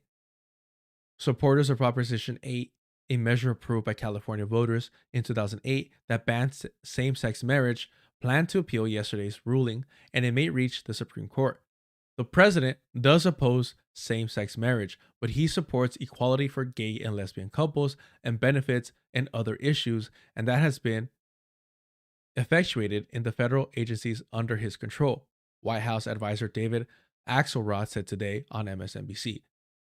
He noted, however, that the president has always opposed Proposition 8. The president opposed Proposition 8 at the time. He felt it was divisive. He felt that it was mean-spirited. We reiterated that position yesterday. And again, the court battle over Proposition 8 could thrust the debate over same-sex marriage back into the national stage and compel the president to take a less ambivalent position. His position on Prop 8 has always been clear. What has not been clear is how he squares his positions for equality with his refusal to embrace an actual equality in marriage. Evan Wolfson of Freedom to Marry told Politico, "This is unclear, increasingly unclear, and there's no good reason for it." Jesus fuck. And there's no good reason to explain it. Oh. In the wake of today's historic court decision on Proposition 8, it's time for President Obama to support full marriage equality for gay and lesbian couples, the petition says. You simply do not support equality for gay and lesbian couples if you do not support letting them marry. Like, why do this? Like, why? And I remember Proposition 8. I was still in high school. And I remember like seeing all the, walking home, seeing all the Prop 8s, yellow with blue lawn. What are they called? Like Prop 8 California, marriage. We'll just go images, I guess. Yeah, it was this. They would have these obviously smaller.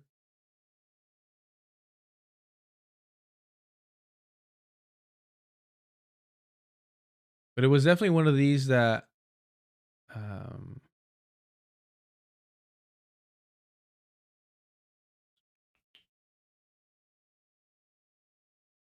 yes, he repealed Prop 8.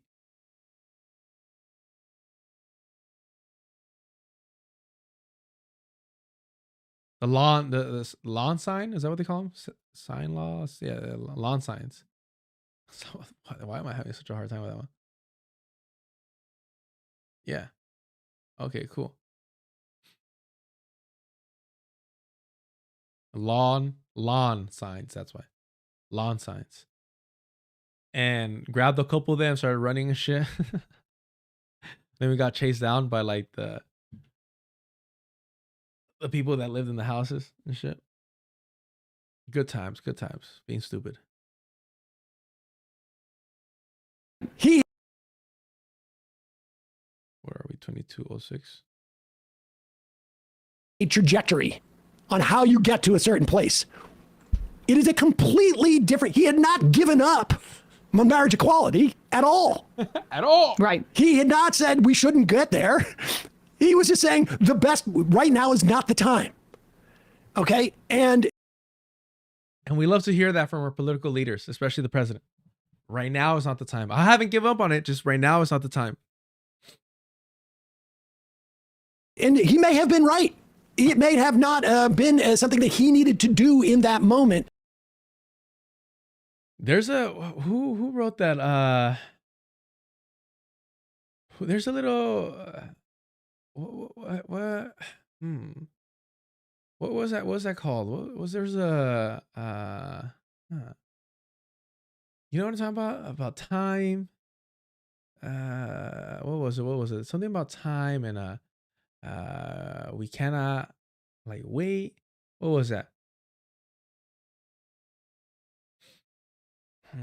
What was it? There was something. What was it? Something rings a bell. I can't quite think of it. I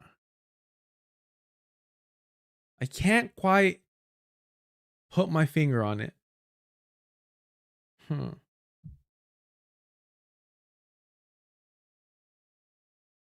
Interesting. Yeah, I don't know what to tell you. I do not know what to tell you. Men and women are in reality standing up for what is best in the American dream. Martin Luther King was now playing a leading role in the nonviolent movement. Inspired by Mahatma Gandhi, he believed that love was the strongest weapon available in the struggle for freedom. A movement which required ideas, vision, planning, and funding. Raising money was a constant. That's all we ever seemed to be. Okay, that's not even what I want to talk about.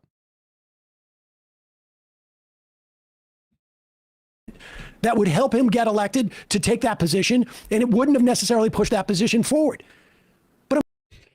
The president running on marriage equality would not have necessarily pushed that position forward. He needed to do in that moment that would help him get elected to take that position, and it wouldn't have necessarily pushed that position forward. But I'm sorry, abortion rights is a fundamentally different issue because it was an individual right that was taken away after 50 years. Has far broader support at this moment than marriage equality did.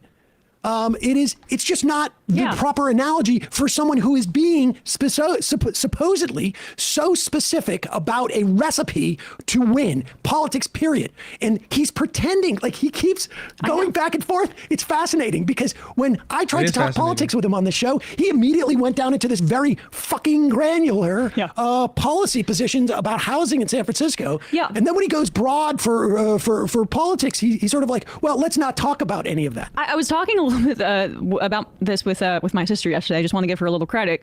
She was, saying how in Kamala Harris's book, she mentioned that thing about Buttigieg and not, wanting to thinking America was ready for a gay VP. And, we're not fans of Buttigieg or whatever, but it was an insane admission from Harris because it's just another window into how they view their role in public service, which is it's one of pandering.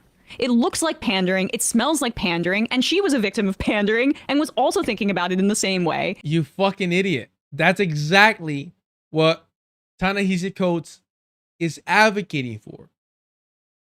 To pander harder when you betray people. When you abandon marginalized communities, you pander. That's what he said. But you can't fucking hear that. In her selection process. And people can smell that at this point. Clearly fucking not. why we talk about the working class politics and why Ezra is approaching it from the exact opposite direction is that it's the most broad-based foundation that you can create to bring in a bunch of other different coalitions into your already existing base. And I would have added to what Coates was saying about how Ezra's argument abandons the people in the base to a degree. I mean, there are many people in the so-called base. The Democrats should expand who the base is because they've narrowed it over the years from what the Obama coalition was, which was a multiracial, broad-based coalition, to wealthy suburbanites. They have so significantly narrowed their coalition that they have not created an environment for them. You do realize Obama contributed to that by bailing out Wall Street, by the way that he handled, you know, the housing market bubble popping. And to appeal to those other groups. And how you do that is you create an underlying structure of class-based politics, especially in the era that we're living through of untold income and wealth inequality, where we're at Gilded Age levels and people are suffering. So everything he says feels to me designed to avoid that conversation. And it's essentially a suicide pact for the rest of us if the Democrats choose to follow this. Choose to follow this. It's what they've been doing. It's what they've been doing. It's what you've been telling people to vote for. You've been telling us to vote for the suicide pact. It's just that the way that Ezra Klein words it, it's too obscene, it's too abhorrent, it's too upfront, I should say. It's too upfront. That's your problem with it.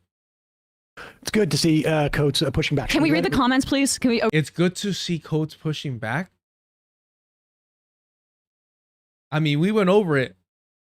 Show me the pushback. He literally told him, pander harder. Exactly this. Tree says, this is why Donald Trump is attractive to people. The people keep thinking someone will tell them the truth. Yep. And then these people are so fucking desperate. And they lack any like true analysis. Let's look at the comments. Let's look at the comments. I know what will help us. Let's look at the comments. Everything he says feels to me designed to avoid that conversation. And it's essentially a suicide pact for the rest of us if the Democrats choose to follow this. It's good to see Coates pushing back. Can we read the comments, please? Can we, before we move on? Should I look at your tweet? My tweet? No, just scroll down. This is Ezra's own. This is, there was Ezra's own comment section on the Ezra Klein. They're so fucking lame, bro. I mean, when I do this, at least I'm acknowledging that I'm being petty, and they're like, oh, there's a real shift here. There's something happening. There's something happening here. What it is ain't exactly clear. There's a man with the sign over there telling me I got to beware. Everybody now stop.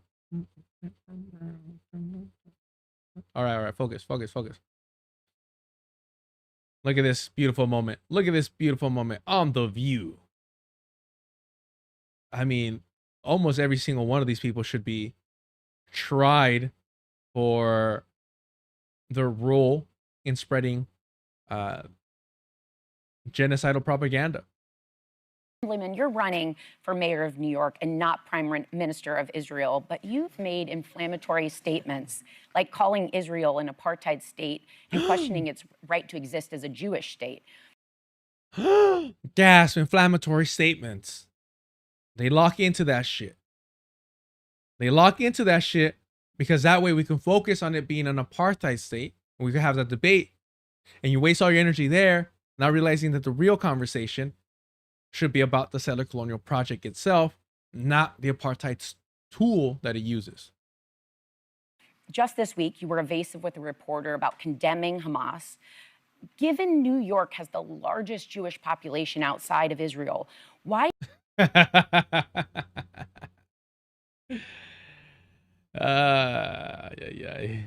should voters who see this as a moral red line trust your clarity and judgment? Well, I really appreciate this question and an opportunity to just clear up, I think, a number of misconceptions. Yeah, let's clear it up. First and foremost, you're right.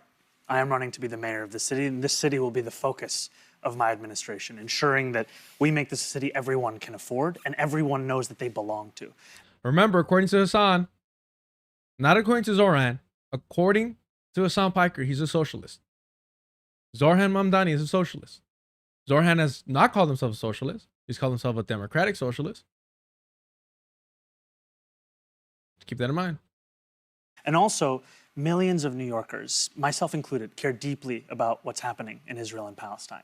And so to be very, very clear, of course I condemn Hamas. Of course I've called October 7th what it was, which is a horrific war crime. I can be your hero, baby.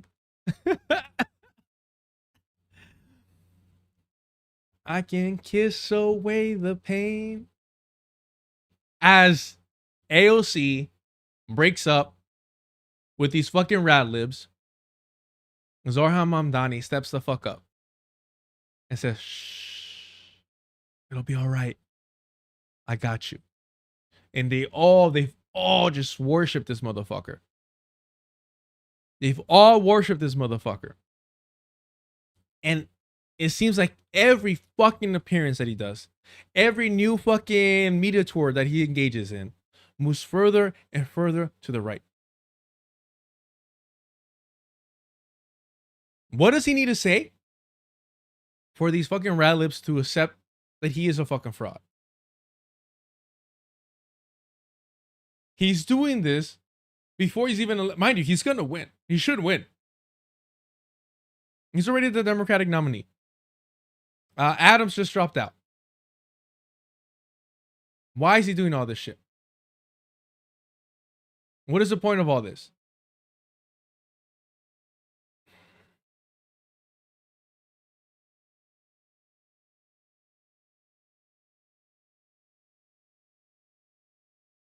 Millions of New Yorkers, myself included, care deeply about what's happening in Israel and Palestine.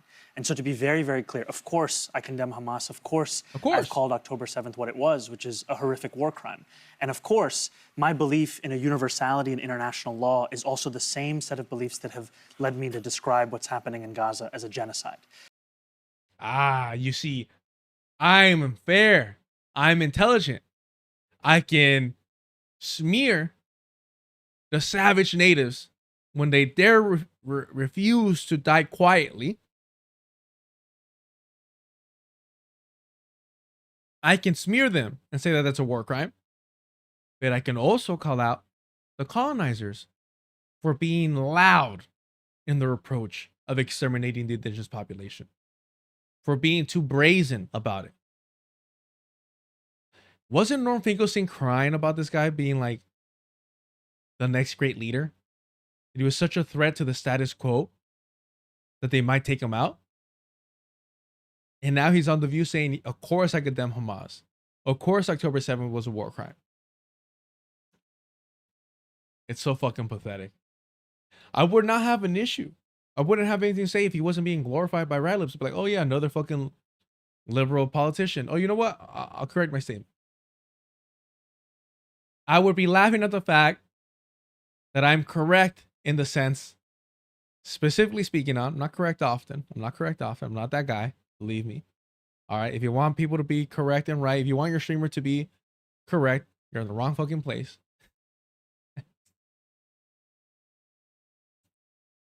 The fact that he calls himself a democratic socialist, it's just a rebrand from liberal. It's just a rebrand from progressive. The rebrand is the frustrating part. Because you have motherfuckers, opportunists like Hassan Piker, being able to use that wiggle room, that rebrand of the wiggle room of democratic socialists to say, oh yeah, he's just a socialist. Oh, he's a socialist. That's the frustrating part. That I would still have a problem. If he came out and just said, hey, I'm just a regular Democrat wanting to help bring some rent stabilization to New York, I would have no reason to pay attention to him. But it's the performance that is frustrating.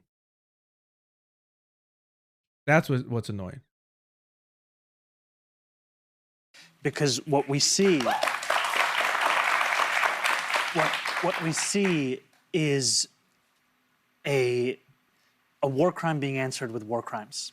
And what we see is every single hour, the Israeli military killing a Palestinian child for close to 2 years. And it's a horror that many New Yorkers feel so deeply. And my job, I can't stop that as the mayor of the city. I can make clear my own values, my own commitments. And it is a value and a commitment to humanity, to safety, to justice for all people that extends to everyone, Israelis, Palestinians, and everyone else across. Justice and human rights for colonizers and the colonized alike. So brave.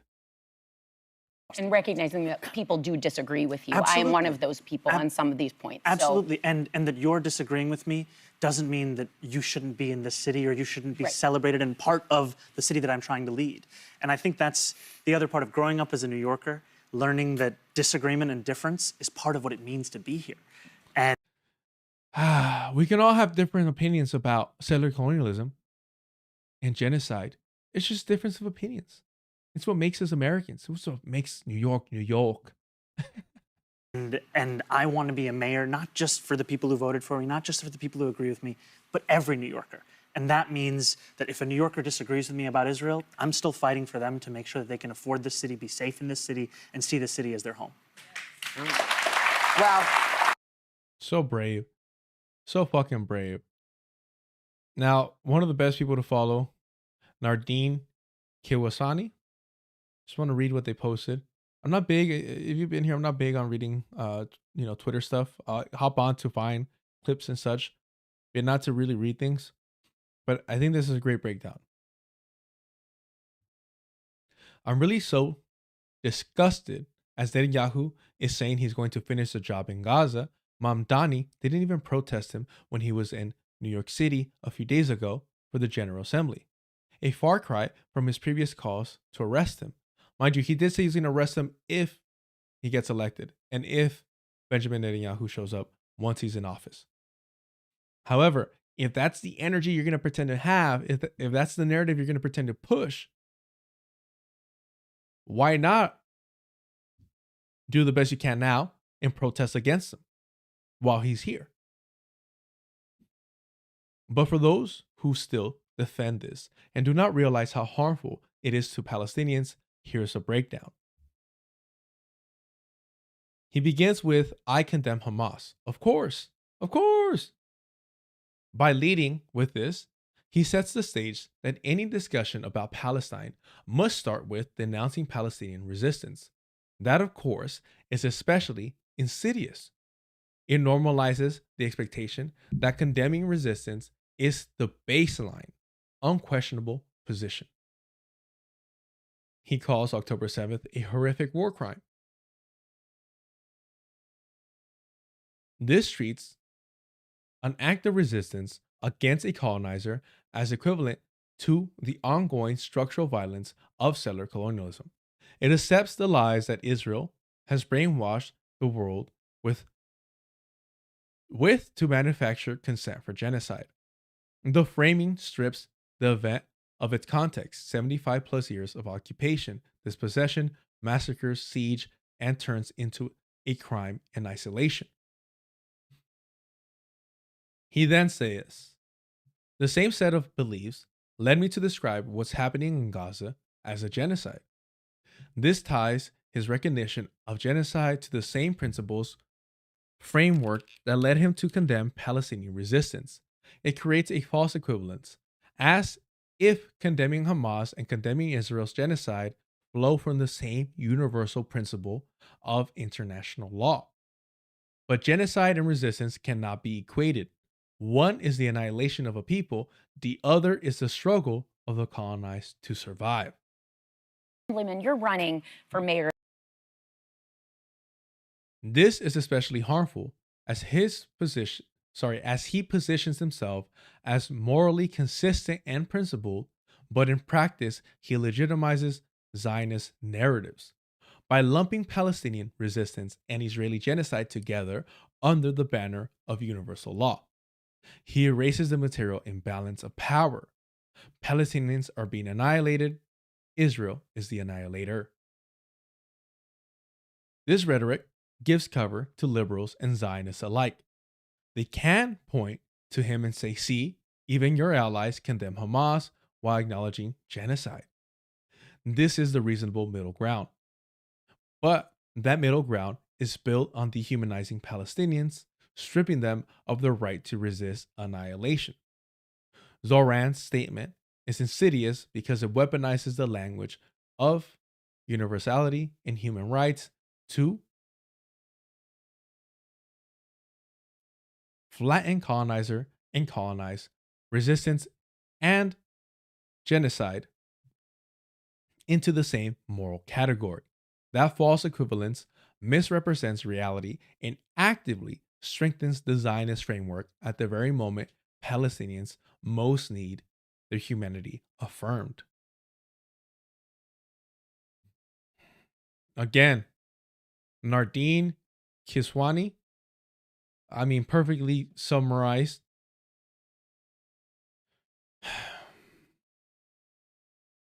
And it's so frustrating, and sometimes it does feel like, oh, you're just trying to be the most leftist lefty, when it's like, no, do you not see the harm that he's doing?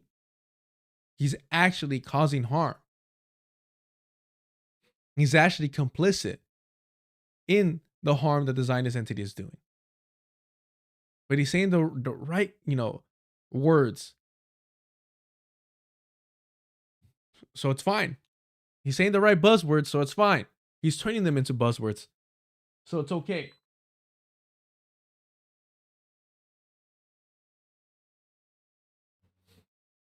Critical thought, critique. Thank you so much. Appreciate it. What else do we got? We got a bunch of shit that we're not going to get into. I'm trying to get to. We're not going to go over that. Although Haley Williams is dope. Jane Goodall did die. That shit was funny. Nope. Okay, yeah. Let's watch this. This is cute. This will be funny. This will be cute. It'll be funny. I just got to get to the tire shop.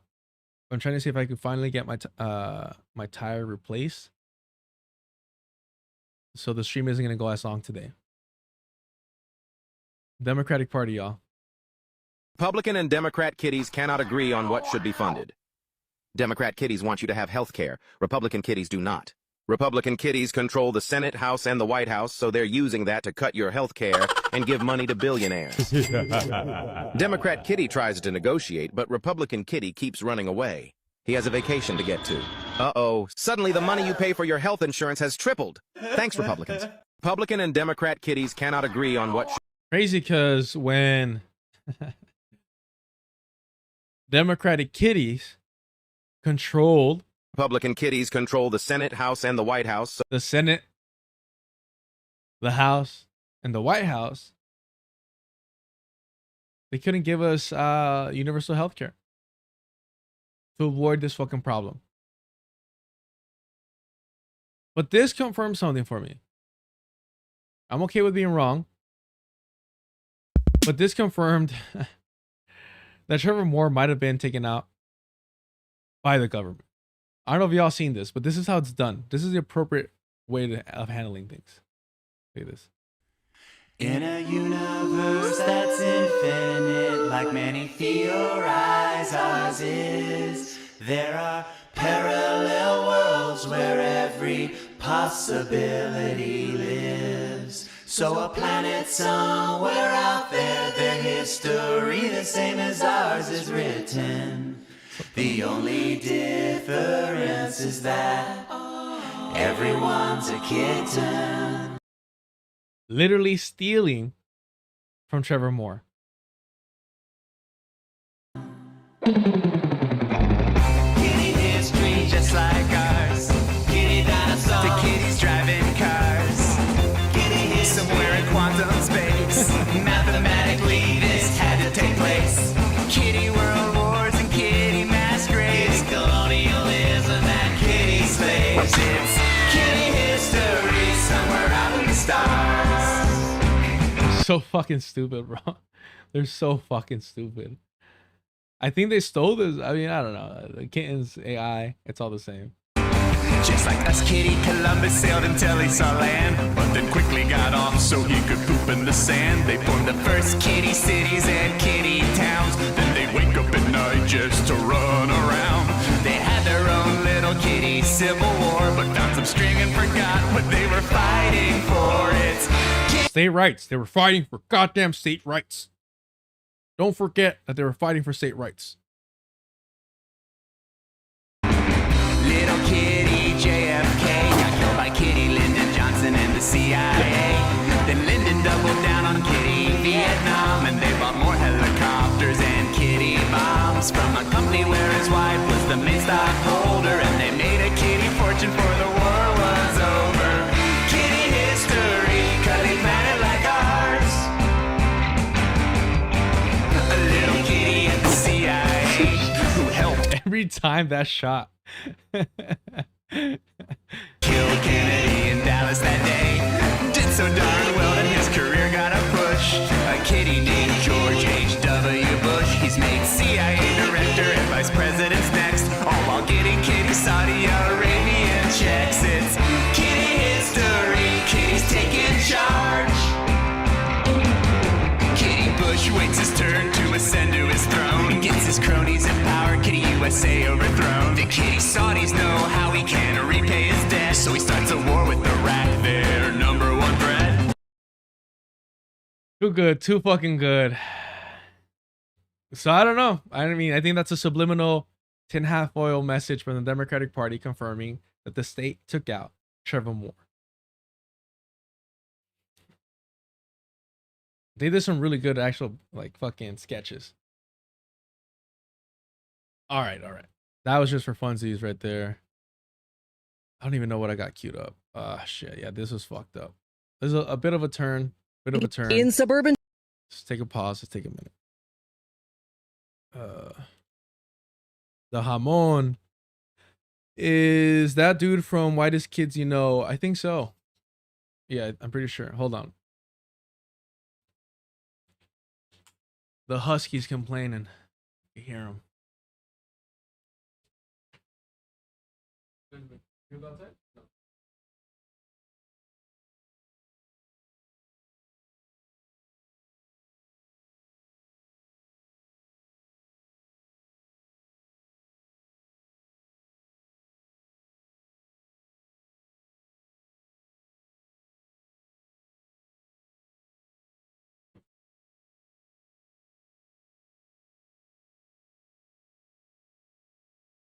Relax. Relax. Sit. I don't think you're gonna like it, bro.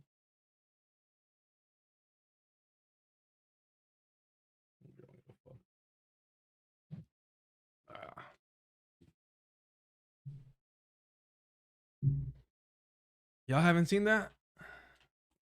That's a classic right there. It's un clásico. Relax. Not getting any more. Motherfucker's trying to take my Scooby snacks. All right. I was going to cover this yesterday. We ran out of time, unfortunately. Or, excuse me, not this specific moment, but another death, a confirmed death as of that shooting at the ICE facility center. Not against ICE, but against immigrants. All right, chat. ICE lied about the person is shot, claiming he was a criminal, but NBC finds that he had no criminal history whatsoever, not even traffic tickets in 12 years. It also lied about the extent of the injuries to its agents. In Chicago, a blood-stained car marking a deadly flashpoint in America's immigration raids. The Department of Homeland Security saying ICE officers in Franklin Park tried stopping a vehicle driven by 38-year-old Silverio Villegas Gonzalez, but say he refused to follow commands and drove his car at law enforcement officers, dragging one a significant distance.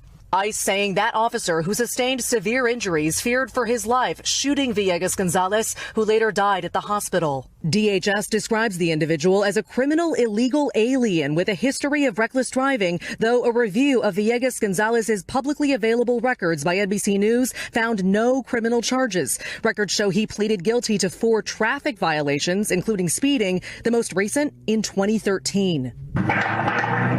Wow. 2 shots. Yes. In suburban Chicago.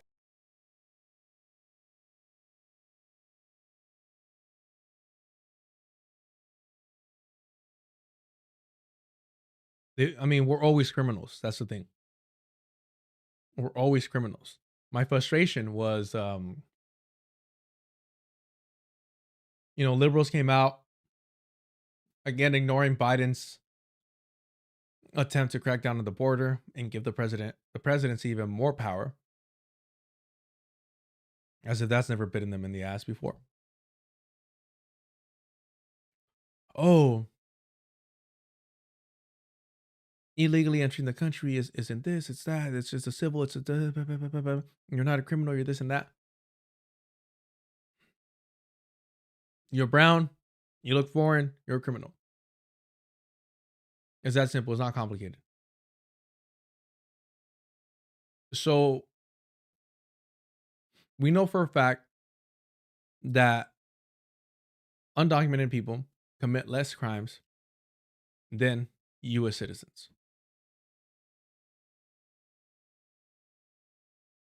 We know that for a fact.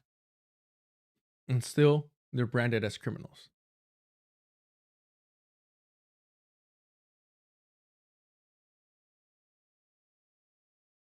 Yeah, so initially, ICE claimed that the officer was seriously injured and in serious condition, but actually body cam footage of ICE agents now show that they lied. And our law enforcement officer is in serious condition. Just a left knee injury and some lacerations for speed. Nothing major. Nothing major. Nothing major. Hi, officer, wouldn't it be states at a minimum? No, because it's a federal shooting. They're not going to investigate a federal officer. And our law enforcement officer is in serious.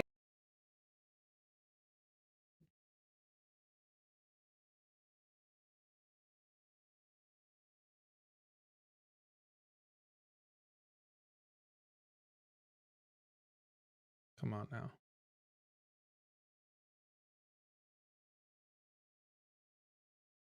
ICE officer said his injuries were nothing major after deadly shooting near Chicago.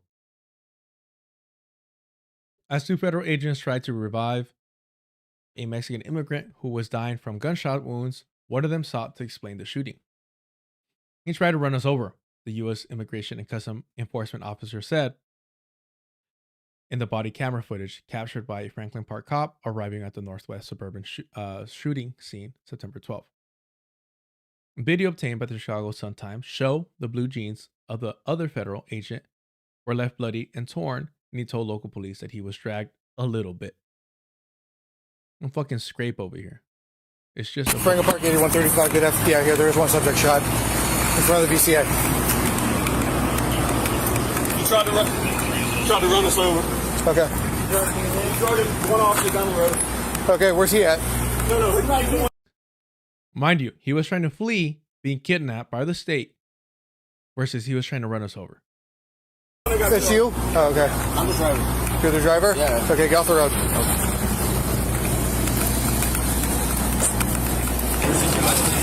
Okay, you guys good? What's up? You guys good? I got an ambulance coming for you guys, all right? Any other suspects? Say again? Any other suspects? You know the suspects? Yeah. Yeah, he's a No, he's the only one. Is there yes, anybody else? that's It's only you. out? Hey, the kid,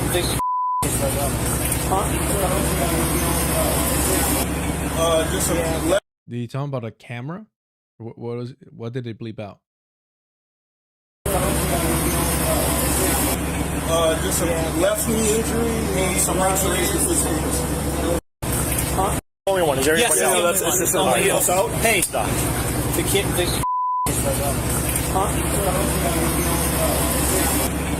just a left knee injury and some lacerations. Said like the fucking kid or some shit like that. Nothing major. Officer, wouldn't it be states at a minimum? No, because it's a federal shooting. They're not going to investigate a federal officer. You have to wait till their bosses get here.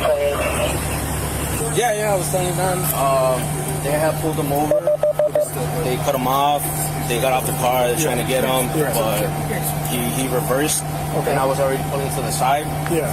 And that's what, I don't know if they saw him beforehand, and that's why he crashed into the trailer. Okay. Or, I mean, he had just gone around, and I don't know why he would hit me unless, you know, he got shot or whatever happened. Okay, so where did you see them try to pull him over?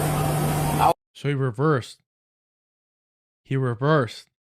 He was trying to run them over in reverse. All right, cool. Sounds like he was trying to get away from them. I was literally right behind. You see where that black SUV's at? Yeah. That's where his car was at, and I mean that's their Jeep is right there. Yeah. And I was like right behind the black SUV, on the other lane right here. Okay. And then I just pulled over. Okay. I mean I didn't know what was going on. Yeah. Okay. And then you seen that car reverse. Yeah, the guy that crashed into me, he had reversed. Yeah. And then went around and just crashed into the car. But I'm assuming he had gotten shot because why else would he crash into the trailer? Okay, did you hear the shots? Yeah, I heard shot. How many? I heard one. Okay. Just one?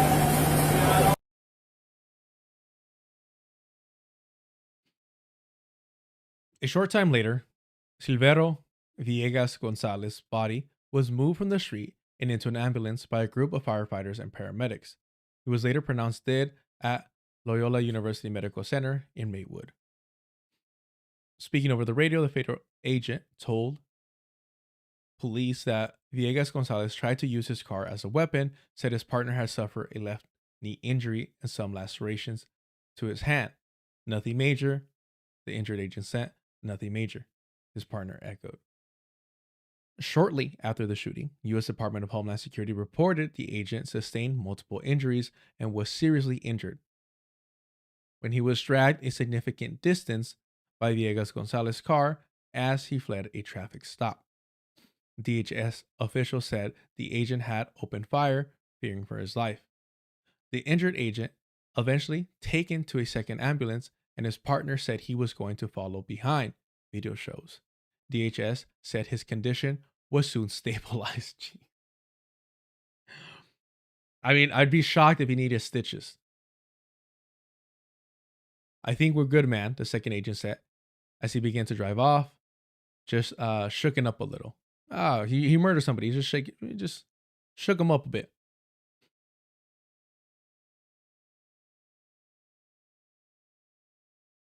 As streets were blocked off and nearby schools were placed on lockdown after the shooting, new crews and protesters gathered behind the police tape nearby. Demonstrators banged drums and chanted while a member of the media asked Franklin Park Police Director Michael Witz if police would be fielding questions. At one point, Witz explained to his officer the local cops wouldn't be investigating the shooting. It's a federal shooting. You're not going to investigate a federal officer. Gotta protect the status quo, the hierarchy, baby. DHS spokesperson Teresa McLaughlin said protocol calls for the appropriate investigation agency to initially review ICE shootings.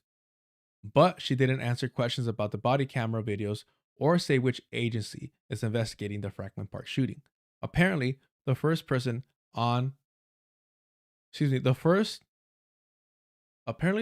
by an on-duty ICE official since President Donald Trump returned to the White House in January, referring to the shooting.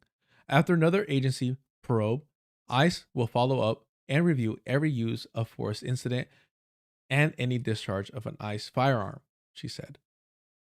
Don Catasarro, a Franklin Park spokesperson, previously said the FBI Chicago field office is in charge of the investigation, referring questions to that agency. An FBI spokesperson previously said the agency responded to the shooting and assisted law enforcement on the scene, but wouldn't comment on involvement in an ongoing investigation. On involvement. The body camera video obtained by Franklin Park Police through a public records request offered the most revelatory look yet at the aftermath of the shooting, which has drawn national attention and continues scrutiny. The videos raise new questions about the narrative put forth by DHS, which is leading an ongoing deportation campaign in Chicago that has stoked fears and sparked protests. Okay, this is just repeating a lot of what we saw in the video. Doubts have been cast on ICE's narrative of the traffic stop that started the encounter. The witness said he was driving past as Villegas Gonzalez sedan swerved into the semi-tractor trailer and two agents approached the crash. But the witness said he didn't see Villegas Gonzalez dragging one of the agents behind his car. Meanwhile, the feds have largely been silent on the incident since it happened, drawing criticism by Governor J.B. Pritzker for the lack of transparency. The two federal agents involved in Villegas Gonzalez's arrest weren't wearing body cameras during the deadly shooting. A program requiring them was scrapped by the Trump administration, the Chicago Sun-Times has reported. I mean, it's always body cams don't have. I would like to have that white dude on, Alec, to talk about body cameras more. Because in these situations, you're like, fuck, that would have disproved, the claims that ICE is making. But overall, do body cameras help? Apparently not. Mourners at the vigil for Villegas Gonzalez said days after his death that the 38-year-old father and cook from Michoacan, Mexico, was a devoted father of two and a kind soul. He was his two children's caretaker and had dropped off one of his kids at school minutes before he was shot. Wow. Pritzker has called for a full factual accounting of what happened. Mexican President Claudia Sheinbaum condemned the killing, and Rayana Torres Midivel, the Consul General of Mexico in Chicago, said the Mexican government has requested a thorough investigation. For everybody to be clear and to have peace of mind, I think it's important to do that, Torres said.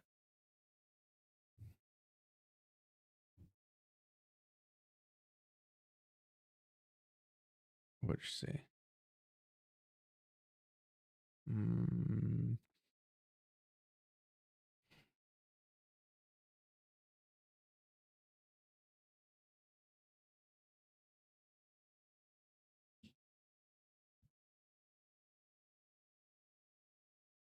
This is the most unusual situation I've seen in my entire lifetime, where we have no transparency and the federal government is not policing itself. Pritzker said even the Office of Inspector Generals are being dismantled under this administration, so we may never really know what the truth is.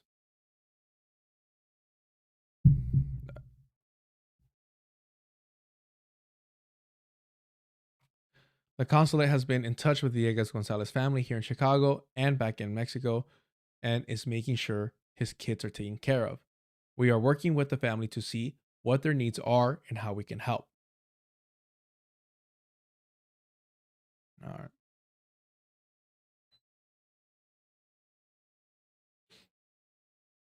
right. Condolences to the family, and understand that we have to acknowledge, although not be obviously content with, the fact that justice will not be served here, that this ICE agent will not face any repercussions for this. Fuck, he might be rewarded for what we were seeing yesterday.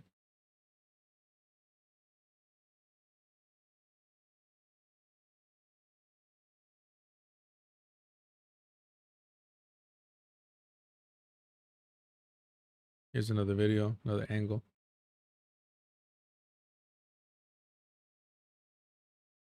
DHS also said that these agents were well-trained professionals, but video obtained by the New York Times show these bumbling officers violated standard protocol by not telling him to turn his car off before putting their hands on the car and attempting to stop the moving vehicle.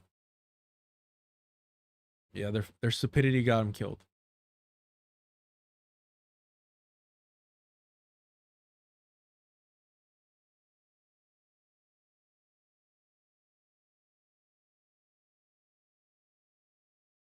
How is he attempting to run them over if he's reversing? They're not even in front of him. How was he attempting to run them over if they were never in front of the vehicle?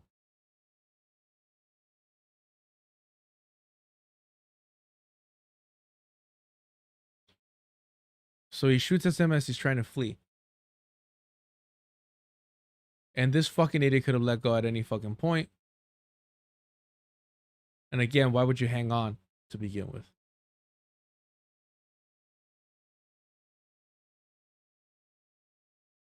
He's reversing. It's not like he's immediately going fucking 60 miles per hour.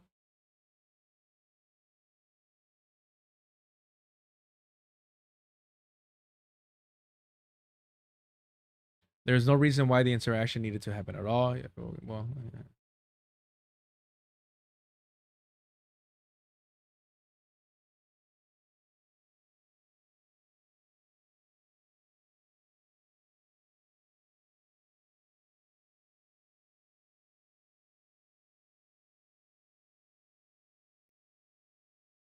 It's easy.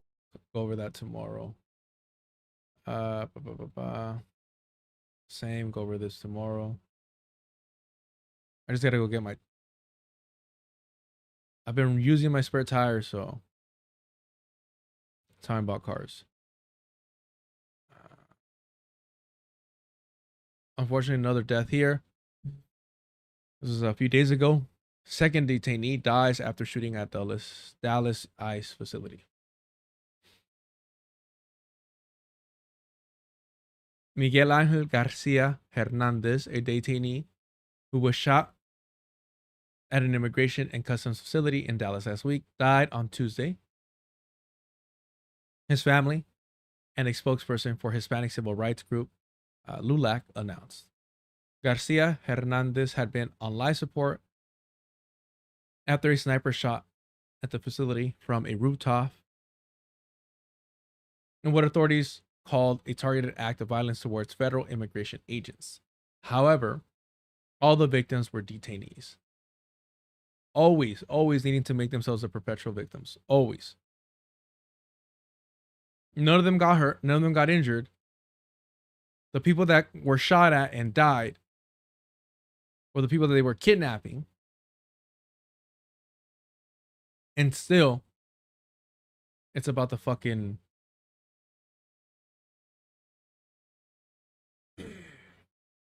ICE agents.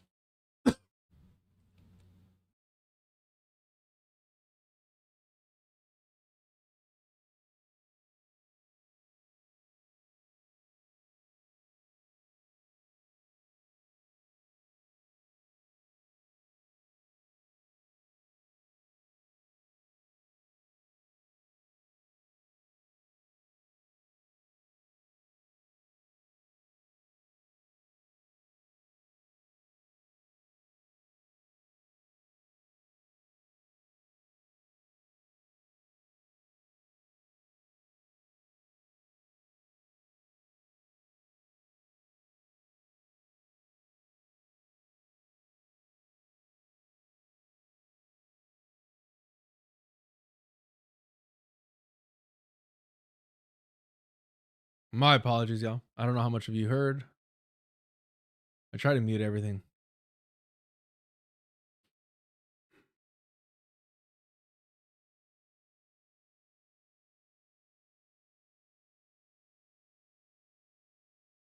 He had lived in the US for 2 decades, but did not have legal status. He was detained at the facility after being arrested on August 8th for driving under the influence. Something that no US citizen has ever done. In a statement, his wife, Stephanie Goffney, described Garcia Hernandez as a good man, a loving father, and a provider for our family. We had just bought our first home together, and he had worked every single day to make sure our children had what they needed.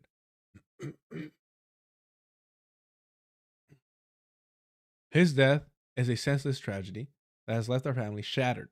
I do not know how to explain to our children that their father is gone. Garcia Hernandez was a father of 4 kids, aged 3, 8, 12, and 14. The couple was expecting a 5th child. Gavni can give birth anytime now since she's 39 weeks pregnant, she said. In an interview with NPR on Saturday, Gavni said, before he got arrested, he had told me, okay, my next paycheck, we're going to go out and buy the baby all this stuff. And it never happened, she said, with tears in her eyes. A second detainee, 37-year-old Norlan Guzman Fuentes from El Salvador, was also killed in the shooting. A third detainee, Jose Andres Boneres Molina from Venezuela, was injured in the shooting. The Department of Homeland Security, or ICE, did not immediately reply to a request for comment. In a statement to NPR on Saturday, ICE called the 3 victims criminal illegal aliens. According to authorities, the suspected shooter was Joshua Jan, a 29-year-old who died of self-inflicted wounds. He sought to terrorize ICE agents, according to Nancy Larson, the acting U.S. attorney for Northern District of Texas. And this is why it's so fucking annoying. NPR is so fucking annoying. Why? If we're calling out the fact that they call them criminal illegal aliens, again, the vilification, even when they're being targeted and murdered under your care, under your custody, to repeat this fucking lie that the shooter was terrorizing ICE agents is ridiculous.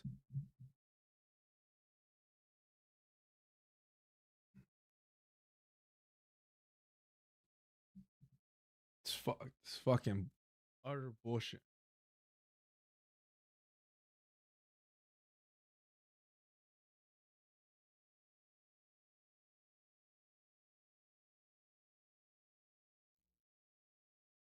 It's on September 25th. I want to cause terror, the gunman behind Wednesday's deadly attack on a Dallas ICE immigrant facility allegedly wrote in a note, according to authorities.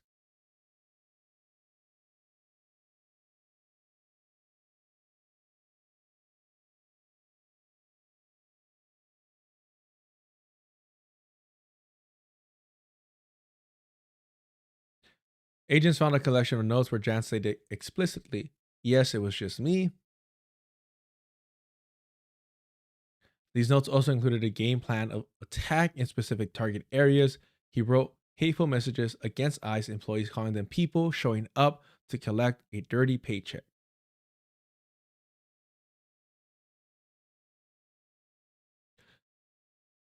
Larson states that Jan's apparent goal was to create maximum damage against ICE personnel and property, and not to hurt detainees. And yet all he shot at were detainees. I mean, I'm sure he could have taken shots at,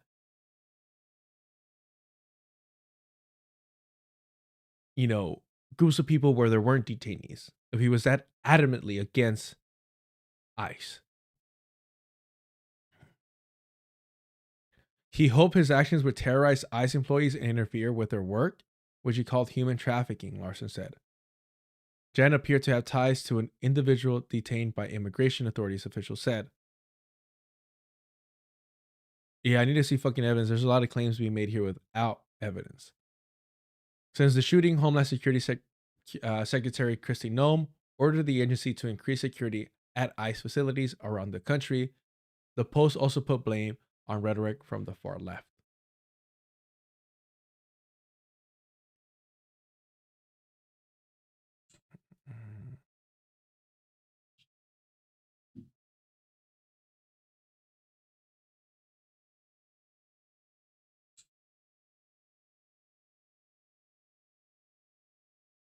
What is this, bro? Larson, the acting U.S. attorney, noted that this attack was the 3rd time since she took over her acting role for the district in which ICE facilities in her region were threatened or attacked. On July 4th, DHS reported 10 people were arrested following an organized attack on ICE, a Pearland detention facility in Alvarado, Texas. A local law enforcement officer was shot and injured in that incident. Shot by who, though? Shot by who, though?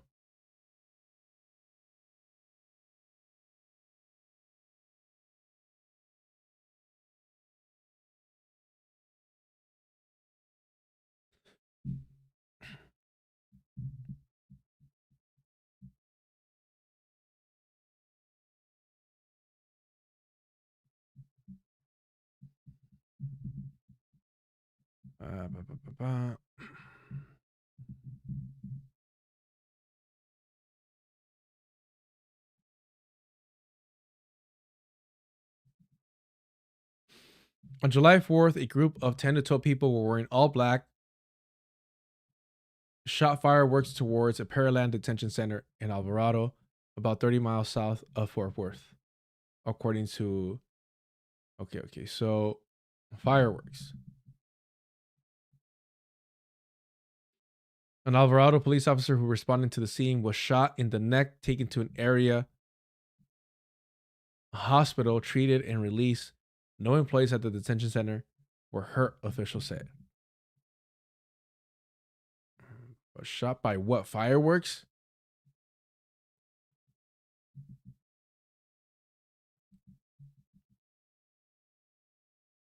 In the video, a person whom the prosecutor alleged a song could be heard yelling, "Get the rifles." 11 rounds were fired at the officer, and the officer was able to fire 3 rounds in response before he was shot at the base of the neck near the shoulder. I mean, apparently that's the new thing for the right.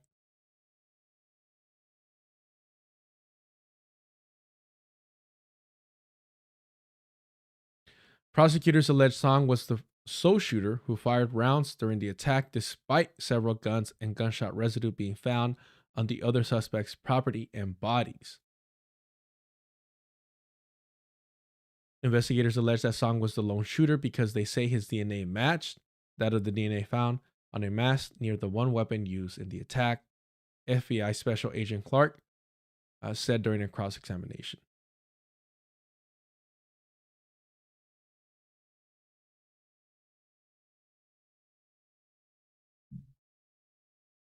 David Barnes fucking doxing himself.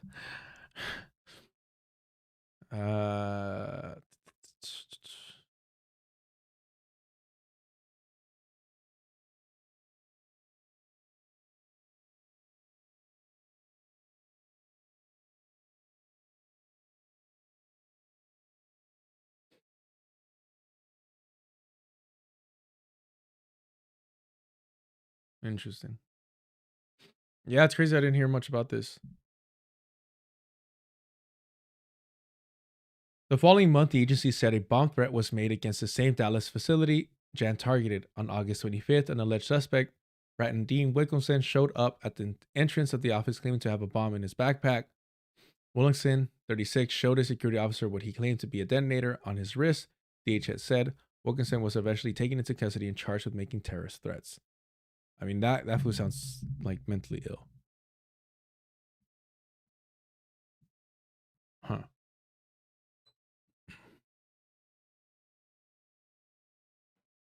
I don't know, man. What's up with people like, bro, don't be getting busy like this if like you have fucking horrible aim. What are you doing? You're gonna hurt somebody. You're gonna hurt somebody. You're gonna hurt somebody that's innocent. What are you doing?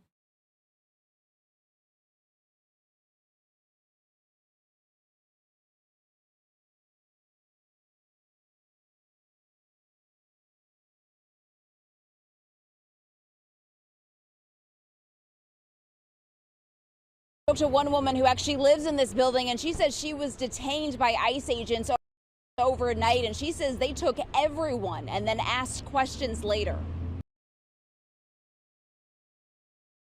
Earlier I was mentioning like Ta-Nehisi Coates.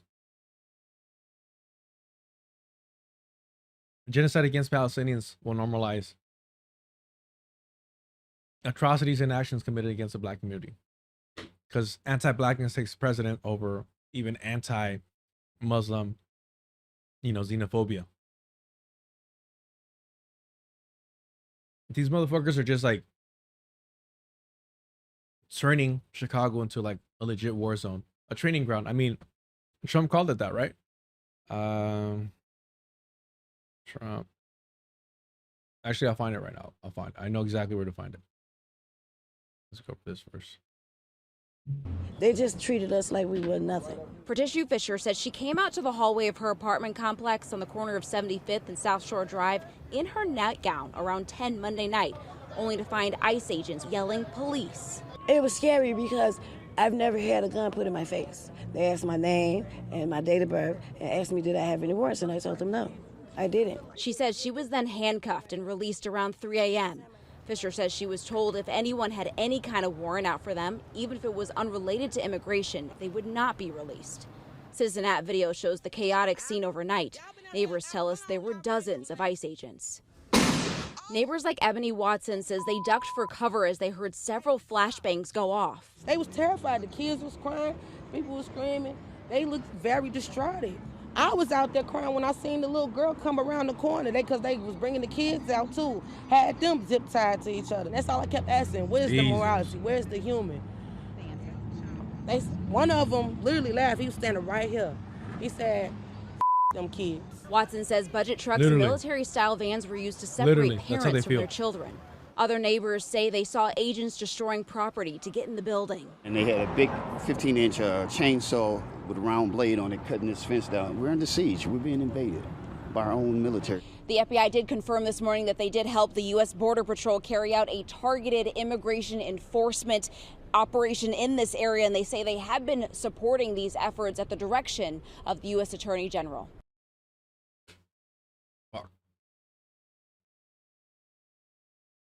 Exactly. I hate when people like protesting or whatever. They for a while they were doing this annoying ass shit where they were holding up mirrors. They were holding up mirrors to the pigs. You see who you are? Are you proud of yourself? The humanity.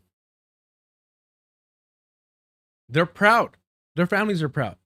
Have you not met these fucking like? That's why it's like ACAB should not just be for the fucking pigs themselves. It should be their fucking family members. Some of the worst people aren't even cops, are related to cops. Some of the worst fucking people. Have you met these fucking people?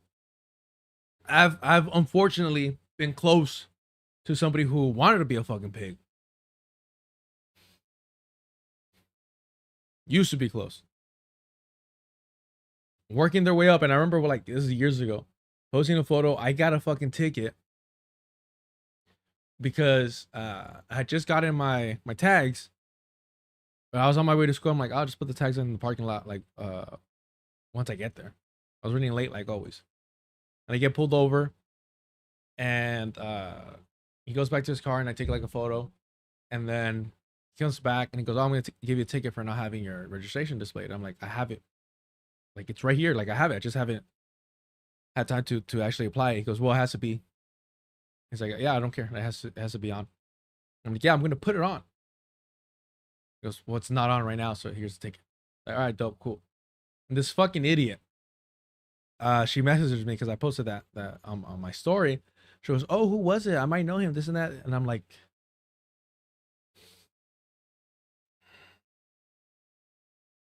yeah, you're pretty fucking gross and disgusting, but okay, cool. And that's just like a small incident. You know what I mean? But these people, they have a different mindset. They have a different fucking mindset.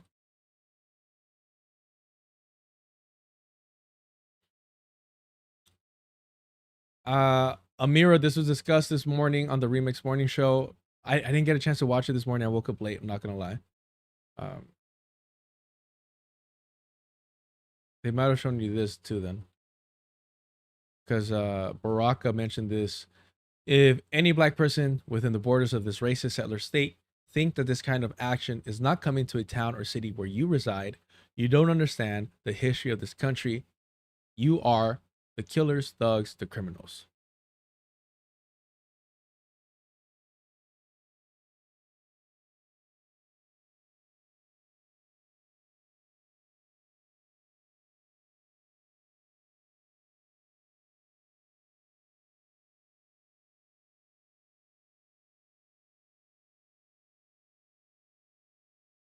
Right.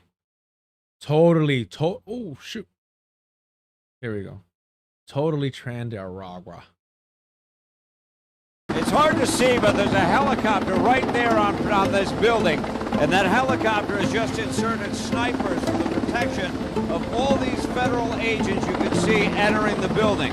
What they are after, 6 particular individuals associated with Trandaragua. All that shit for allegedly 6 individuals. They say these individuals are responsible for dealing in guns, long guns and handguns, as well as drugs. The helicopter is now just taken off. This is really an unprecedented show of federal force. Almost 300 agents coming to get control. Yeah, literally a fucking show. Literally a fucking show. Normalizing this fucking police state even further. Of this building and the people inside. This is what gets fucking Anna Kasparian excited. This is what gets her blood flowing. That's Anna Kasparian's fucking wet dream right here.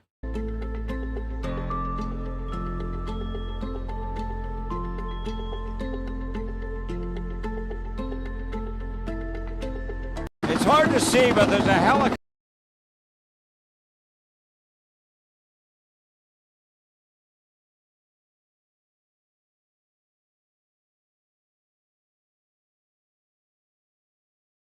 I'm sure y'all seen this too. This is a gnarly fucking fall. Why do you not have the fucking video up top? Why the fuck would you not have the video on top? God fucking damn it, bro.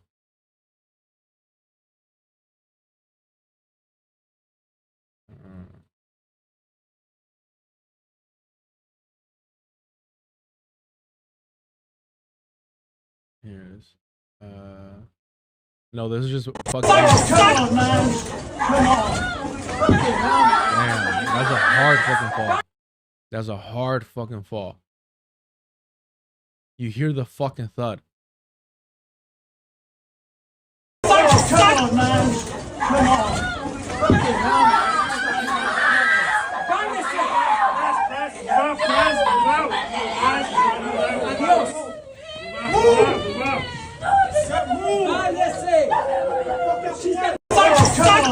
This fucking vendido. Come on.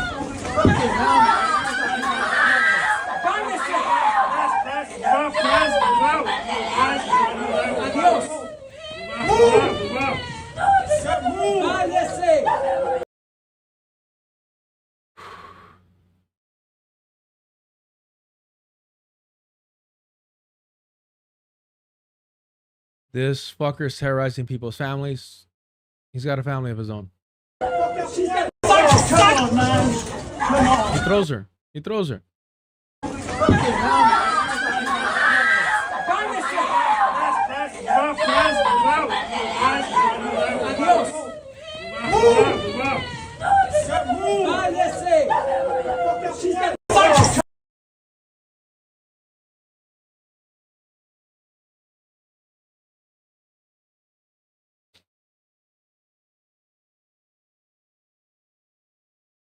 Now the white people just recording.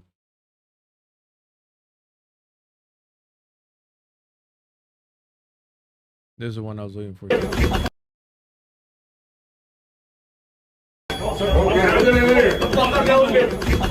out the fucking elevator! Wow!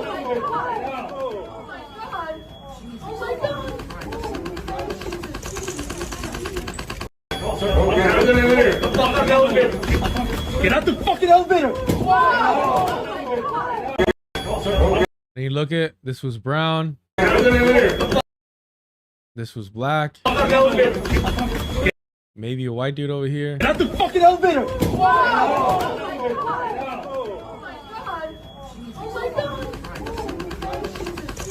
This was Asian right here. Get out the fucking elevator!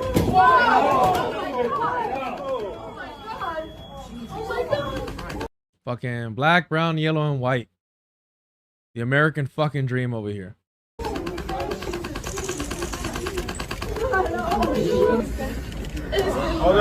Who is that? Give him some room, everybody. Back up.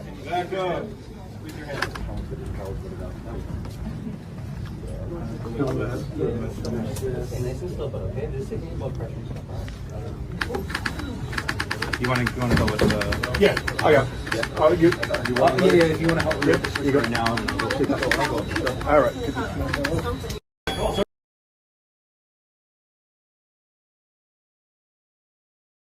That was in New York.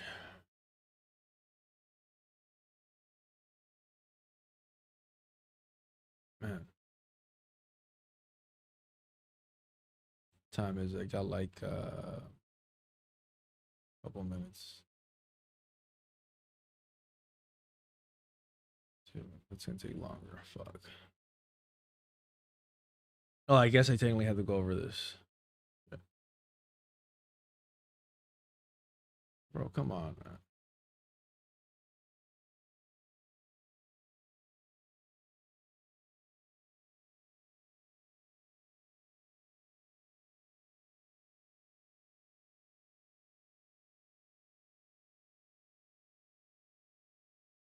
House Minority Leader Hakeem Jeffries said Trump 2028 has suddenly appeared on the Resolute desk in the Oval Office during the President Trump's meeting earlier this week with the top 4 congressional leaders.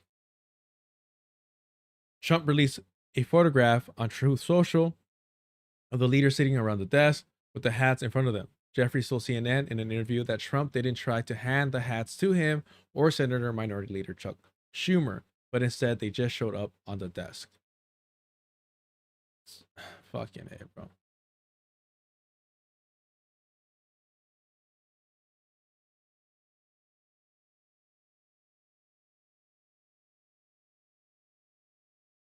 Did he actually talk to them or what?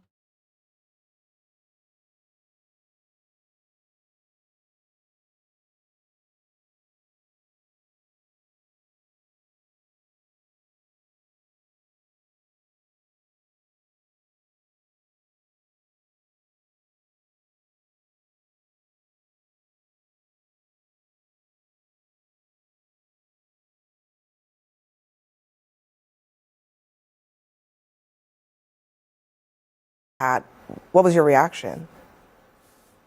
Well, actually, he did not try to hand Leader Schumer and I the Trump 2028 hat. They just randomly appeared in the middle of the meeting on the desk. It was the strangest thing ever. And I just looked at the hat, looked at J.D. Vance, who was seated to my left, and said, "Don't you got a problem with this?" And he said no comment. And that was the... Why would he have a problem with it? Why would he have a problem with it? So he could be his VP for another fucking 4 years? Oh, shit. And he said no comment. And that was the end of it. Wow. So fucking brave. So fucking brave, this guy. I think we should read something, not gonna lie. Yeah, we'll read this. We'll read this.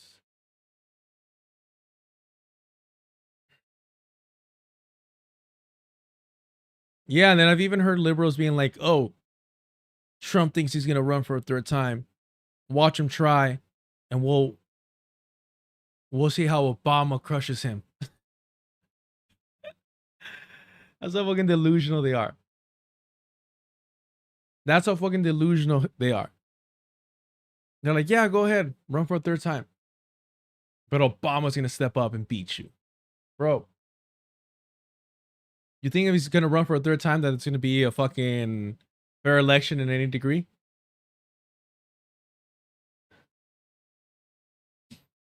Sweeter than anything, only if he thinks, meaning JD Vance, he's ready to succeed him. JD Vance is a lapdog. And JD Vance does what fucking Peter Thiel tells him to do.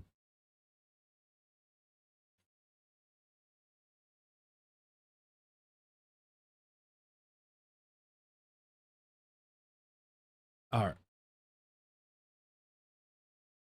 From Black Agenda Report, Trump's peace plan, a cynical cover to continue campaign of Palestinian extermination by Ajamu Baraka. This was published yesterday.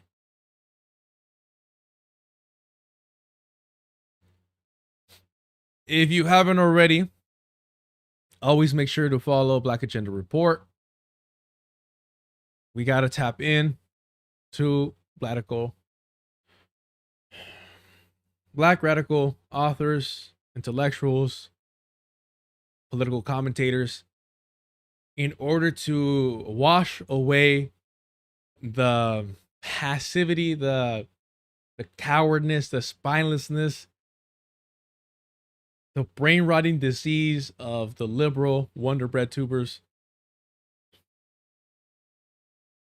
that normalize atrocities, that celebrate crumbs, and that have led us once again into the embrace of rabid open fascism. Shitty Matcha, I have 2 articles in bar. Yes, Shitty Matcha, your Harris article is one that I wanted to go over, but you know, my fucking ADHD brain. I'll show you so you don't see it ain't nothing personal, Shitty Matcha. So these are the tabs that I have. You can see the tabs, and more fucking tabs. And unfortunately today I can't stay for another 2 fucking hours. But I do have like a backlog of things that I need to go over, and that includes your article.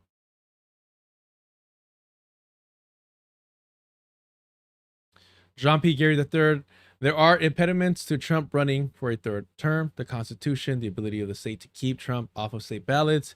He may try, but there will be opposition. You know,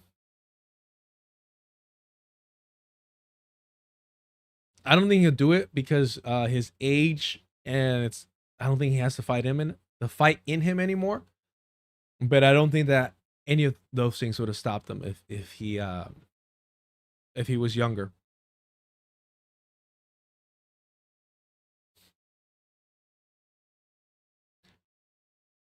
This will be the last article we read before we wrap up. If you haven't already, go ahead and hit the subscribe button. Hit the like if you're here. Get busy in the chat. Don't be scared, homies. We'll play nice at the beginning. Hit the notification bell if you want to know when I go live. That's on Wednesdays, Thursdays, and Fridays around 8 a.m. Super chats are turned on if you want to help support the channel that way. But anything helps, and I appreciate y'all being here and putting up with me. All right. The so-called peace deal does not offer peace. It demands surrender. The Trump plan is the manifestation of a colonial logic that believes that might makes right. The psychopathology, the psychopathology of the white supremacist colonial mindset renders colonial policy makers operating within the framework incapable of apprehending reality from the standpoint of the colonized. The belief in a Gaza paradise for the rich and famous once Palestinians are paid to leave, or the idea that after over 700 days of a war of extermination or continued survival Palestinians would then surrender, can only be believed by an individual completely afflicted with his own psychopathology. Yeah. In other words, they got to be fucking delusional to believe that it's going to be that fucking easy when you haven't been able to accomplish your fucking plans and are still met with resistance. And this isn't even factoring the consequences and the blowback of the Palestinian diaspora. Keep that in mind.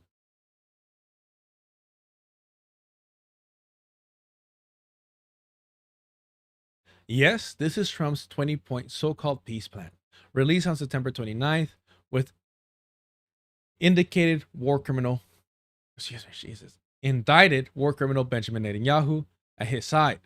It is a proposal with a core demand that Palestinians resistance completely surrender to occupation and certain annihilation. But not only does the plan call for the surrender of the armed resistance after turning over all of the Israeli prisoners of war, the plan also calls for the resistance to believe it could trust two outlaw states that have demonstrated no respect for law, agreements, negotiations, or any of the normative principles of diplomacy.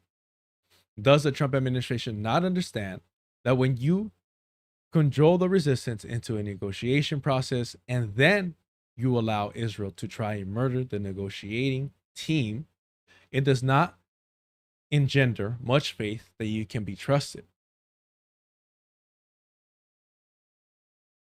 In addition to that fact, the other reality is that we have observed time and time again that agreements struck with Israel were abandoned as soon as Israel secured its short-term objectives. And this is that, again, I've said this before, you cannot negotiate, you cannot compromise, you cannot expect a settler colonial project to adhere to any agreement. That's not what they're there for. They're there to acquire land and push out the indigenous people. Everything else is just an illusion.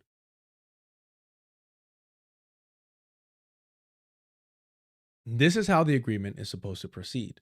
First, there would be an immediate ceasefire with the release of all remaining Israeli prisoners within 72 hours of accepting the agreement.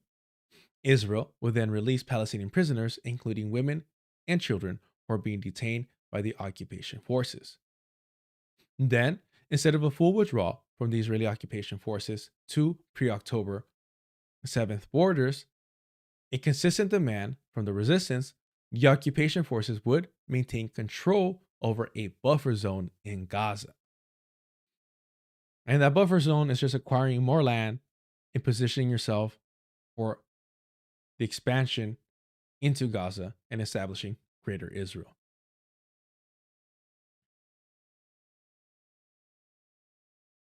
Politically, the occupation would be reestablished by the position of a leadership structure made up of Palestinian collaborators. The plan refers to them as a political Palestinians that would be overseen by a so-called Board of Peace chaired by Donald Trump and former Prime Minister Tony Blair. Do these fools ever just go away? Tony fucking Blair in 2025. Also a war criminal. Longer term governance would be provided by the Palestinian Authority, with security provided by an international stabilization force made up of forces from the U.S. vassal state in the Arab world. This whole scenario reads like something conjured up in the midst of a marijuana-induced high. The 20-point plan, this involves the collective right to resist colonialism, the right to self-determination, and national independence. I wonder if Cenk Uygur supports this, because it's calling for the Palestinian Authority to be the long-term governing body. And that's what he's been calling for. The Western media refers to Trump's ultimatum as an agreement while not recognizing the absurdity of pretending that agreeing to an ultimatum is anything more than a coercive imposition of power by the weaker party.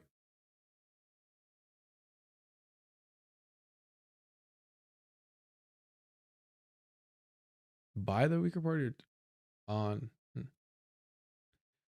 And in the historic specifics of Gaza, it is not only an unfair imposition of power, but it is profoundly immoral because it is being imposed on an indigenous people who have been systematically degraded and dehumanized by an Israeli settler colonial project that sees a historic opportunity to complete the full program of colonial conquest. Now remember, them being indigenous people means nothing to like the Jacobin left to the Ben Burges of the world, these neo-nativists. To demand complete surrender or else risk physical extermination is an unfathomable choice for an oppressed people, a choice that one would think would be unthinkable in 2025, but yet here we are. Yet this devolution to the colonial morality of 19th century Europe, when the white West was at the apex of its power, is unsustainable in the 21st century. The world has changed. The historic dialectic revealed that the unchallenged power of the colonial capitalist West began to shift at the very moment of the West's ascendancy. Why? Because that ascendancy created irreconcilable contradictions that resulted in colonial wars, two global conflicts that consumed the lives of millions, and the rise of socialism and the colonial wars of national liberation, an extreme force of cultural rot in the Western metropoles.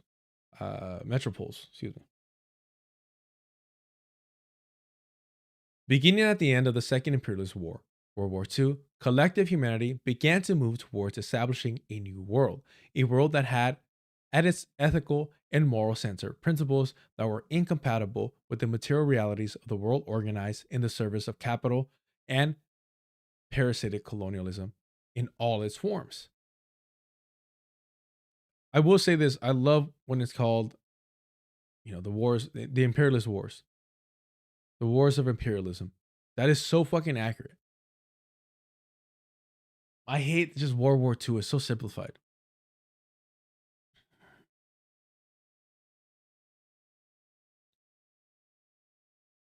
Let me see here.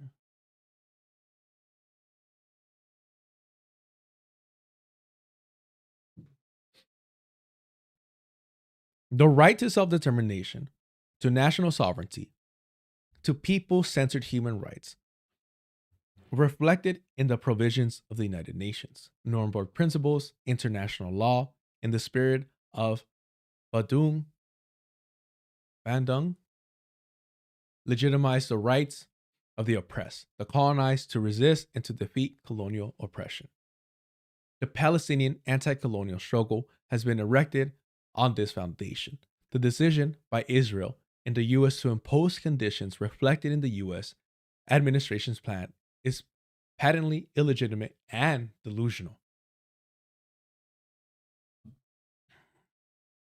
Yeah, exactly, sweet anything, especially World War One. I mean, that one is the most like, you don't have the facade of the Holocaust being the driving force for, at the very least, the U.S. involvement.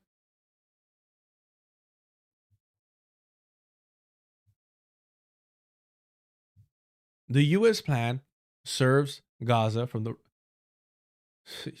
the U.S. plan severs Gaza from the rest of Palestine and from the broader issue of Palestinian national liberation, a reality that the coterie of Arab and Muslim states that have consistently abandoned the Palestinian liberation movement have once again shamelessly given support to with this frontal attack on Palestinian nationhood.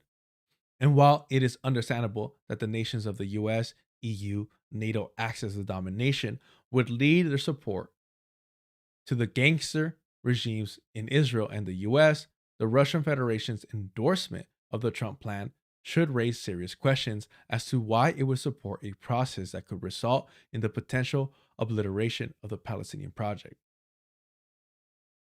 Yeah, it's like, bro, like the idea that like Russia or China like give a fuck about Palestinians. They don't care. That's why this whole like, and all respect to fucking Ben Norton, but multipolarity being some type of saving grace is utter fucking bullshit. Multipolarity just means that the US has to fucking split the spoils with other superpowers. It doesn't mean that it's going to be challenged in defense of the oppressed, the colonized. It doesn't mean that they're going to step in to defend anyone being targeted by the US and its allies.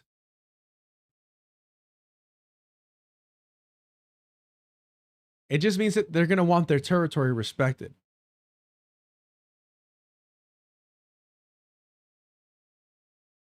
The Palestinian people have demonstrated that they will not surrender their dignity even if it means death.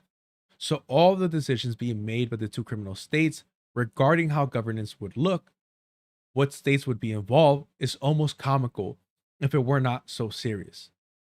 With no guarantee or recognition of Palestinian interests, the Palestinian resistance is supposed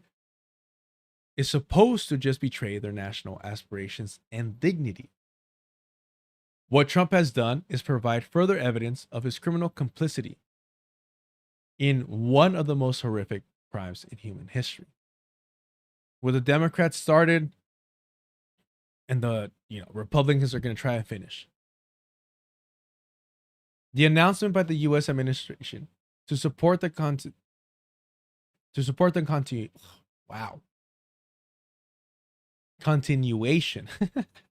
The announcement by the U.S. administration to support the continuation of the operation in Gaza, an operation that has been defied by most credible human rights organizations and now the United Nations itself as genocidal, condemns the U.S. as explicitly complicit in the genocide and subject to international justice. I mean, this would also mean that Trump, alongside Biden and Kamala Harris, Emma Vigland's favorite politician, should all be tried for war crimes, for genocide. It is that reality that should be the basis for discussion. If the U.S. and its rogue state partner were interested in peace, they would end the siege, withdraw forces, pay reparations, dismantle the Israeli apartheid system, enforce the right of return, and move towards establishing of a process that had the possibility of peace with justice and self-determination for Palestinians within the framework that the Zionists have established themselves with the rejection of the so-called two-state solution. What form that might take and how a post-Jewish ethno-supremacist state might look remains to be seen. Those details are not necessarily our business. Our responsibility, however, is to reject obvious injustice, speak out against the depravity of racist colonialism, and to stand in solidarity with the people struggling for dignity and the right to live. The Trump plan is a negation of that right. It is no more than a crude public relations stunt for an American audience to justify support for the final solution for Israel's Palestinian problem. The final solution that the perpetrators of this final solution should know very well because they learned it from the best, the white West.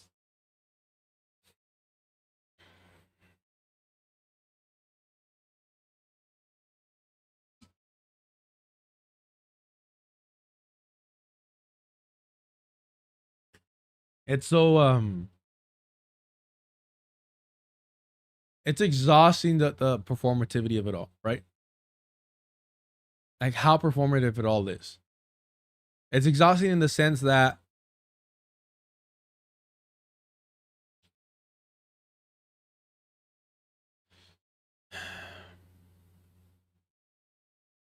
this will all be used, yes, to justify and to condemn Hamas and Palestinians, to say, see, they're not willing to negotiate. That's why it's so frustrating where it's like, oh, Palestinians, weren't willing to accept this deal, that deal, that.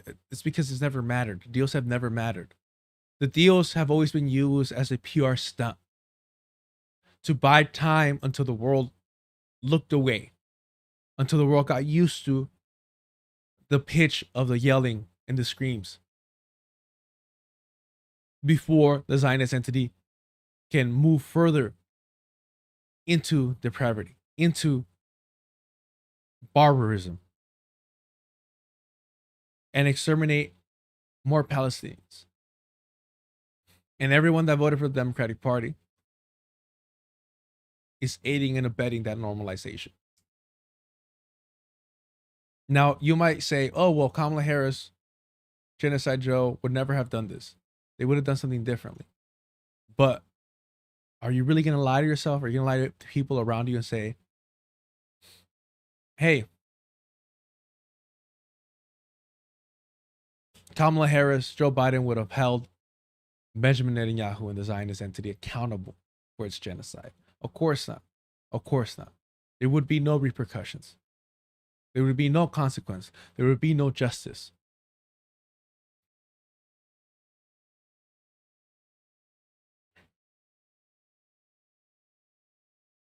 That's why there's really no point of half-assing any of this and saying that, oh, like Zohran Mamdani, we need to denounce Hamas. That won't get you anything. Because even compromising in good faith, negotiating in good faith, will not get you anything. Unless you're trying to be the next Palestinian Authority. And it's coming home. It's coming home. It's already been here, but it's going to get worse.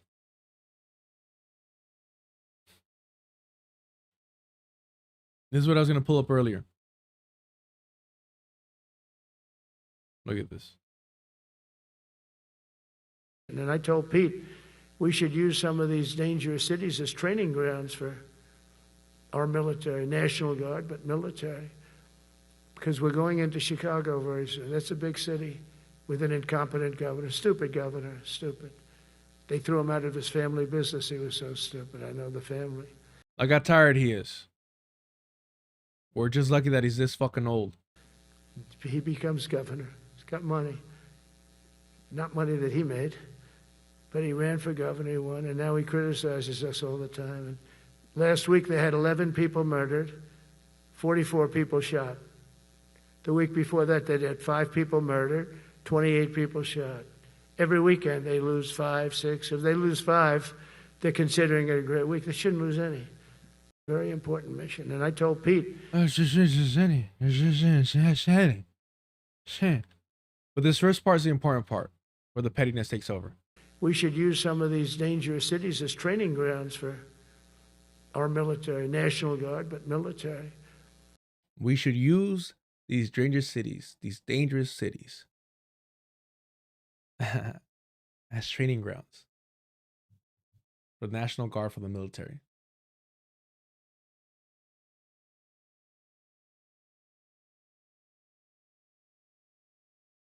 And what made me laugh about this was it's not gonna pull it up. This is a longer piece that I did want to go over, but just don't have time to go get my tire hopefully changed. With that in mind, thank y'all for being here. Thank you for joining me. We'll do it again tomorrow. Longer stream tomorrow for sure. Go ahead and hit the like on the way out. Get busy in the chat. We're not that scary over here.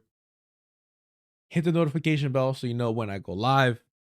Super chats to turn on if you want to support the channel that way. Remember, Uncle Ford said, organize with eyes wide open. Yes, tú.